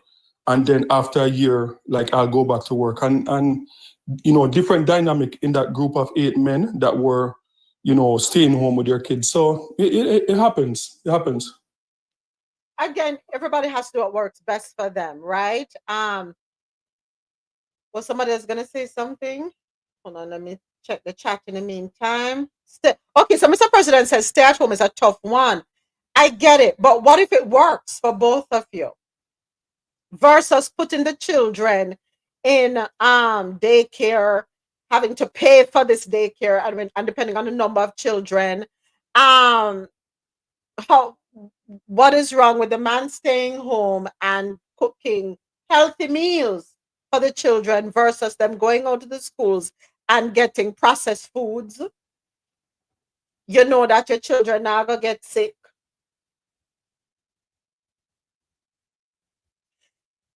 Each couple has to do what works best for them. Each couple, and again, you know, we talk about socialization and how we've been socialized. And no, I have to read a step back. Who's to say it's wrong or right? It's what works best. At the end of the day, what works best for each person, each family. Every family dynamic is different. We now talk about the man them who are gonna stay home and drink all day and just hang out with them friends, blah blah blah, right? And even so, you do have some stay-at-home dads that find part-time stuff to do, work from home situations. Yeah, moments. I think it's good because traditionally men have always been missing out of their kids' life, even the ones that provide, because they're busy working and they have not been in that nurturing role. So I think it's good. One of the things with how we live in modern times now, where men and women are on equal footing in terms of the workplace and stuff like that. Yeah, like there are 2 incomes coming in, and in good relationships, like, you know, I cook, you wash the dishes or whatever, and we split equally. So men have the opportunity now to, instead of coming in from work like just like tired, they can take their kids to the football game also. They can do so. The nurturing part becomes a part where we can be involved in nurturing our kids more, you know, and that is something that I take pride in, because like we're not comfortable with our kids in daycare and aftercare and stuff like that because of what is going on in society now. So like I made a decision that, okay, I'm going to work night shift. So our kids are always with one of us. Like when you're not at school or whatever, they're always, one of us always 24/7 is always available, because we don't trust the system right now. So, and I made that decision. Yeah, it's tough working at night, but I get to spend the day with my kids and I get to be there for them 24/7. We don't have to put them in a situation, in a compromising situation where people are watching them that we don't trust. So I think it's good. Men get to be a part of the nurturing process of their kids, which was missing. Me growing up, I didn't see, my peers that had a dad that could take them to the track meet, take them to basketball, netball games and stuff like that. So I think adding that to the dynamic is very good. Okay. All right. Thank you for that, James. Thank you for the comments in the chat too. Another comment here from Popsicle. If every woman is saying they want money, why would a man think he is lucky enough to get her without?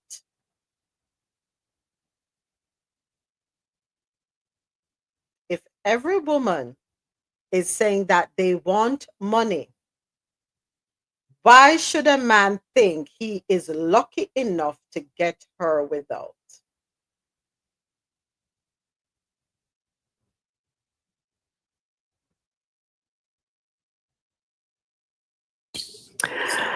I think you can say not every woman is saying that. So that will answer that question. That's true. Not every woman is saying that at all. Not every woman is saying that. When we used to do Days After Dark, I gave you a story, not a made-up story. I gave you all a story about a couple where the husband grew up in his father's business, worked in his father's business. Here comes this young lady into the business. The man approaches young lady. Young lady is in her profession, right? And here is this young lady smitten by this man who is a store clerk, or so she thinks. And the relationship, they foster the relationship. She don't know she got tell her mother say she did want store clerk because after the mother sacrificed to pay for her for a good school, for get her good education so she can get her good respectable job. How she got tell her mother say she fall in love with a store clerk? And the store clerk carried on this, never let on who he was, nothing, until years down the road. Then he revealed to her that he was not just the store clerk. And them lived to be married for what? 49, they were married for 49 years.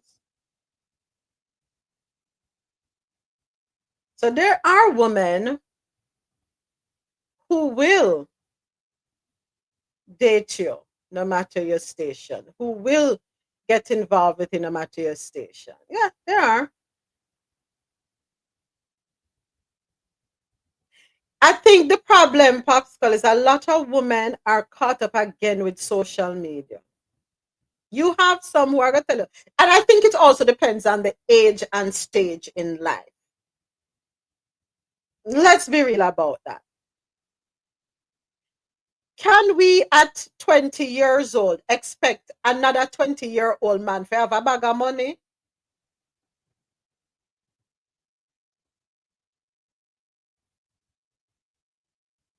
Realistically. And realistically, how many right now I'm speaking to the Black population, how many African American millionaires do we have?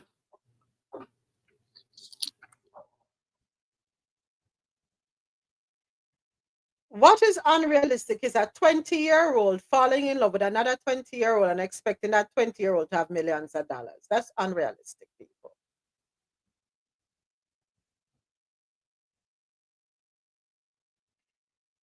Unrealistic is a 20-year-old meeting another 20-year-old and expecting him to have a luxury car, mansion on the hill, and a big bank account. If him have that, there are some other questions you may need to ask.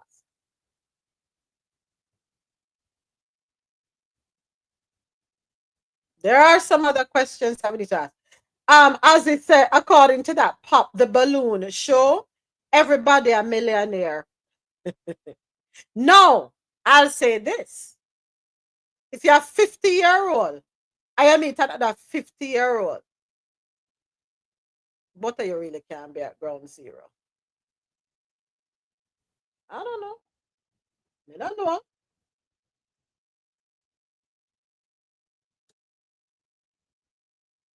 I don't know. But again, I'll say this. There are certain conversations that need to be had when people meet. And here's the other thing. When you wanna meet and on talking, listen. No for on not listening. A lot of us are distracted. A lot of us are distracted, right? Yeah. And we need not be distracted. We need to learn to pay attention, right? A lot of us get James, you said something earlier, physical before we get mental. And it happens. Yeah, we know it happens, right? Not gonna sit here and pretend it don't happen. It happens. But if this is somebody you envision as a potential partner, gonna have to have conversation. And if you're not aligned, don't because of desperation, hold on upon the person. That person is not for you. And you know damn well that that is not your person. Because you're not off, or you're not in sync. Him I think one way, she I think one way. Where do you see yourself in 5 years? Him don't even know him I gonna see himself tomorrow. Where do you yourself in see yourself in 3 years? She don't know where she going to see herself this afternoon at 4 o'clock. We need to pay attention. It cannot all be about the physical.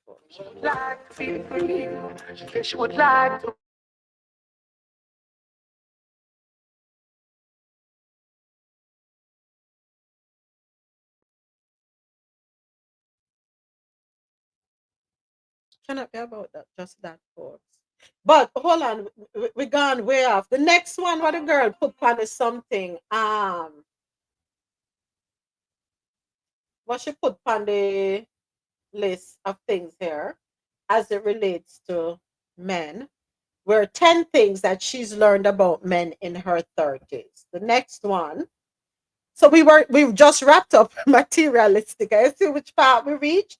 The next one is women are way stronger mentally and emotionally from enduring pain, navigating life crisis, and dealing with everyday stress. We handle and navigate it all better than men do. Is that true? Are women way stronger mentally and emotionally from enduring pain to navigating life crisis and dealing with everyday stress? Do we handle and navigate it all better than men do? Is that true? I go ahead, Dr. Sharon. Go ahead, Dr. Sharon. Go ahead, John. No. Go ahead, John. Go ahead. I'm gonna say most of us, yes, and that's because we breed the world. Everybody grows inside of a woman, and I think God has given us extra strength in order to endure more because of it. I yield. All right, thank you, John. Go ahead, Dr. Sharon. I definitely do agree that women are. We tend to be stronger. I mean, even just look at the amount of women who actually even raise children by themselves, or forced into those situations where they're single mom, head of household, raising, sometimes multiple kids, and have to deal with life crisis. You're taking care of a parent, or something of that sort. It is, yeah. And I think half of the things that we deal with as women, men can't. I mean, just think about it. A man get a cold, the whole freaking sky's falling. All right, women you break an arm, you bend that thing up, and you keep it moving because you got 50 million things to do. Yeah. So yes, women I think are just definitely emotionally stronger than men and prepared to handle those life crises. Do you know that there are women who have babies today and 3 days later they're back on at work?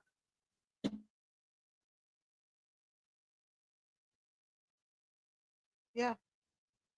There are women who will deliver a child today and 3 days later they're back at work. Not supposed to Yeah, be. yeah, you just sling that bad boy on your back and you keep it moving and yeah, you do what the things that you gotta do. I've had women who've come to me a week after delivery and like, I gotta go back to work. I'm like, what? Like, yeah, I gotta go work.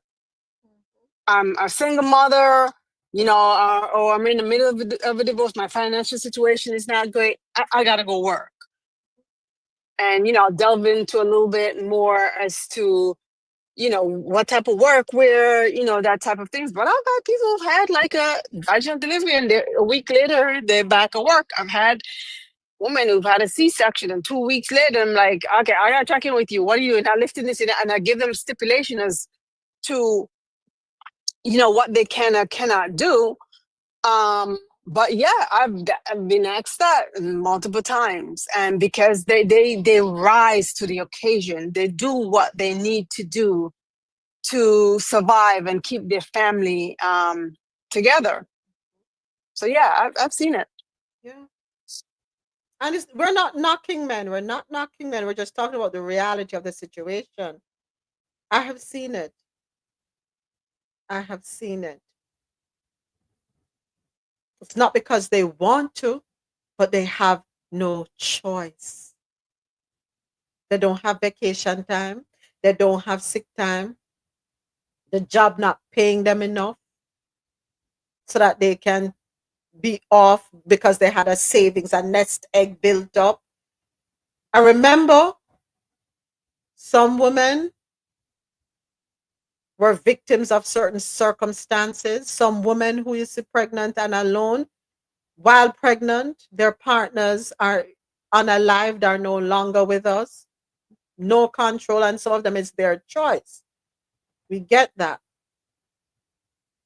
But a woman's body, I think it's what, 2 years to heal properly.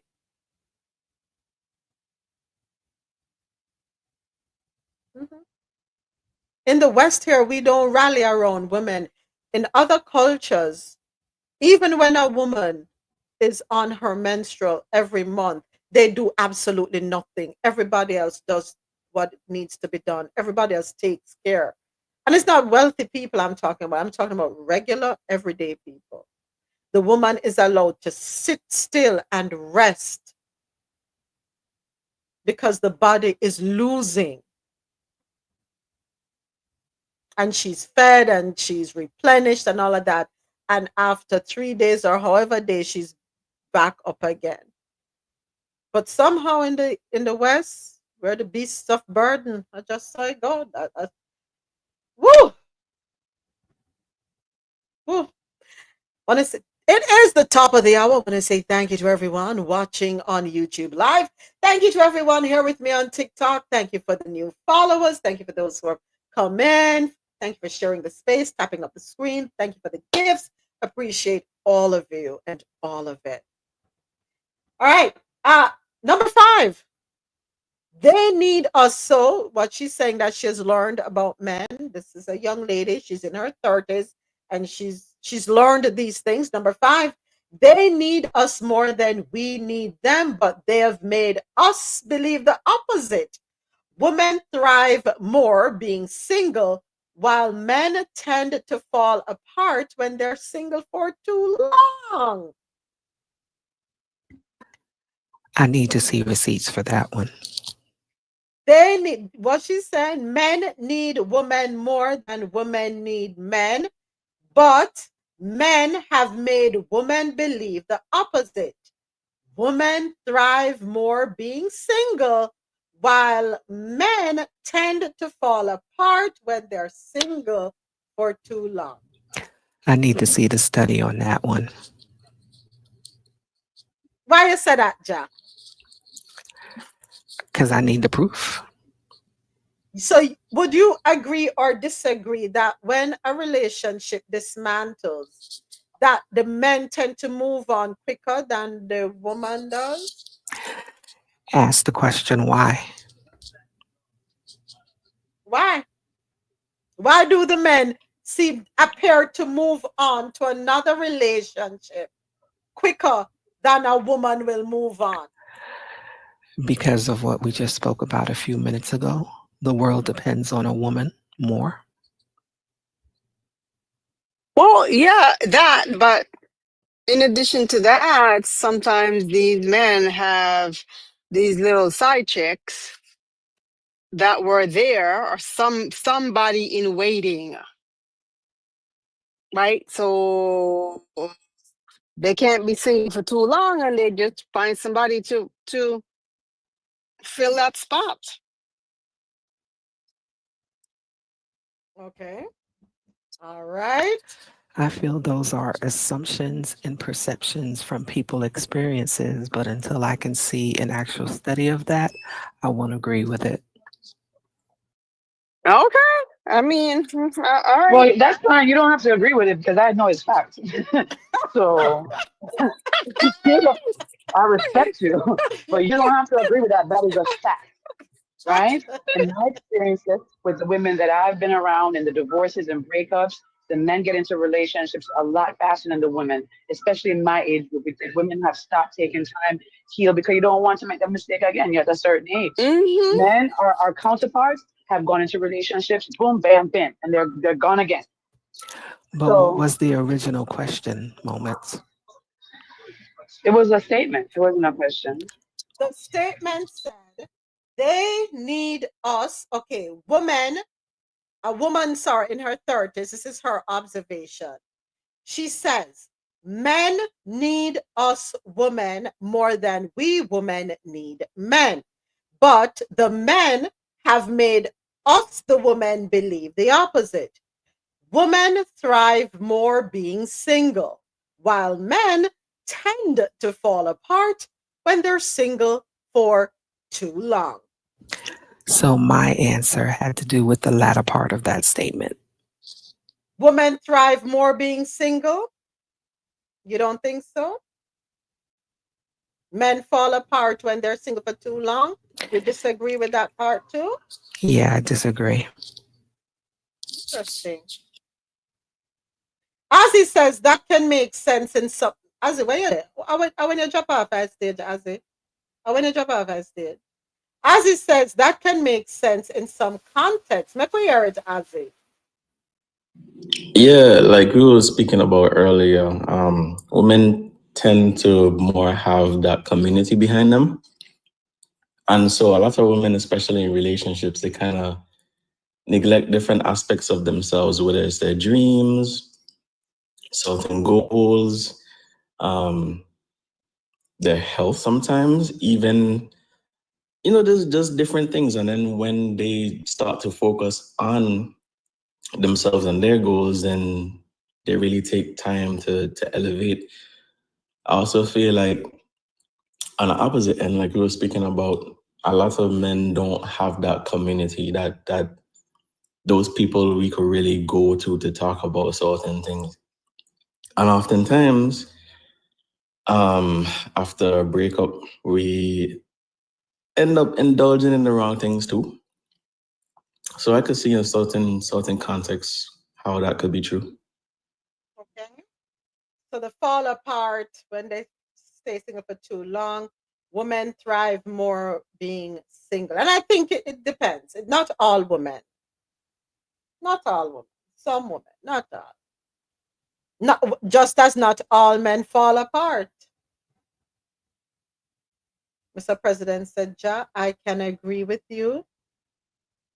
Okay, so at one point, Mr. President was agreeing, and at one, no, I'm saying agree. Mr. President, which side you're on, the left side or the right side? No, I disagree with the thing that men fall apart and that we need women more than women need us. I think that's just, I mean, I would, as Jassy, I would like to see the data on that. I don't think there is no proof to it. Okay. Unless I can see that data. Because different people do different in different circumstances. There are men that live relationship and blow up after. There are women that live relationship and blow up after. So I don't think it's just men, but I think a lot more men do better on their own sometimes than being in some toxic relationship or some relationships. That's the truth.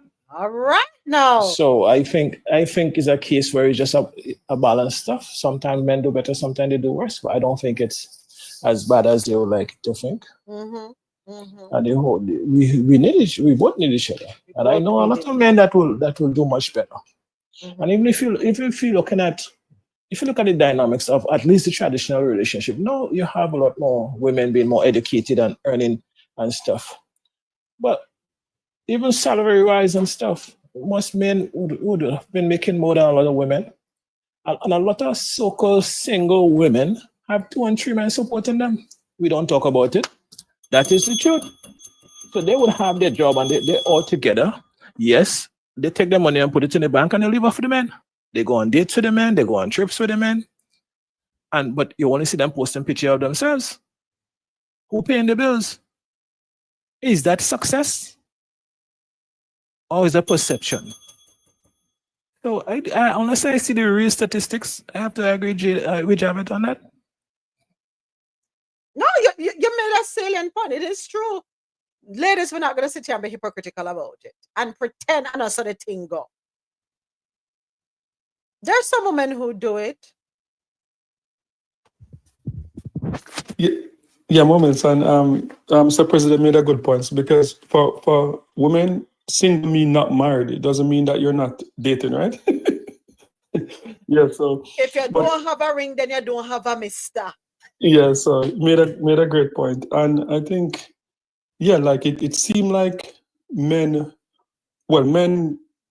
you'd say like move on faster because like they get in committed relationship much faster, because men are less emotional than women in most cases. So like sometimes you think women, sometimes women will take the time. I believe that women will take the time to heal. Men will just jump in another relationship, full-blown relationship with a broken heart and try to fix himself while in that relationship. When women will take time for therapy, women have like a group of women around them to talk about stuff. Men don't talk like that. Like when we are hurting, we don't cry on our friend's shoulder and stuff like that. Women have that where they, you can go to Javed or go to Russell and you cry on each other's shoulder. Like I'm not going to cry on Mr. President's shoulder, because that's not how we socialize. So it looked that way because we move on. We are in committed relationship faster. But as I said, women, as Mr. President said, women are out there. They're single, but they're dating. So I think that's the difference. All right, hold it there, YouTube.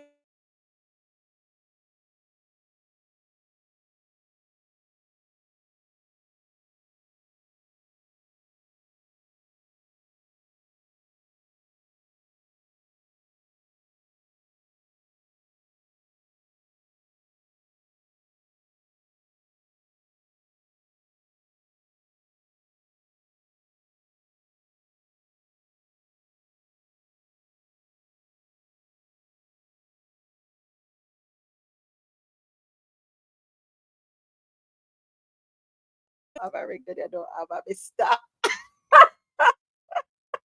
Russell, where you said I went 2 times? The grocery store at Gawine. Sorry. Dance that on. Okay, so the next one. Ro was about to start betting in the grocery store. All right, next up. Men, according to this woman who is now in her 30s, men love it when you tell them what they want to hear. They might say they want honesty, but that's a lie. If you actually speak the truth, oftentimes you'll hurt their ego. Men, talk to us. James, Mr. President Ozzy, men love it when you tell them what they want to hear. They might say they want honesty, but that's a lie. If you actually speak the truth, oftentimes you'll hurt their egos. I don't think that's specific to men because if we, whew, there's a lot of questions. There's a lot of questions women ask that we have to tread lightly because we know if we answer a certain way, it's not going to be received well. But we are told that honesty is appreciated. Uh-huh. I don't think that's exclusive to men. I just think that's a human thing, you know? I think so too. Some people like just hearing beautiful lies, and you know, when it comes to like accountability, they run from it. I agree. Anybody else? I agree with that one. Here's the thing. This is something we need to stop doing. Stop telling people we want the truth. However, we get the truth, we get vexed.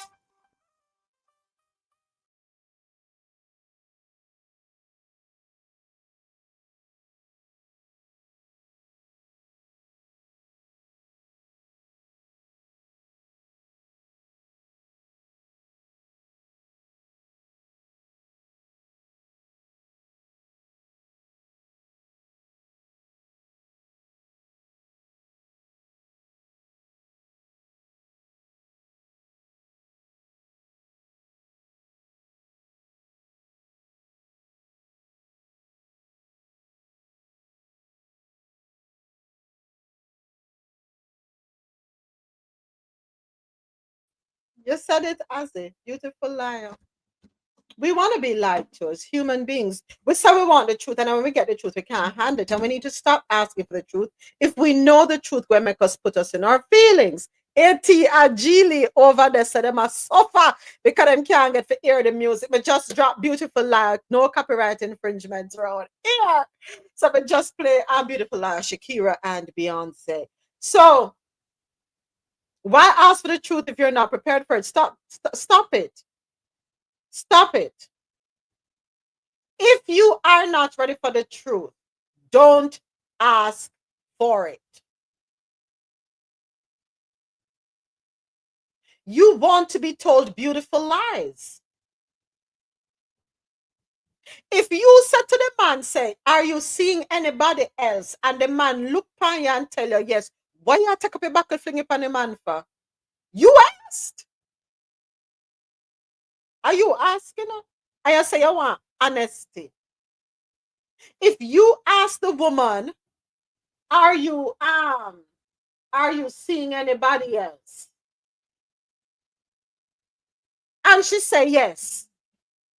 It's dating season. She exercise her options. What you going to call her out her name for? You asked. This is grown stuff, man. Grown people business. You got to be an adult. You got to be mature. Get your emotions in check. Exercise emotional intelligence, because a lot of us are biting off more than we can chew. We want more than we can handle. We're not mentally ready nor emotionally ready for the truth. So it's better not to ask. Just like I was said to people, don't go searching, because what you find you may not be able to handle.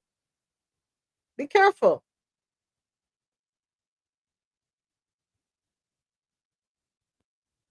Moments, me don't know what that, you know. Tell me the truth, hurt me feelings bad, bad, bad, bad. Let me get over it. Don't come and tell me. No, tell me. Because if I find out after, I won't trust you no more. I will deal with you different. You understand? If you know something, tell me. Because if I found out you know and you didn't tell me, or you're trying to sugarcoat it, I will look at your side eyes. Woman, we have this thing. We said to the man in our life, babe, do I look fat in this dress? What do you want the man to tell you? What do you really want the man to tell you? No. When you damn well know that you are fat in that dress. No, that's different. That's different. No, Men, no, it's not men that listening, do not tell no woman she look fat in no dress. You can't win that argument. I will tell you that. If me not tan good in the frock because me have too many folds and all of that, and me go put on the frock and go out a road and people start laugh after me, I'll be very upset with that man. Here's the thing. Here's the thing. The reason you asked if you look fat in the dress is because you looked in the mirror and you saw that you look fat in the dress. Exactly. Don't go to the man for validation and get mad at him when he doesn't answer. You know, the reason you're asking is because you already know this. The reason you go into a man's phone and start searching is because you are insecure. You don't. I don't search in men's phone. I'm not searching at what I look for. If I can't have a conversation with you and ask you whatever is bothering me, then it's not going to work. Why am I searching in your phone? That's my plan. Why you look for and then what? You want to find what you're looking for because you already think there's something there. You're going to find what you're looking for. And then what happens then? So you found what you're looking for now. What now? You're upset. But you already knew it was there. You're mad at the dress. You already know you look fat in the dress. Go change your clothes. Go put on something else. Don't be like that rapper that called the Uber knowing damn well she couldn't fit in the Uber. Don't do that. Don't do that.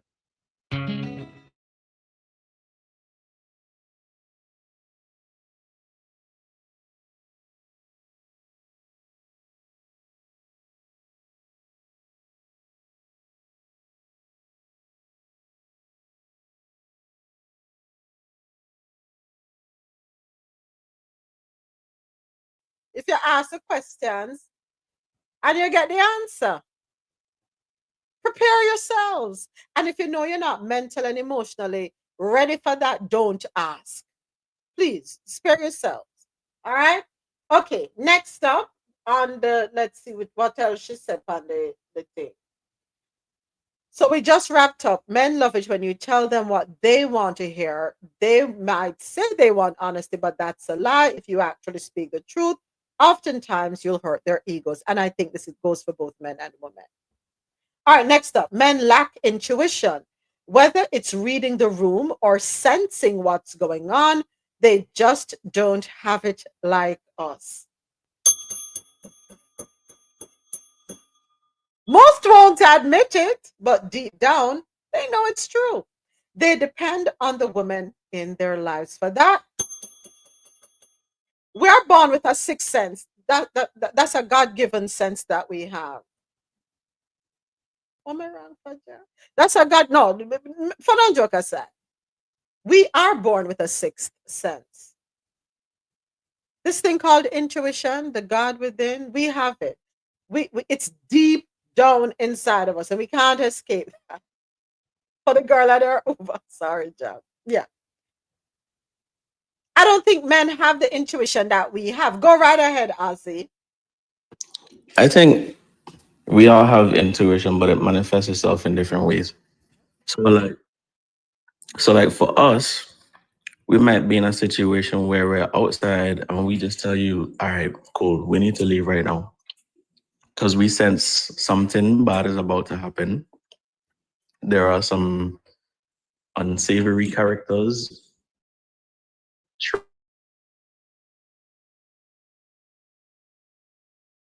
I think women have a different type of intuition.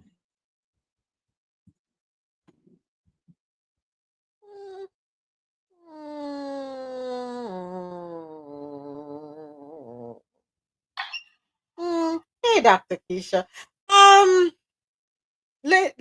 Anybody else want to comment on that?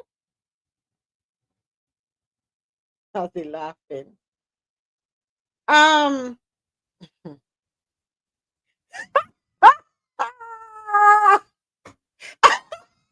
This is what Geely puts on YouTube. You are describing Mr. President. He only notices a lady was hitting on him 10 business days after. He is slow. Slow. I thought about him when you said it as well. I thought about Mr. President. It's in my head to men. But Russolo, not even him, Marlon too. You remember some years ago, we were over by Weston at a particular person, and the sister was all over Marlon, and him couldn't see what we see clear as Nope. day. There has been. And the two would just sit back and watch, and I dead with laugh and say, watch it. And he had no idea. It's a hidden seat. And then there was another person, right? And we Mm-hmm. said to him, said, you just saw the person head over heels in love with you. Mm-hmm. In love. What did he say? No, sir, not No, sir. sir. No, not to go so. We're just friends. Yeah. Yeah. That one was for Mr. President and Marvin. We pick up these things. We can sense these things. Oh, Jesus. We can sense these things. So admit it, Mr. President, I would deal with she. They don't have the intuition. I'm sorry, 80. 80 said false about intuition. But no, don't have it like we. I swear, if the FBI, CIA, DEA was made up of nothing but women, every crime solved in this country quick and fast. The best investigators are women. Tell me I'm lying. Tell me I lie, me I tell. Tell me I'm lying. Who can solve something quick like a woman? None. And should ever need all the tools. Azzy, you retreat? I yield. You yield? You yield on it? Mad when I say this. You got to get a man. You want to know where you're going, what time you're going to get back, who you're going to be there with me. Call me when you get there, okay? Don't call me from south, don't call me from that, so I can see the call ID. So you said you're going to be where you said you're at. How you going? You going up 285? You're going to 85? You're going to P Street, but you're going to turn to the left, you're going to make a right. You're going to be in Piedmont, what time? Okay, it's 402 now. You're going to be on Piedmont by 406. Make sure y'all Piedmont by 407. It ain't because he love you that much. Because he don't want to run into you while he out doing what the hell he got to do.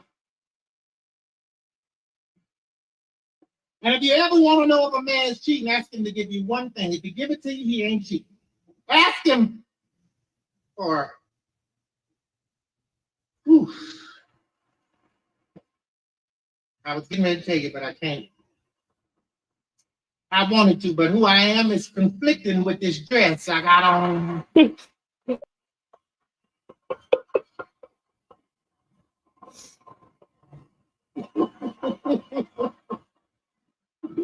No. Medea's strong, but she can't fight this play. I'm sorry. No, hell no. No, Tyler spoke up this thing. Come on, bro. Come on. Too far. You going too far. See, cause I'm telling you, when we be cheating,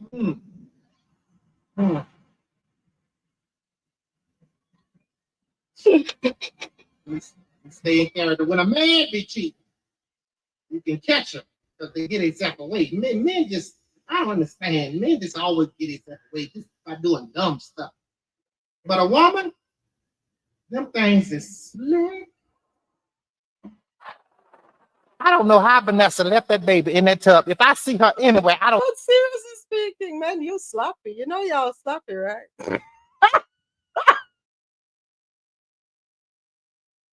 Ladies, am I wrong? No, real talk. Am I wrong, ladies? Are the men sloppy or are they just sloppy? The intuitive skills works for cheating. Never before to see the man.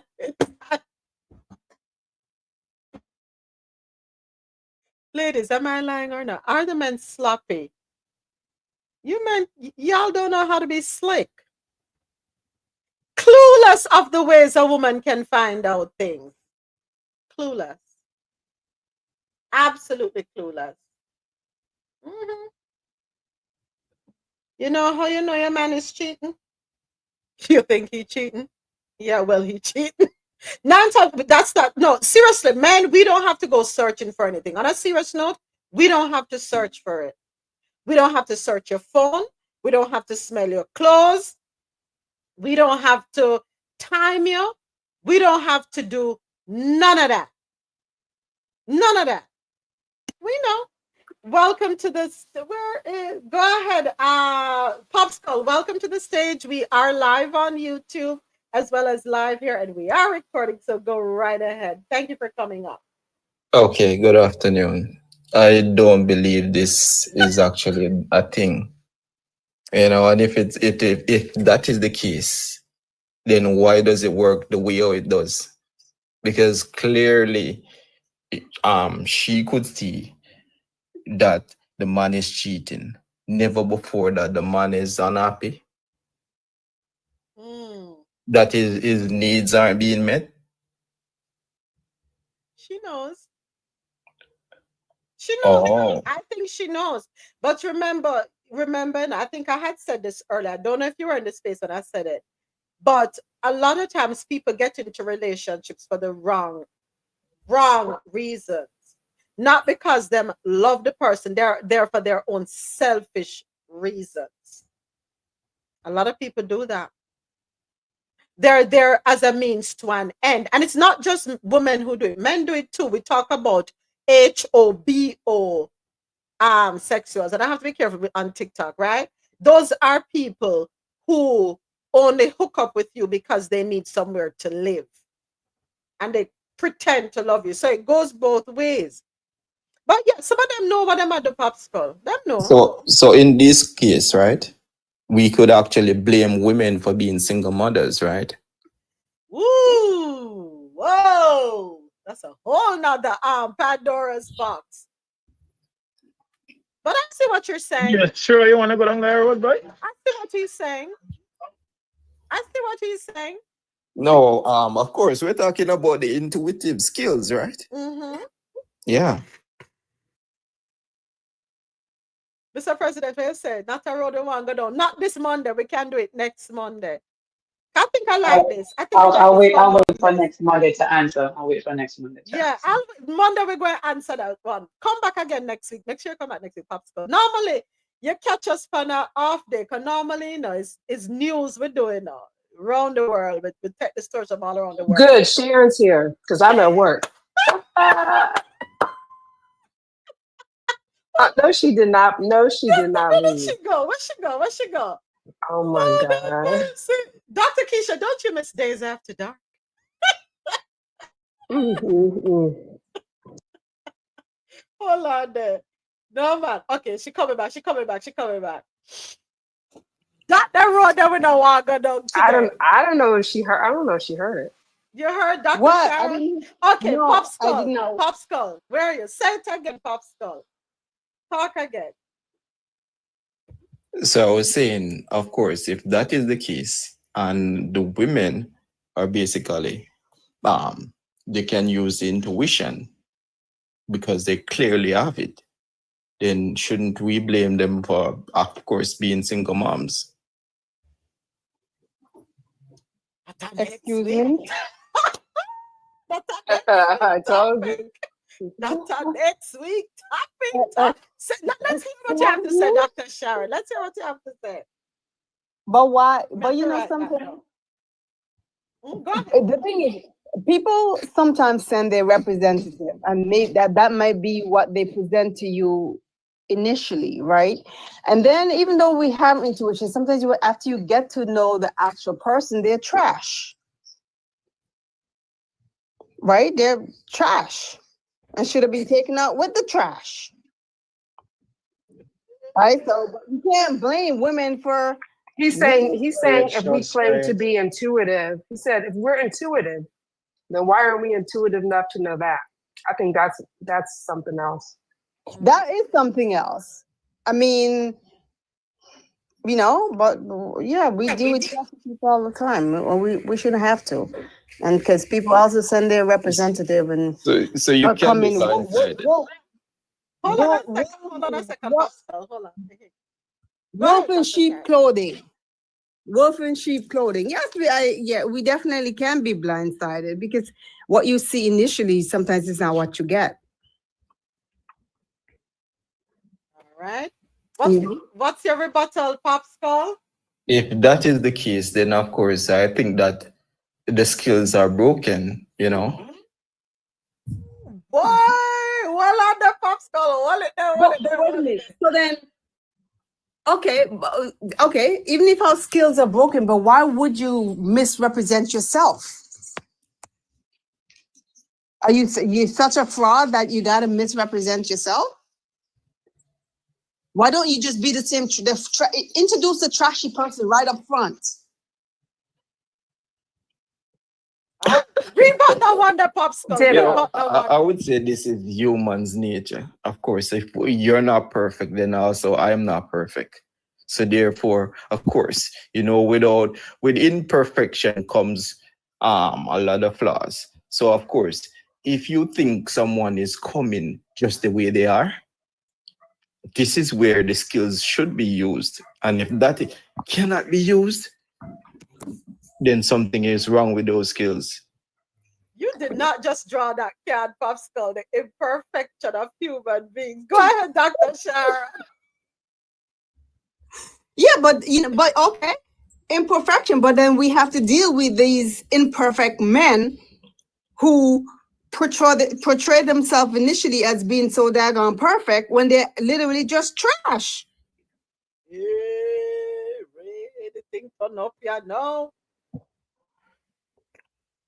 Come, popsicle. You come on. So I would man, say, come. right?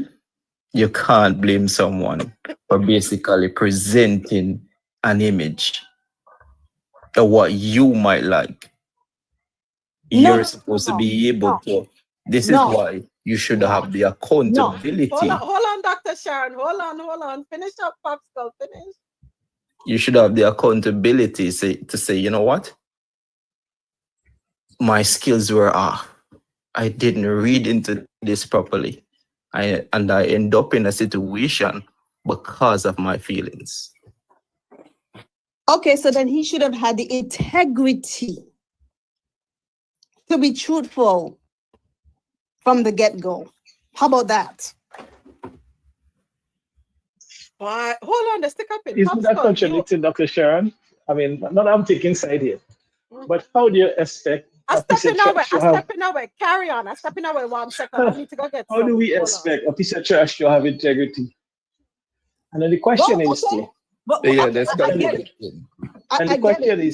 The question is also, even if the intuition skill set is honed and is good, can those bearings be thrown off by the desires or by lust or by love or by what you want?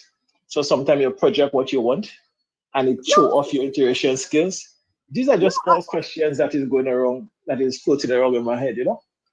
No, I think you are correct. Yes, in certain respect about that. But my question is why not show your true authentic self to begin with? Why do you have to deceive, lie, and because you're a piece of trash.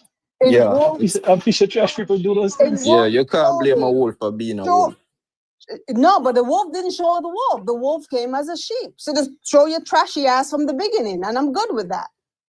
That's part of the hunting technique for the wolf. This is where your intuitive skills should come into play. Right? I understand intuition. And intuition will probably kick in when you realize that this person is a piece of trash and you didn't recognize it right from the get-go. And hopefully too much damage would not have been done already by that time. But people need to come the way they are. Do you think if most people come the way they are, they will get what they want? Well, no, but they're dishonest. Right, so then you're okay with the dishonesty. Yeah, I think that is a part of human nature. Oh. Yeah.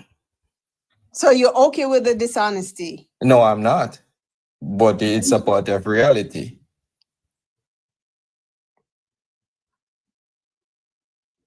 I don't support the dishonesty. I think people need to come and show their true, authentic self and if somebody does not want to deal with you because of what you present it up front and be done with it. You can find you're a trashy guy, you can find a trashy woman and you guys can deal with that together. But I mean, you know, it's just, I don't think it's I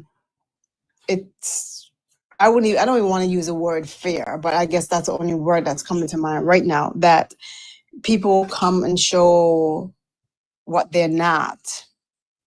And then you find out, and you have to go through the pain of finding out, you know, the crappy people they are. The wolves in sheep clothing, the deception, the lies, all of that. You know, but at the same time, you can't blame a wolf for being a wolf. The wolf is going to disguise amongst the sheeps. Yeah, but what I'm saying, But we're not dealing with animals. What's the problem? Is y'all like to equate yourselves to animals.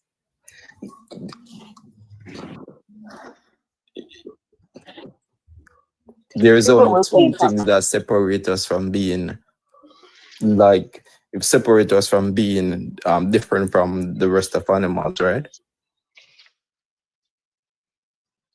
But that's not the point, though. The thing, Pascal, I'd rather you come to me as a wolf and let me make my decision accordingly. I might like the wolf. I might like the wolf. I may not want the sheep. I'm sorry, Dr. Keisha. I'm sorry. I'm just going with what they were going with. So come give me the opportunity. And I know we're talking about intuition, but still, come to me with who you are. Because the problem, at some point, your true person is going to come out. And your true character is going to show. And then now I have to start all over, or you have to start all over to try and figure out, is this a person? What am I going to do? I didn't know they were like this. That's what causes breakups. All right, I'm back. The miscommunication. Show me who you are. Make me make the decision accordingly. So I want to talk about the comments in the chat. No. Jody Ann 31 says many women see the red flags from in the beginning and still choose to continue. That is true. That is true. That is correct. That is a fact. Mm-hmm. That's correct. So, and to Pascal's point, do we blame ourselves? Not for the single mom part. I don't agree with you that part, Pascal. But do you blame yourself? And you do. I don't think so. I don't think so. Pascal, here's where I'm going to. You don't think what? Oh, okay. Sorry, Rosola. Go ahead. And then I'll you don't think so. You don't. I think there's a challenge where accountability is concerned.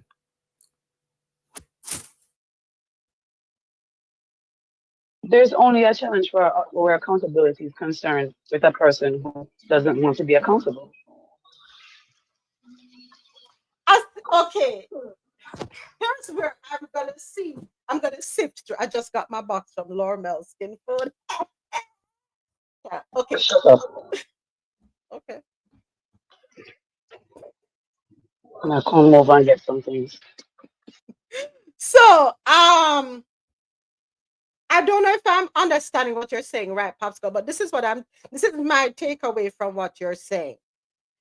When we see all the red flags blaring or waving in our faces, right?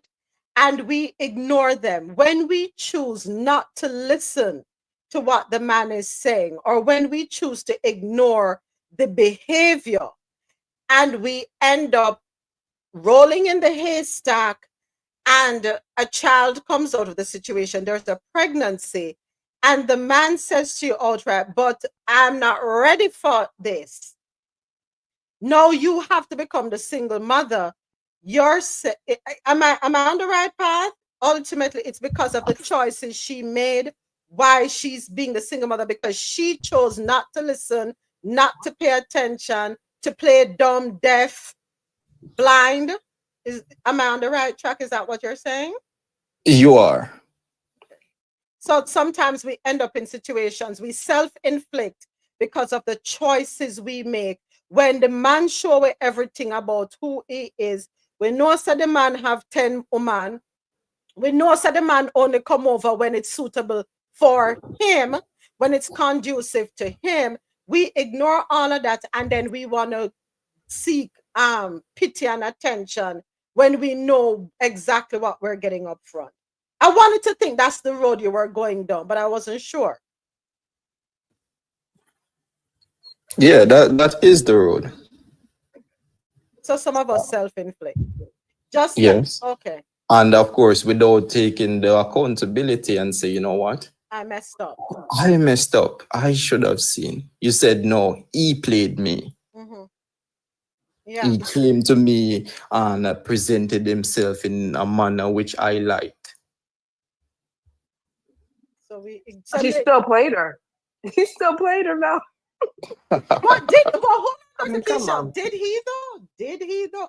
If you say, you know what, I want a man who is faithful, but because something, whether it's some physical feature or how this man performed, we decided to ignore the fact that he would tell us that he's not ready to settle down. He's just testing the waters. He's playing the field.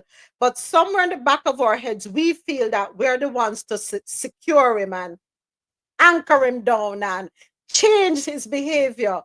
And then we blame him when we didn't want to believe what he put in front of us. Because some of us do that. I have seen that.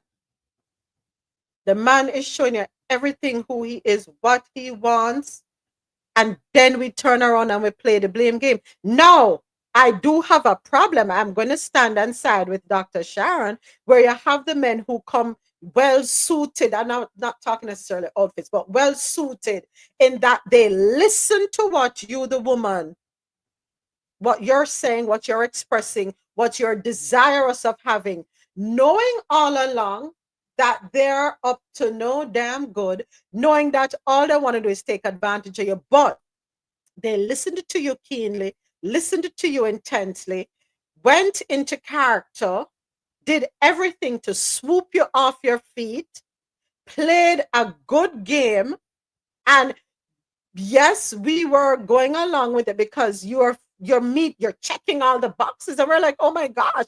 And then we're telling our friends, we're saying to our girlfriends, our family members, oh my gosh, this person is perfect, everything that I've wanted. He does this, he does this, he does this, and we're laying out the laundry list. And our friends and family members that say, yes, yes, proceed, go on, that sounds like the right fit. And then boom, we end up rolling in the haystack. A child comes into play, and then boom, you walk away and disappear. Who do we blame at that point, Popsicle? Okay, so of course the man has to bear responsibility too, of course. He's also in this situation. However, there's a greater responsibility placed on the woman. Why though? Why? You see, and you weren't here this morning when we were talking about what were we talking about again? Dr. Sharon can remember. We're talking about why is it that the burden of proof is always put on the woman. We were talking about emotional intelligence. We're talking about Emotional intelligence. yes. And that it's the woman's so everything is constantly shifted to the woman. It's the woman who is it's a woman, it's the woman, it's the woman. The woman gets the blame for everything. The woman becomes the beast of burden. Go ahead, Dr. Sharon. Yeah. So why is that? We bear the burden for a lot of things. We hold the family together,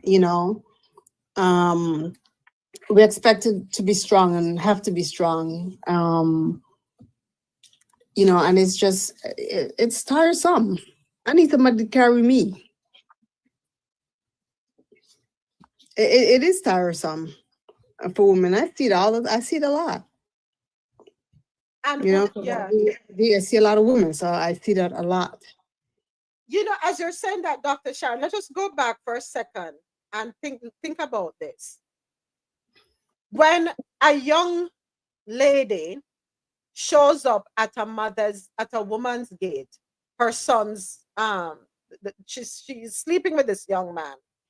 She ends up getting pregnant. She shows up at the home of the young man and is explaining to them that she's pregnant. A lot of mothers run the girls away and say, "A lie you tell. Not tell no lie for my son. My son could have never sleep with you." And they make up a long list of things as to why it has to be impossible for that young girl to be impregnated by their son. Why do we do that? And what we're teaching our sons right there in that moment is to shift responsibility, not take accountability, because it takes two to tango. Now I get it. As the mother might be very protective of her son, as all mothers are of their sons. But instead of running the girl, why don't we have a different conversation? Go ahead, Popsicle. Okay, so I would say that society hold the man accountable. Of course, he will be put in jail if he's not taking care of his responsibilities, right? But it doesn't readily happen, though. It doesn't readily happen, you know. There are so many women who became single mothers because the men did not stand up to the responsibility. They were encouraged not to stand up to the responsibility. It's prevalent in Jamaica. I don't know if it still is, but there was a time when it was very prevalent. So I see that even in my own family on both sides, where some of the men, my uncles on both sides are pure drunko. Let me just put it that way. Horrible men, horrible fathers. They walk and sling their what's in nuts it all over and end up with a whole bag of children that they don't take care of. But the woman didn't make the kid by herself, right? She didn't make the child by herself, so she's not solely responsible. However, a lot of times she's the person who bears sole responsibility, and that's unfair. Don't get me wrong. I don't want women on here to think that, of course, I'm in support of what happens, right? What I'm saying is that you're the one who's going to get fat. You're the one that will be left with the child who's crying while he run off and do him. And if society don't hold him accountable, then of course you're left with all the responsibility. And this is why I said that, of course, in this situation, of course, you would have to use the intuition. But it's not just always intuition, right? And why should we rely on intuition? Why can't people just bring and show their authentic self? Be truthful. It's so hard to be truthful and be honest. You know why selfishness, Dr. Keisha? Selfishness is at play. And that is why they want what they want without regard for how it is going to make the other person feel.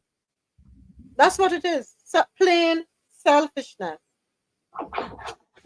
No care, nothing for the other person. That's what it is. Mm-hmm. Yeah. No regard for how their actions are going to impact somebody else.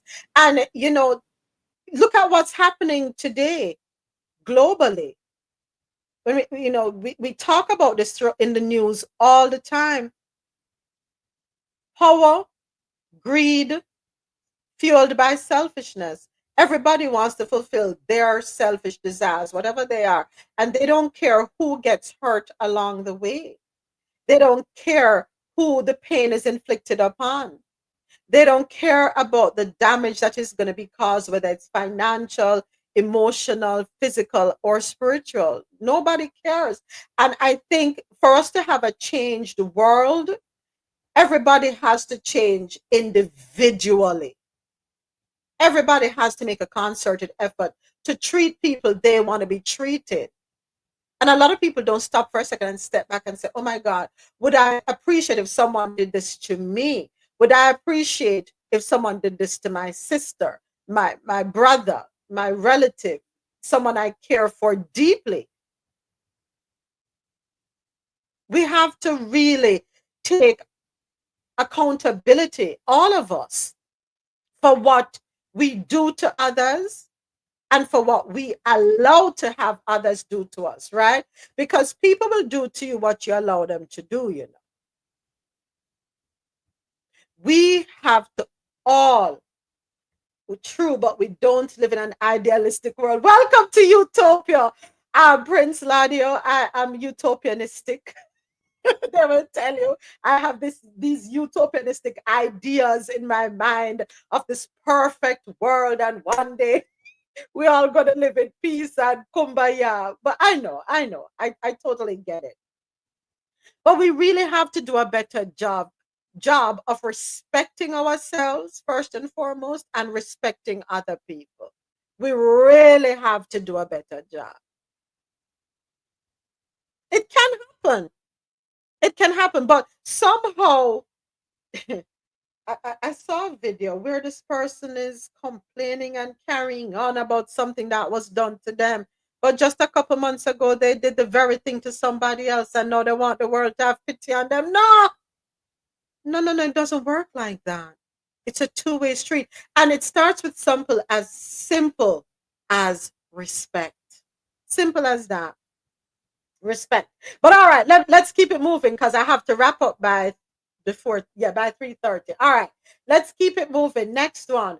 They crave, so we're talking about a post I came across on TikTok.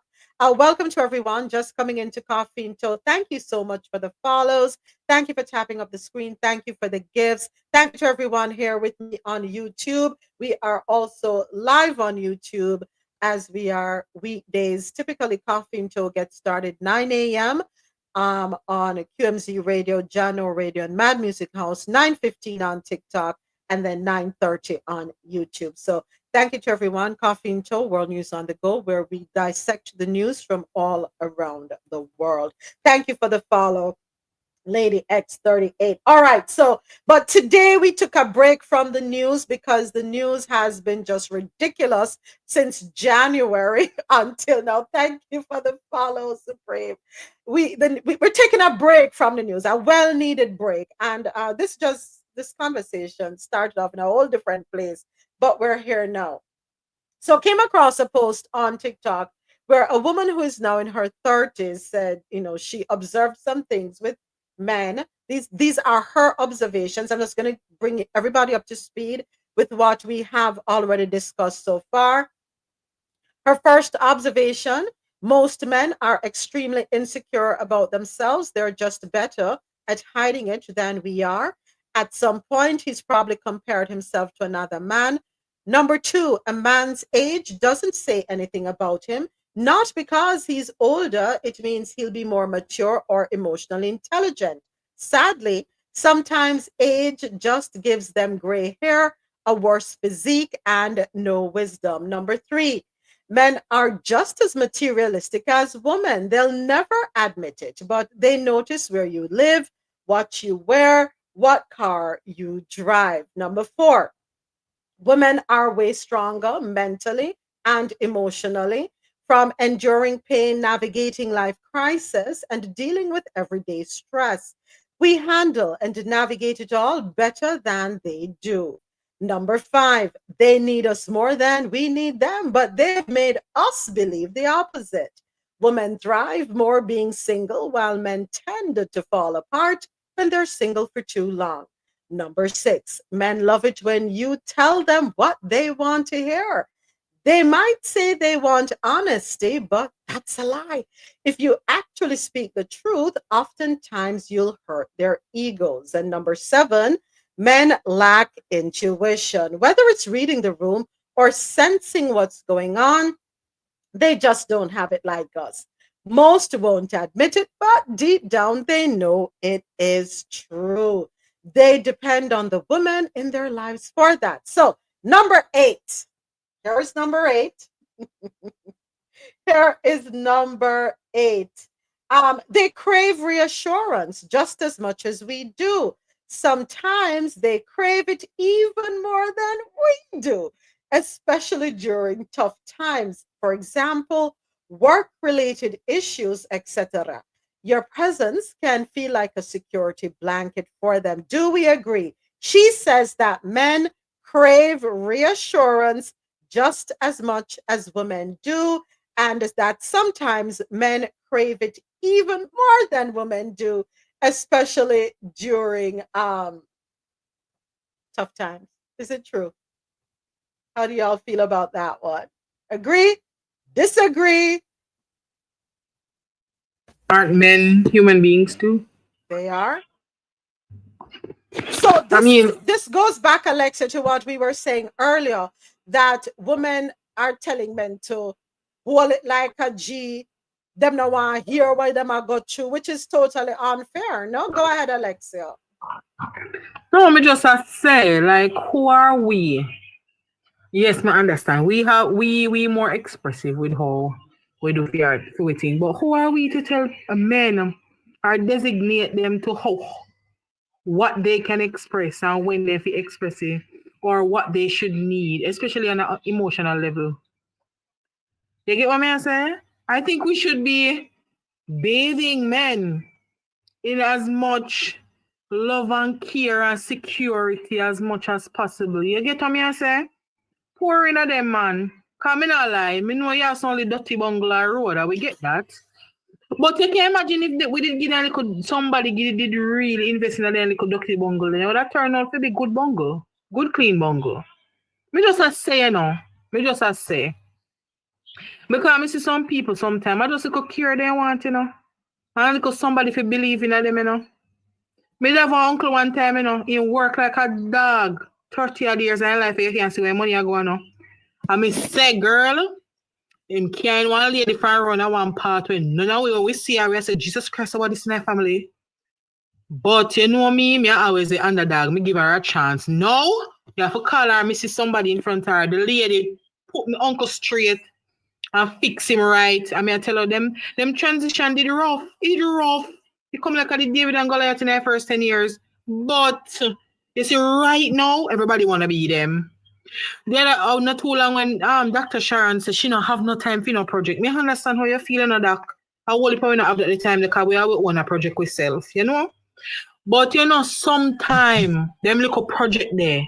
Sometime them little project there. Sometimes those little projects, you know, there are people out there who know how to handle those projects. Because no matter how we feel about ourselves, we are what continuous work or work in progress. Work in progress, you know? we're under construction. Yeah, we're always under construction. Is that like some of the house them more finished than some? Some still their foundation. You understand me? But it take the right contractor to bring it up out of the ground. You understand? Somebody just has to say we need to be a good contractor for one another. Yeah? If you book up on a site and I know your thing, move on quick and fast, not spend no time with you. You understand? No waste of time, no waste for the other person time. Every hour of this stick a bush, you know, lie? All right. So this is where I see myself. I'm not the contractor, I'm not the architect. I'm the interior designer.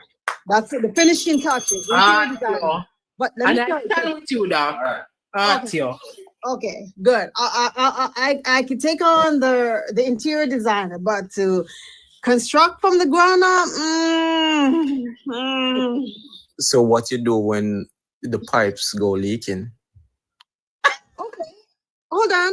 I mean, I'm not of the view that things can't go wrong, you know, and you'll be there for the person. I have no problems with that. But at my stage in my life, I will not be a contractor, not an architect. Okay, so you just call it. Finishing touches. Okay. So remember, So you will call another plumber. You will call a plumber. hold on, Popsicle, you have to remember now. Okay, so let's put things in perspective here. So we're all at different stages, ages and stages, and we have all gone through certain things in life already. No, because of where Dr. Sharon is in her life's journey, for her to take up certain projects is going to set her back 20 years. She doesn't want that. And you know, again, we have to think age and stage. We are at varying points in this thing called life. You know, yeah. So I wouldn't tell her to just take up someone who, you know, is 50 and of course has nothing. A man that has no purpose, no vision, no goal. Absolutely not. Right. Of course. But what I'm saying is that you could take somebody that's heading towards a good direction that has not yet made it. What does that mean? Meaning he's on the path to success. Listen, everybody have to take on the projects they could handle. what them can manage. Just right. interior decorator. I'm the interior designer. Some people could just come and give you a deep clean. You understand? Some people could build from the foundation. Just take on the project you're gonna handle. Yeah. Because it's no sense you're an interior designer and you go in and bid for a project like you're an architect. Bound to fail. Exactly. So everybody just stay in their lane. Yeah. And everybody will get the match. I thank you for saying that, Mr. President. And I tell you something, Popsicle. I will say the same thing to men. We have a friend. Him love take up project. He likes to take up projects, and I have begged him relentlessly to stop because he takes up these projects and he's forever complaining about the projects. Oh, them now listen, them now this. Mr. Stop! Stop! Give yourself a break. You're draining. Thank you for the follow, Mr. Steve. You are draining yourself taking up these projects. Know your limit. But you have to, and I'm just as we're saying for the women, I stand 10 toes down and say it for the men. Yes, I have 4 sons. I would never want to know so them every day they get up and pick up one project. No, where you go with that? You're not cut out for that. You have to know your skill set. You have to know what qualifications you come with, as Mr. President pointed out. If you is not the architect, don't even start draw plans. If you are not the general contractor to be able to interpret the plans and realize the plans, bring them to realization, nobody take on that their role there. Don't do it. If interior design is not your thing, not even start this so. Left it alone. You have to know what your capabilities are, and at the same time, do you even have the wherewithal to take on those projects? We have to be honest. We have to have those honest conversations with ourselves. Go ahead. I know somebody else had opened their mic. I'm gonna tell you something. In terms of man, we had a man who I got talk truth now. Popsicle, listen to me very good. You see, in terms of man, you don't have no young boy to cook no young girl as project. I mean, I go say rare, but you know, if far and few. I always some big man, I take up young girl as project, right? I help them show and show.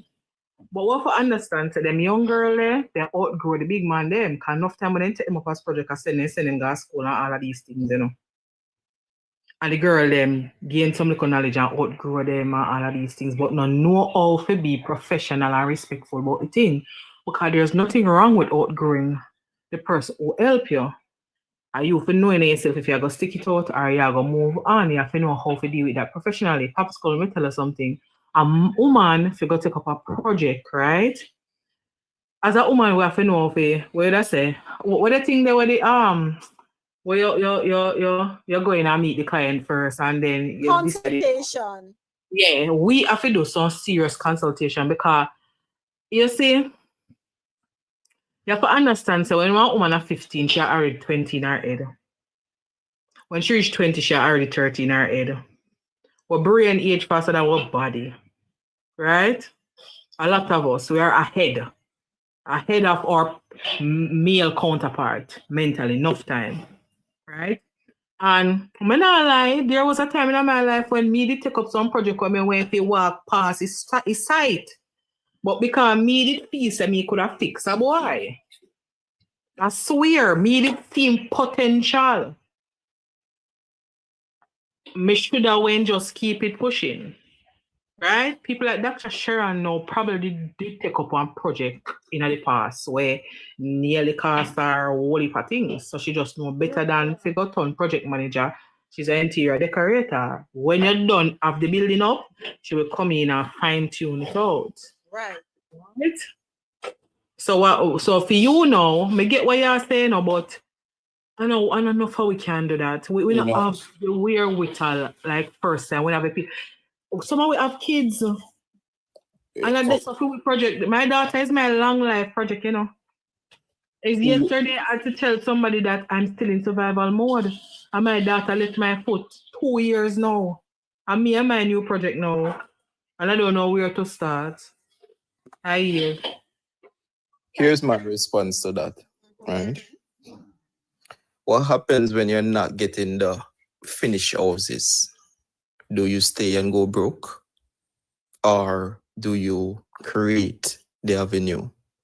See, a lot of times people, or a lot of times women, will go lonely, single, when they could have had something good, just because their unwillingness, right? No, of course, in my statements, I never said that she should take up something that she's unable to do and that will cause some heavy strain.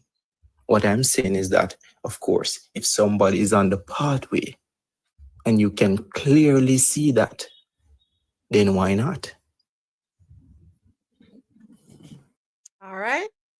Okay, ladies and gentlemen, thank you so much. Thank you to everyone just coming in. Welcome to Coffee and Talk. Go ahead, Dr. Keisha. Now, I will say this as someone that took on a project many years ago, though. I think the problem is the word that comes to mind is settled. And the way that he's speaking is a black or white thing. And again, I notice it's being put on one side. And why should a woman have to settle? A woman does not have to settle, especially when she's at a certain part of her life. And why are there so many unfinished houses, but there's so many finished condos? So that doesn't mean that we've got to settle. Y'all got to hurry up and get your houses done. That's all. I don't think the problem is the ones who regret their marriage or something are the ones that settled at this stage in the game. Mm-hmm. Absolutely. Don't settle, y'all. Keep your 5-bedroom house. Yeah, I agree. A lot of us settle, and we have to look within ourselves and hold ourselves accountable. Be honest with ourselves. We have to be honest with ourselves. We have to be honest. And let me say this before we move on to the next point that the young lady made. Before you venture into a relationship, a situationship,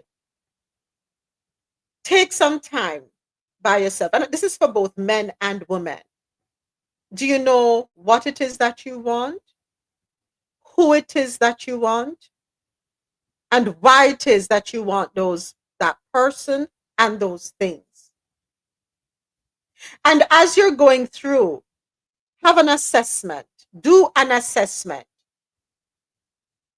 Do an assessment. Is this relationship serving me? Am I gaining value from it? Whatever that value looks like to you, right? Is that person helping you to maintain your peace, creating peace within you? Or is there chaos and confusion? You understand? Know what you want, who you want, and why you want. Just those 3 W's. Just those 3 W's. And be honest. That's one of the huge things that's causing a lot of problems. We're not honest with ourselves. Another thing, one more. Stop getting into relationships to satisfy your friends and family members. Stop staying in relationships that satisfy your friends and family members and not you. The relationship not serving you. You're staying with this person because they have a certain status. You're staying with this person because they're from a certain socioeconomical background.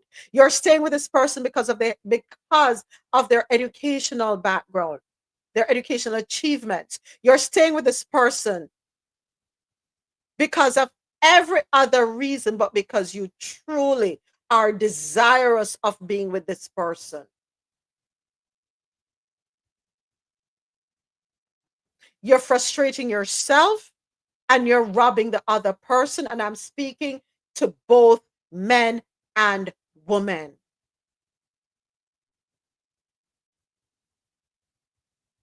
You have to do that, folks. Please. May I beg you no. All right, next up.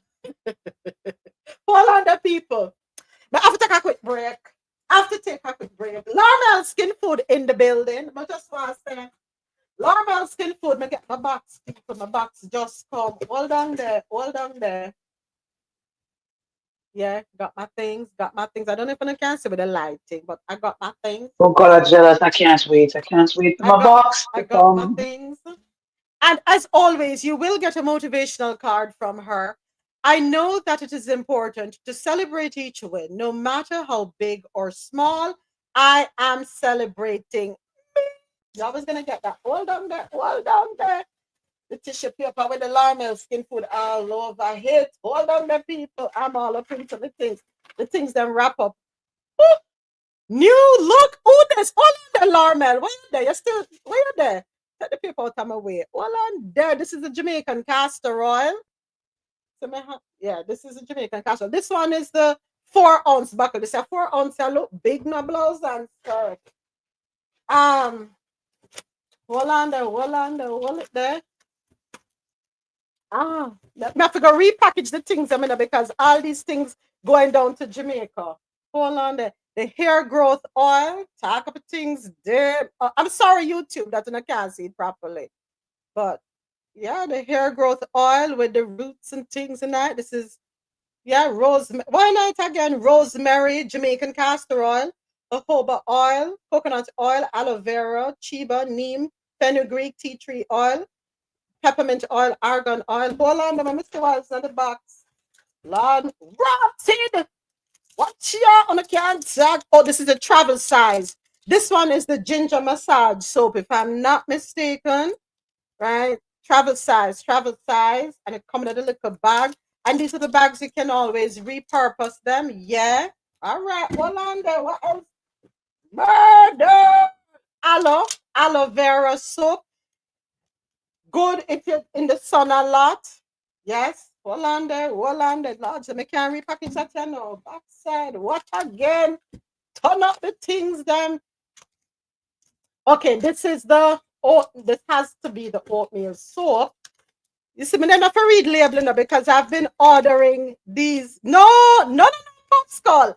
This is from Lormel Skin Food. Hold on there. Somebody put it in the chat for me now. Lormel, you're there. Where you there? You're at work or you're home? You need to come up and come talk to the people, them Lormel. No, this is from Lormel Skin Food, Popskull. Lormel Skin Food is also one of the sponsors for our thing.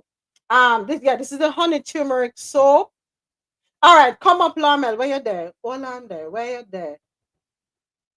Come talk to the people, them, Lormel. Come talk to the people, them. There goes Lormel Skin Food. But you have to turn on your camera, Tasha. Hold on. Actually, I can't. You can't turn on the camera. Okay, all right, come talk to me. So this one is a honey turmeric. Oh, jeez, I'm Tasha. Murder, and other people that play. Where are you, Popsicle? You're in the States or you're in Jamaica? I'm in Jamaica. You're in Jamaica? All right.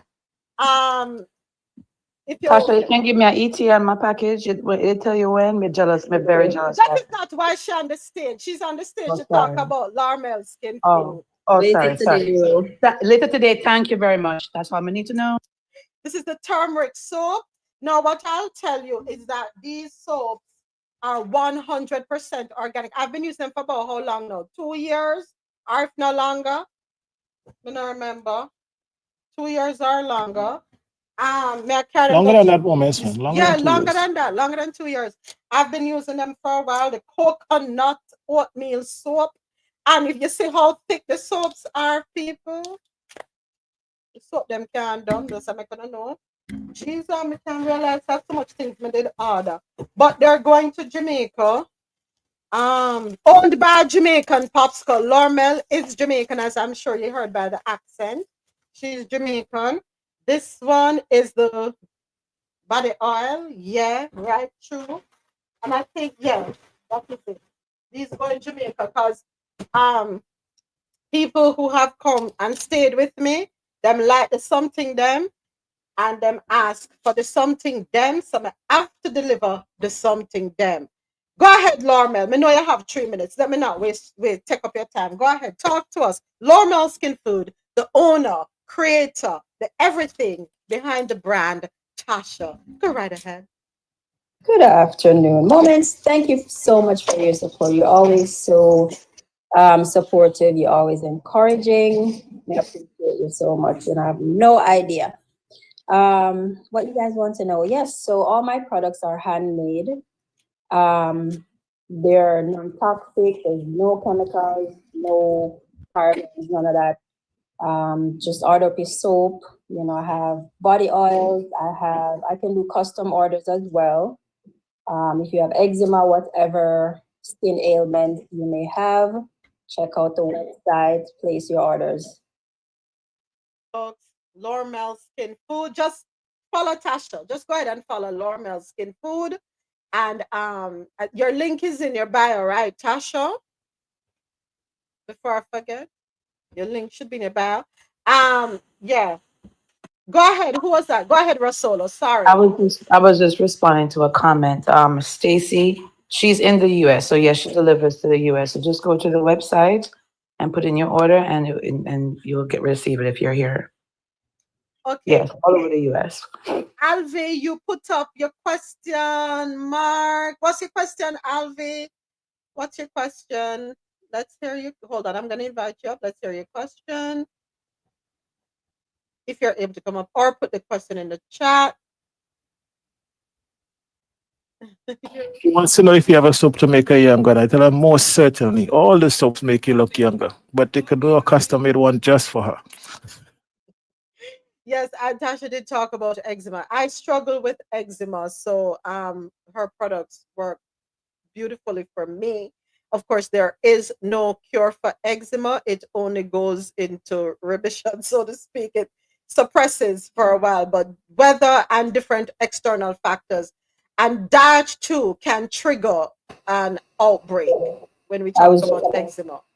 Yes, I was just about to say there's not one product, like don't depend on one product to cure you. You have the soaps, yes, they help, but you also have to watch your diet.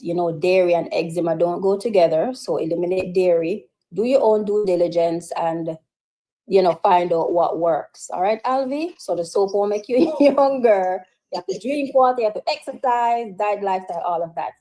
All right?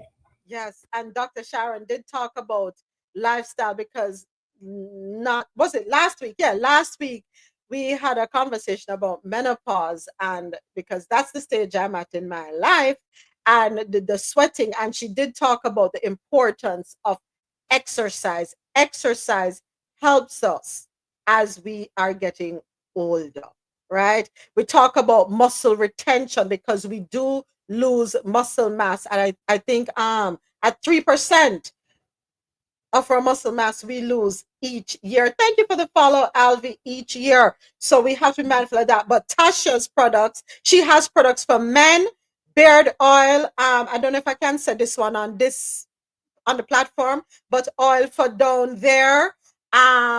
You know, she has yoni products for women. The Don't bottle. forget the skin addictive moments. Don't Oh, forget the the mercy. skin Not because addictive. that it you Yeah. love, so. And but even for the ladies, I could recommend the Jamaica Make Crazy Yam scrubs. They love it.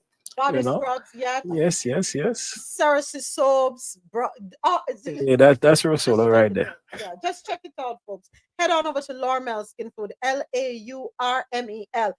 If you'd like, I can make it easier for you. If you want, you can go to my website, Coffee in Toe, and if you go to the shop page, there's a link there for Laurmel Skin Food. If you can't remember, just go to Coffee in Toe, go to the shop page. The link is there for Laurmel Skin Food, skincare products, hair care. Men, she got you as well. And she is here in the US and she does ship. All right. Okay. Okay. Yeah, you won't regret it, Alvi. You really won't. You. But Tasha, sorry, Lord Jesus, if you can talk again, Tasha, if you can talk again. Probably can. Okay. Have 1 minute. Have 1 minute. Okay. Go ahead.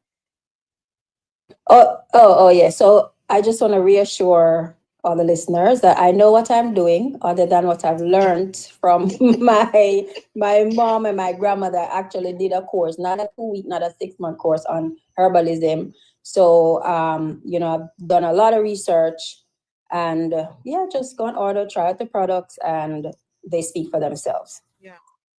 Yeah. Tell us how you feel after you've ordered. Please share with us, and post it. We appreciate that. We talk about supporting our own. I'm huge on that. I'm huge on community building. We are all huge on community building over here on Coffee and Toe.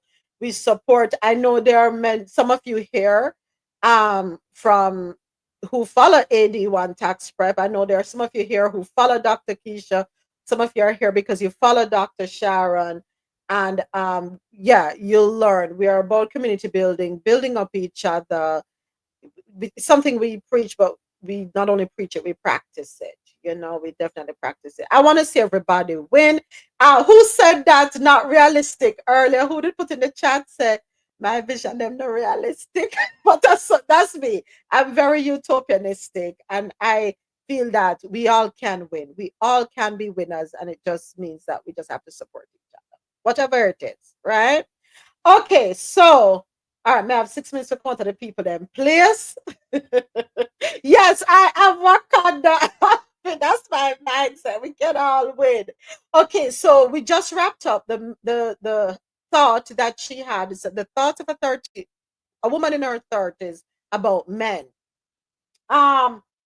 Where they crave reassurance just as much as take care, Tasha. Thank you so much for coming up. That men crave reassurance just as much as we do. Sometimes they crave it even more than we do, especially during tough times. Truth be told, we all want reassurance, and we want it from our partners. We want it from the people in our lives. We want it from the people who say them love us and them care about us. Go right ahead, Pops Paul. Okay. So the even more is where I have a problem with. Okay. Then he becomes an insecure man. And of course, women resent an insecure man. Interesting. So I see we have more to talk about next week. You're bringing up some salient points worth delving a little deeper into. Go ahead, Dr. Sharon. I have a question. Is an insecure man a beta male? Yes. Oh, okay. Just checking. Dr. Sharon, don't start this alpha beta nonsense, okay? Come on, Dr. Sharon. Okay. Don't fall for the young girl verbiage, all right? And the young man verbiage. I think it's a reality. Of course, it has nothing to do with being young or old. You think it affects all age groups? Yes, of course. All age groups. Okay. Yeah. All age groups. You know what? You may have a valid point there, because we just spoke about wisdom not being something that we should naturally expect from people of a certain age, right? Being older doesn't necessarily mean that we have wisdom. I see what you answer. All right, number 9. Not all men cheat. I agree. Not all men cheat. I agree. absolutely agree. I agree. I agree. I agree. Yeah. But a lot of West Indians do. That's where I have a problem with that statement. Ja, how you gonna do that? Me not We gonna don't make you call. stereotyping. Me not gonna make you Right call now, out me Jamaican man them. Ja, No, we're going to nah. revoke your West Indian Y'all card. forget I'm Antiguan, right? So, Yes, okay. That's All right. Caribbean. I said yeah. Caribbean. Caribbean. Me not gonna make you call. Caribbean. Caribbean. Men from the Caribbean, especially Jamaica, we don't cheat. Especially Jamaican men. And that was proven through a recent research, right, Popskull? Oh, and so does Grenadians. We do not cheat. Yeah, okay. Yeah, Jamaican men don't cheat. None at all. None at all. Pops, calm down. Calm down right now. Thank you. You just don't get into monogamous relationships, so you don't cheat. Because you're not in a monogamous relationship, right? It's only 25% of Jamaican men cheat. Remember now, the research was busted out the other day where 75% of the children They were not the fathers. Let me say this. Do you know that annually, right, there are more Jamaican men that get married than their counterparts? So more men are actually getting married. That's good. That not be. That's good. They're settling down with one person or making one person official. Alvin said we are only 20%. Or two. Yeah, but them getting married doesn't mean infidelity is not rock. That's why I said they're. Thank you. I was waiting for that. No, but I said that. Not the way she said it, but I said it. One person. Them choose one person to tie down. Yeah, because the only one somebody can carry their last name at a time. Differently from the children. But that leads me to ask the question. Oh my gosh, I have to wrap up. But that leads me to ask the question. In the West, do we really have a problem with polygamy? Or is it because of socialization via colonization why we say we have a problem with it? And hear me out. There are a lot of women throughout the Caribbean who know so the man have other women and said them okay with it. Yes, I think a lot of women are okay with it. I think it's, a socially engineered concept that, of course, monogamy. I think it's not something that is practical. It sounds good on paper, of course, but when it comes down to the real world, it doesn't work. I'm not saying a man is not able to be faithful to one woman. That's not right. I know what you mean. Yeah. That's another conversation that we have had this one in the past. We've had this conversation in the past when we used to do Days After Dark, when we've spoken about monogamy and polygamy and polyamory and the root of all of that and so on and so forth. And we can have that conversation again. Because would I want to be in a polygamous relationship? Quite honestly, no. Quite honestly, I don't know if me could have deal with that. But some women are okay with it, but then pretend not to be okay with it because of societal norms. Some of them are thrown into it and just deal with it, right? Because they might try and make sure the people know them father. That some of them are with community rams, and them know it's a community ram. Moments more I do a poly, but I can't know Dally house thing after business. Yeah. The man can't sleep on her side. Me and the other woman have him locked down. Like cow in a pen. So slide. So Geely says here on YouTube, polygamy when practiced, how it's supposed to be, not the Western version, works in my opinion. And I see what she's saying. Polygamy in Western civilization is sexualized. Polygamy in its original context is not.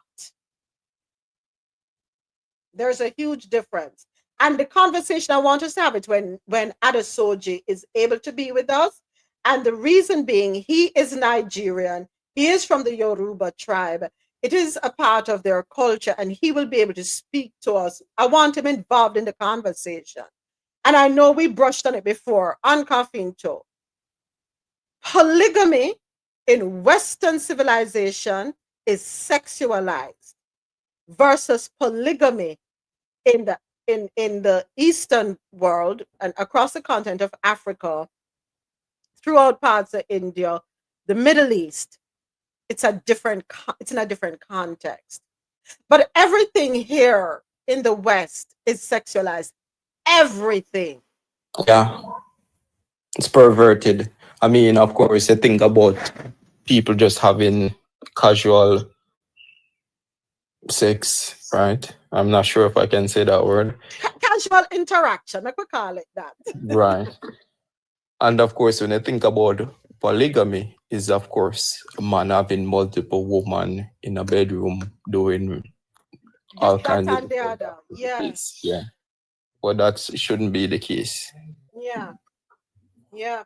Dr. Keisha says, my husband's father is polygamist. And I hope it's okay for me to say where your husband is from, Dr. Keisha.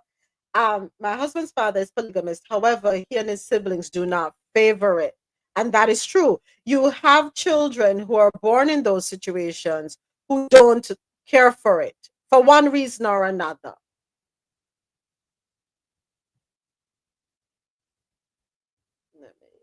Yeah, for one reason or another, they hated it. Yeah. I've heard that from some. And then we have another CIT family member, Coffee Into family member. She is from that culture too, but she doesn't like it. I think she spoke about her grandfather, I think, or was it her father, who is a polygamist, and because of their culture, they're from Sudan, right? Some people are in favor of it, some people are not. But again, Western plus versus Eastern, everything has been distorted here in the West.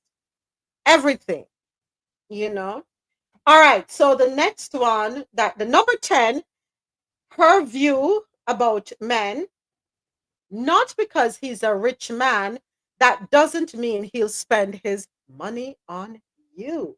Hey, being with a man who is generous will do you more good than being with a rich man who does nothing for you. The goal is to be with a generous man. I hope Dr. Sharon is listening. She's listening. So not because he's a rich man, that doesn't mean she never said she wanted. Did she say she wanted a rich man? I don't think that's what she said. I don't think that's what she said in a pop story. She said she don't want project. She don't want a project. She says she'll be an interior decorator, but she's not going to take it from foundation to roof and all of that. She'll be the interior decorator. Is that what you said, Dr. Sharon, right? You never say you want a rich She never man. said anything about being rich. Yeah. She never said that. I didn't say that. I just said I don't want a project. Yeah. She don't want a project. She don't want a project. Different from her saying he has to be a rich man. And a rich man also be a project. A rich man can also be a project. Absolutely. Look at what we have up there in Washington.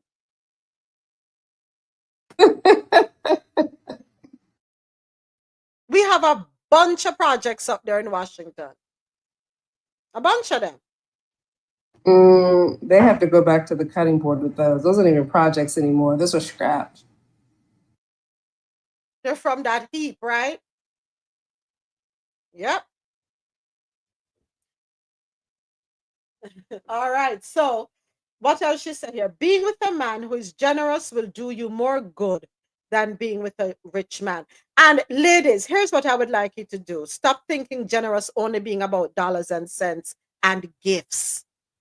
What is the purpose with this man giving you all the gifts and all the money and everything, and he doesn't give you his most precious resource? Do you know what that is? Time. It's time. And if they can cook, that's a keeper. Oh, talk about that's a good man, Savannah. His time. Read that point again. I missed it. I said there is no point in having a man who is going to dole out all the gifts and shell you down with the money and not give you the most valuable thing he has, which is his. And Dr. Keisha said, time. Absolutely, his time. That's the best thing. That's the most generous. The man who is most generous gives of himself, his time. He takes the time to listen. He takes the time to understand, to care. He wants to be around you. He wants to be in your presence. In just what? You can't beat that. You know how many women are sitting in mansions, driving luxury cars, wearing the finest linens, being able to go here, there, and everywhere, and they're miserable and empty. They don't see the men. They couldn't tell when last time see the man. In moments, but not like, you know, we really have to create a space, a special space, man, because they have all heap of deal with them. They cannot broke. They can't ambitionless. They have time for we. Hey, they must know if to communicate. Hey. You have to can lay the pipe. Listen. At my age, we never really business about that. We just one company. You're looking for companionship. Yeah, we're not even bother with that at this point. Me I get old now. And I want to believe companionship is important to all of us. I think that's important. Even well, because guess what? You won't be able to have intercourse forever. At some point, that comes to an end. Now, when that comes to an end, are you able to still kick it with this person? Are you still able to hang out with this person and have an amazing time? Are you still interested in this person? Are you still desirous of knowing what's going on with this person mentally, emotionally? Is this person still the apple of your eye, the one that makes the butterflies flutter, the one that lights up your eyes? That's important. That's important. Those things matter. I want to believe they matter. Yeah. Those are very important. And I think it's for both parties, both for men and women. Both for men and women.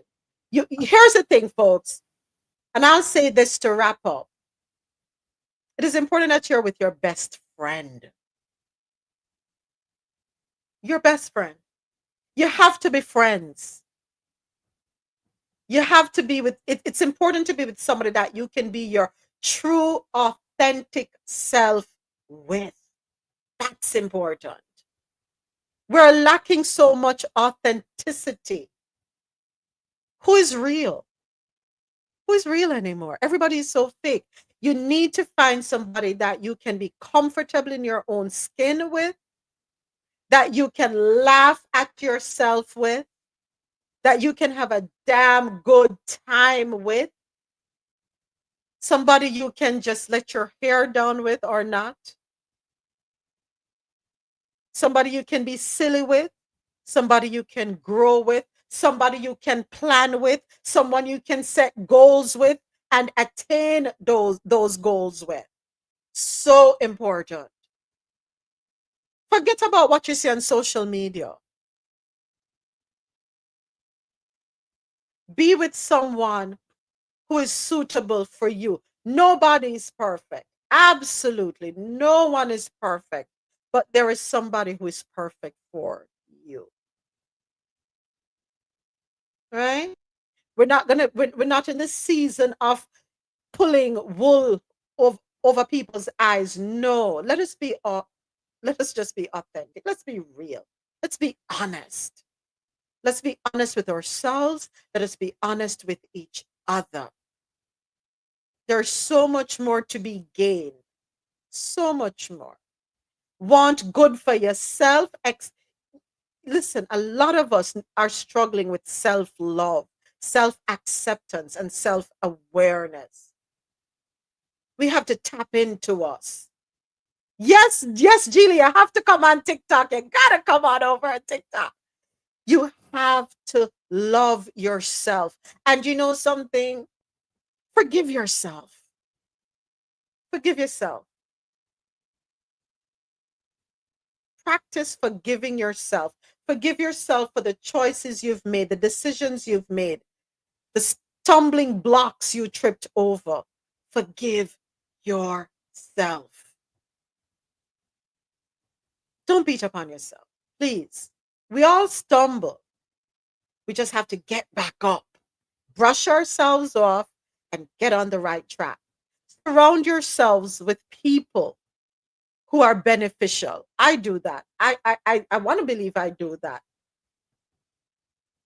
I love my Coffee and Toe family. They check me.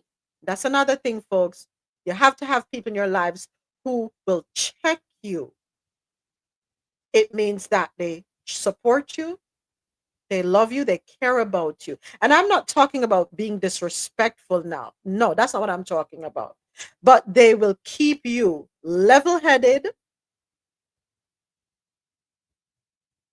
And they do so by showing you different perspectives and highlighting certain things. I don't want yes people around me. That doesn't serve me. Yes. You're not serving me. If everything I say or do, you have a yes or you are in agreement with, okay, I'm looking at you through my side eye. I am. Surround yourselves with real people, people who encourage you to level up in whatever area it is that you need to level up in. Go ahead, Pop Skull. Go right ahead. So this is what I have to say about that. If you're with someone and you're always in agreement with that person, then obviously somebody is pretending. All right? There's nobody that, of course, just aligned with you. And this is why I have a problem with saying that, of course, soulmates. There's no such thing as someone who's just made for you. All right, that's a whole other conversation. Conversations we've had before on Days After Dark. Conversations we've had before on Days After Dark. One more comment and then I'll finish wrapping up. All right. So, folks, be mindful of your surroundings, the people you have around you. All right, that's so important. Self-awareness, self-acceptance, self-love. Let's focus on those things, right? Not everyone wants to be accountable. Absolutely, Alvi. I agree with you, unfortunately. And the reason for that is because they are not at the level of maturity that they should be at, or they're not working toward that. It's a process. It is a process. And accountability is something that is taught from early. If you weren't fortunate enough to have, or if you were not in a position to have it taught to you, there's a whole big world out there. Observe, pay attention. Get it. There's so much information out there, that we can seek out. Listen to podcasts, listen to conversations, read books, so on and so forth, that will uplift us and challenge us to learn to hold ourselves accountable. Take care, Ro. All right? So that being said, I want to say thank you to everyone. I'm going to shut down YouTube. You first. Thank you to everyone for being here with me on YouTube. Geely, 80, and I'm sure Mad Libra. Not sure who else is here with us, but I know some other folks are here with us on YouTube. I just want to say thank you so much for watching. Thank you for subscribing. Thank you for the engagement. Have yourselves a wonderful rest of the day. Tomorrow we'll be back with you 9:30 a.m. Eastern. Yes, 9:30 a.m. Eastern. I'm going to behave myself and make sure 9:30 I open the space on YouTube. All right. Take care. Walk good. Walk in love. Coffee in Tow is an interactive world news podcast, a dynamic and engaging live show that streams across multiple internet radio stations worldwide. This podcast brings you real-time news updates, in-depth analysis, and interactive discussions on global events, making you a part of the conversation no matter where you are. With a diverse range of expert guests and listener participation, it's your go-to source for staying informed and connected to the world. Coffee in Tow is brought to you in part by Lormel Skin Food. Log on to lormelskinfood.com. Discover the range of natural skincare solutions. Indulge in the radiance of natural and organic beauty with the best natural and organic soap bars, whipped soaps, body butters, and oils. All 100% natural products. Lormel Skin Food for a natural, beautiful you. The world's best coffee from our farms to your cup. It's Grand Coffee House.